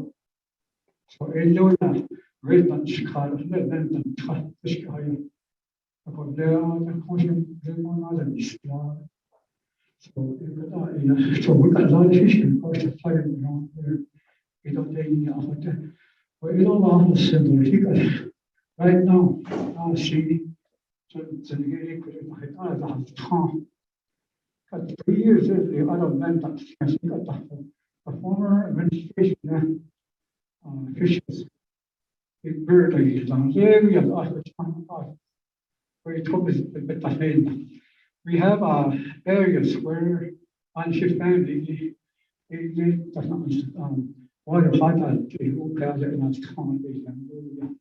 I don't want to so the permit and is permit. So I don't know your cash either. He permitted beyond that. But the dead boundary, fence over here. In this area, you have an irrigation ditch. You have to clean it. That's the one with the concept. You have to clean that ditch, irrigation ditch. But you don't want to summer 2000, when springtime, the people start cleaning and that's so then you talk about original cotton, or somebody's going to form here on Victoria. No, it is a kid. I But there's a king thing all the way to this one here.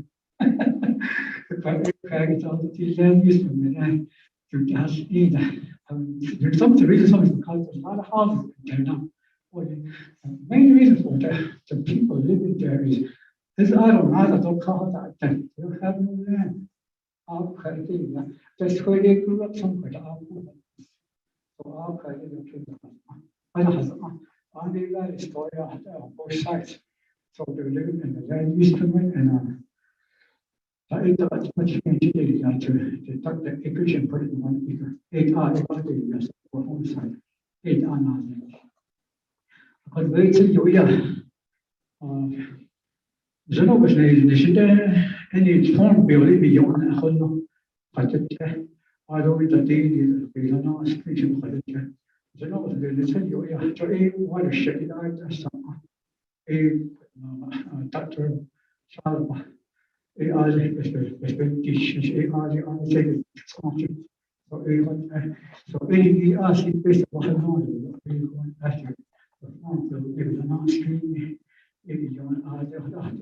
so deep class great la was on the thing or 2 million down and now I get the share on the college only it's I think that I see we got the money as a lead turned after I really based on that then I would have no money so without based on the education the base one more is because of this pandemic. So now we feel that we can help the people like almost promising them what's going to happen is going to happen. But that happen right now. So we want to go for as much as we can to build this thing right here so people won't be flooded. I need to we actually great force and we actually appreciate pushing for us here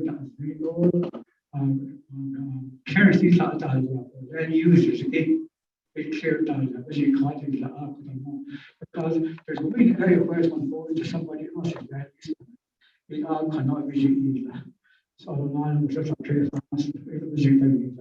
so all that you need clears from so that's what we have on us staying I think it's necessary it comes down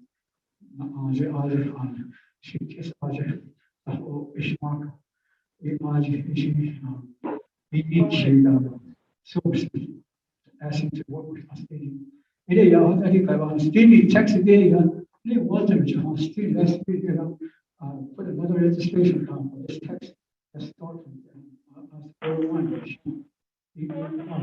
change point there it's a source change so we can start a chapter all over the way the priest cannot change the partners from text. 일단 APL 안에서 아니 no the speaking is because of the voters registration, the number of the voters registration. AD has to be 7%. They limited on it. So during the day of the election for the text, 일단 I for the community lastly. 저자리도 어떤 게 아니야. 또 그동안 시간이 길게 내 아들 다시 같이 또 this is not so many percent of their voter registration. So Apple even now the so even now a form of registration gets changed that additional change that so we change that the number of registration in that chapter to test the voters during that day for that election. Okay, that is the day, and I need to on this. But what else? So I think now it needs a book. Well, I'm pretty sure we're going to get that across. And then now that is going to be ready. So we can shoot for the next week's or next month's, next year's election. Just hearing that there will be a special election too. So we might have to shoot there one. So it is political and has really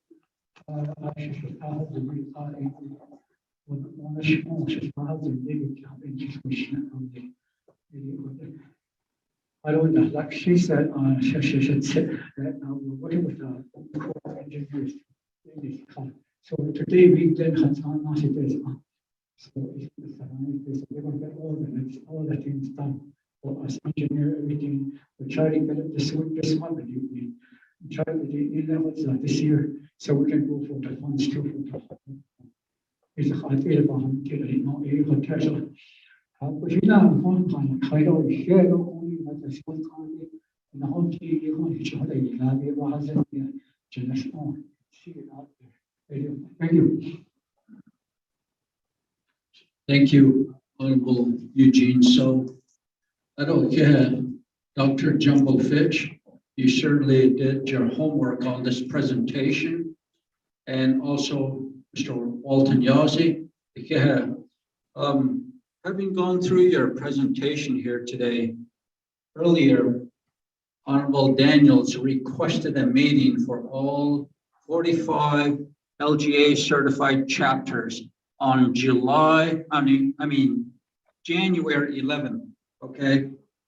At this meeting, Mr. Tahi, it would be our recommendation as RDC to have an agenda to where we focus on LGA chapters, local sales tax ordinance, as well as the alternative form of government. And we need to invite the Office of Navajo Government Development, the Navajo Board of Election Office maybe, and the Office of Navajo Tax Commission. If we have 45 chapters that could really benefit from their local sales tax, then this ordinance would assist the local communities as to how they can use their local tax that they will be collecting. Upper Fruitland chapter had submitted the same tax ordinance, and it was supposed to be approved by the Office of Navajo Tax Commission, and have all LGA certified chapters utilize that model, because that ordinance was written by an attorney they hired from Upper Fruitland, one of my chapters. This is just for your information. So what you have provided today on your presentation gives us a good vision for the future for LGA chapters.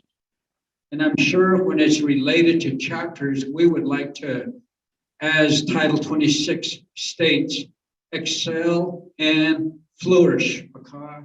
This is part of it. If it's a law, that needs to be really reviewed and encouraged by what the local chapters can do and accomplish at the local level. So that would just be, I'm glad that this is coming up. And I think, Shannon, that January 11, we could possibly have this meeting at Twin Arrows and have a PowerPoint presentation and open up the big building to where I believe there's a limit of 60 people will be invited. We can safely meet there and have all 45 LGA chapters be represented there somehow, if we can fit that many people in there. If not, 45, one from each chapter would be nice to represent the chapter. So let me give time over to Honorable Daniels. You have the floor. Mr. Chair, I was going to say that I don't have any further comment or question. So, Mr. Chair, I just want to say thank you to Chinle chapter officials, staff, for providing a report to RDC. Thank you.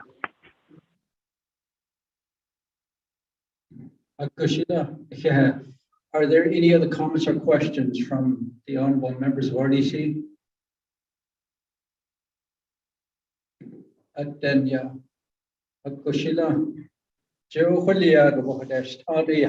We can really start helping LGA certified chapters this way and have them refocus And I'm sure some of these LGA certified chapters have new elected officials as well that would like to learn more about the local government and how to move forward their communities, utilizing their own taxes that they will collect.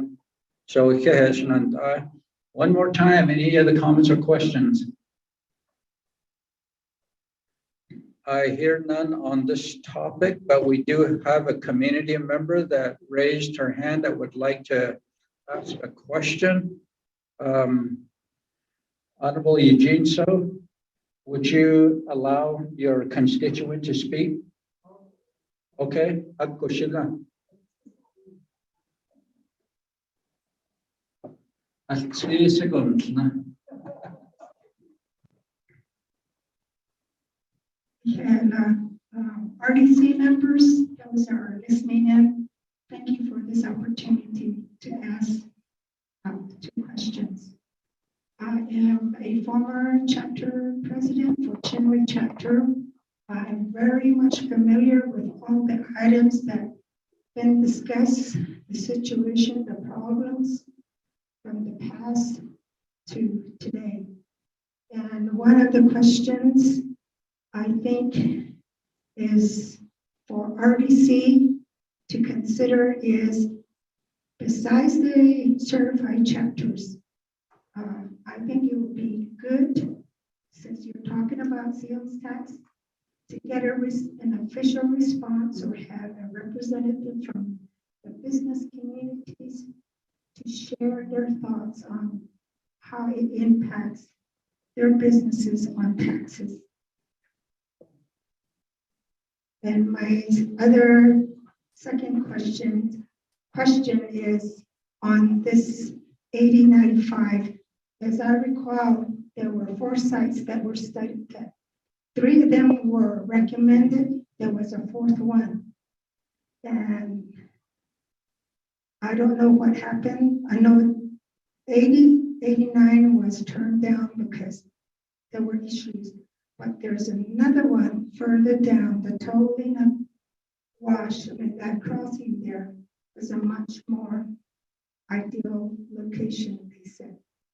So if they're going to place it on the priority listing for bridges, then can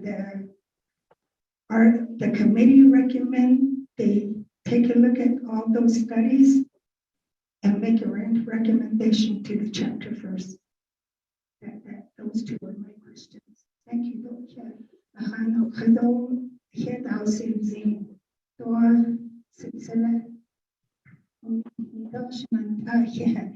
And I know you graduated 10 years later than I did. It's good to know. Thank you, Ms. Yazzie. I believe that when you prioritize a bridge or a road project on your chapter list, Mr. Yazzie and Dr. Jumbo Fitch, you probably need to bring in NDOT and BIA as well, and really identify which ones really are a priority.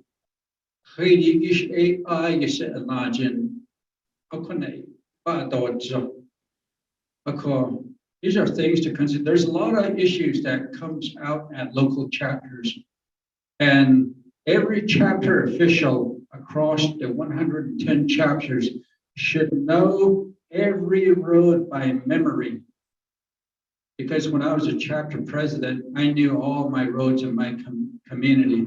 So, and you begin to realize which road is it that people utilize the most.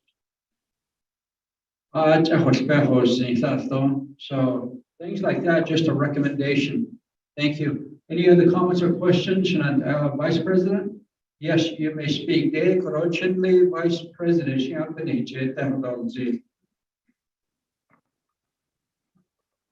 Yes, Aro hihen de schnidole, aro tashi del sisindole, she shana ein plot the shitine, aro don't shnigi a ya, o watlana the schnido, aro tordichini, a bashish chin, Kachini e dashi chero ki ani dashi na mato astonishment. As the Gossard e be hospital. Here the Schneedle things like a one no do not adon case. Equit a this a ye go a by hints and the holla a the never bed has ani a almost machine in 2000. The ani school the net and ye a ye go and now ako Bunsen case the ano Jonathan Boshi events ano anis ko Jonathan ikut not so some lady do not see his son in that also makes a lot of things on the ship ano ya the schnido that's not yeah long go and on the shin RDC committee. Ako, ikut again, the Schneidel next door, welcome to Chile community. We hope that you had a good meal. Ano, tukoto, chiya, ano, yat, eshi, chiyasi, idon, kahoya, etole. Ano, ano, atahanya, tukonya. Miss Claw, should the agent Leila Shahamaslan Asian Salit acquisition Masata. Thank you very much. The food was good. Somehow you all knew that a former student was coming back this way, so he fixed a good lunch for me. And I just want to thank you for that. This is an official RDC meeting. We normally don't open the floor to just have people speak because that's what happens at a chapter meeting. At a committee meeting, there's an agenda that we have that we make sure certain people are recognized and have an opportunity to speak. But I'm glad that you're the vice president that could speak, a former chapter official to speak. And then you have your delegate and your president and your manager here today. So if I open the doors for everybody, then we're going to be here till midnight. So, later, Dallas Cowboys. That's since I'm a fan of Dallas Cowboys. My heart is beginning to think that I should give you time, but having a crazy official Leah Korohanzi. Dallas Cowboys, Vega.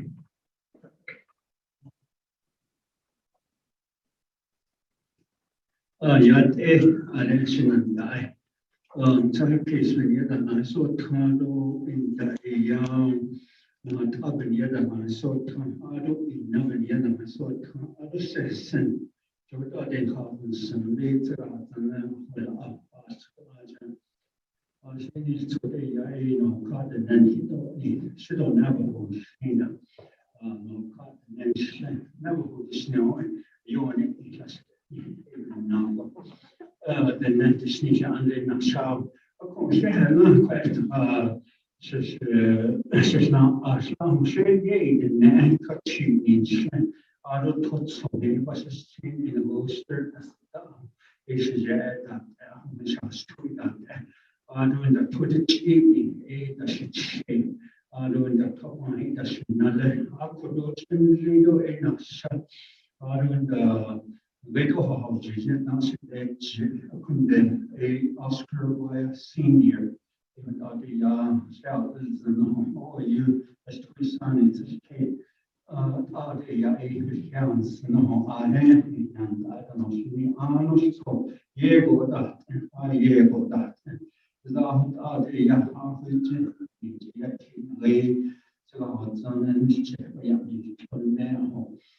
Doing the basic cheating techniques, open cards, this home,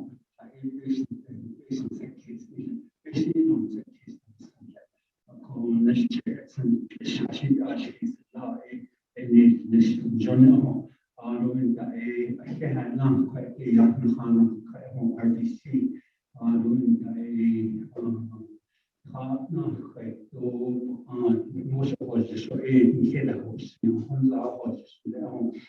You want it, he was on the same time, what's most in gospel, was in gospel, behind, and I get a deep hope, when the renegade fled, and the renegade who was lost, train without that. So then I thought, hey, I said, your sister, blood, either meant to be in the lunch and then was that's all. They see home side, Lisa, because the land. Alo SG o alo aden bes ani asu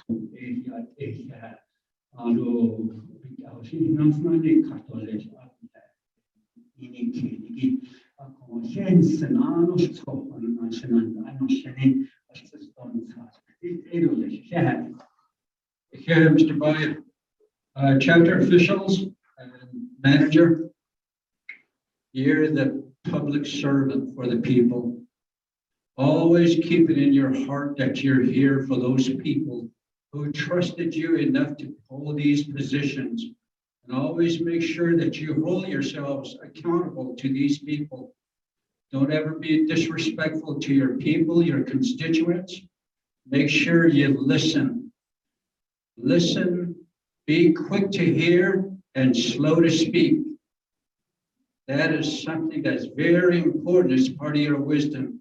I used to be a chapter president, and I became the Northern Agency Council president. From there, I became a council delegate. I don't know where else I need to go after this, but it'll be up to the people to decide for you where they're going to put you. So always remember your people and respect your people. So thank you very much, and God bless each and every one of you. There's a motion on the floor by Honorable K.L. Begay Jr., second by Honorable Freeland to accept the report. Honorable Vice Chair Walker, how do you vote, sir?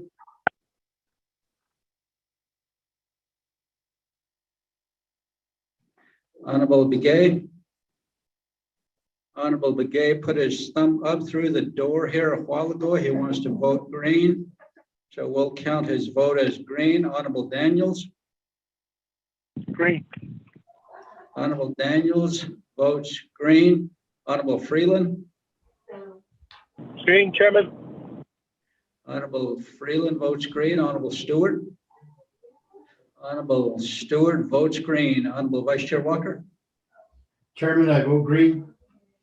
Thank you. Honorable members of RDC. Yeah. We have a vote of 5 in favor, 0 opposed. Chair not voting. Motion carries. I believe we're done with our agenda. We're at the end. Number 8, close of meeting. Any other announcements? Honorable Stewart.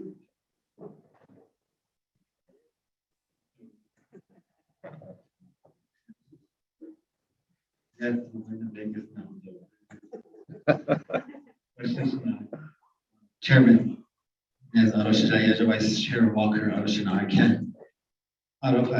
just want to say thank you, Chinle leadership, for the meeting, hosting the meeting today. Mr. So, chapter and chapter manager. So, it is good to, like Shana said, to be back with Chinle on the ASHA. He's from this community on the north side of the canyon. Mary Brown will get Benjamin Stewart. So this is where they're from. This like mini farm. So Sarah Hardy. It's always good to be down here. Then I started working back here with EY back in 2000. So I used to come here a lot to the chapter. And I was staying there, and then we used to have runs. So this community has always been one of my favorites as well. We say it's good to come back here, and I appreciate it. Mr. Bayer, it's always good to see you. Worked with his daughter. So back then, Melina, she was my intern at the time. I see her every now and then. But it is good, and I'm glad that we're going to continue, Shania, to discuss the certified chapters, because the home chapter I have 45 days, it's like that, it's a certified chapter. the same initiatives, same plans that all these chapters are going through. That's what we're discussing as well. Even the ones that are non-certified, that are dreaming to one day become certified, they are looking at these certified chapters to push those gates open and to make the path easier for them to follow through. So I want to say that, and thank you again to the chapter staff and officials and former officials too as well for expressing themselves. It's always good to have those, like we always say, to express themselves and let them know the current leadership where things were left at. And then, it's something, that, and I'm glad, that, our mom is sitting here with us too. We always have her with us. And as RDC members, you guys are always asking about her. So thank you for that. Again, thank you for the meeting here in person. It was very good to have a meeting in person, Shania. And I'm glad that we finally did this again too. So thank you. Thank you very much. Just for your information,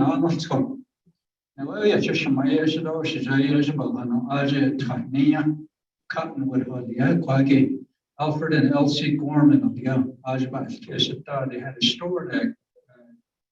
Also a gas station there, and I used to work there and go to school here at Chinle. So we could have attended don't know what you look at on the back of the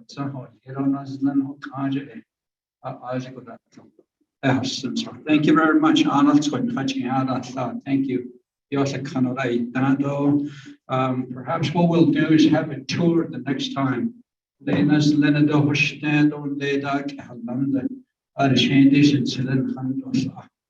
know.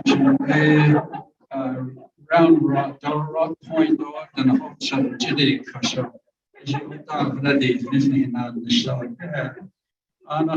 Thank you. Honorable members of RDC, let's have a motion and a second for adjournment. Honorable Stewart, motion, second. Second by Honorable Freeland. Late is President Hidbesh Mahasan na Kegonaya Dilchit. Any comments or questions? Honorable Vice Chair Walker, how do you vote?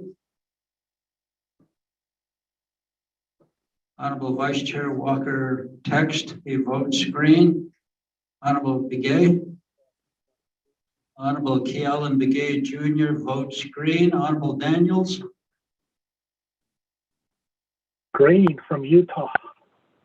Thank you. Honorable Freeland. Green for Chinle. Thank you. Honorable Stewart. Honorable Stewart votes green. We have a vote of 5 in favor, 0 opposed, chair not voting. We are officially adjourned at 3:22 p.m. Be safe and God bless.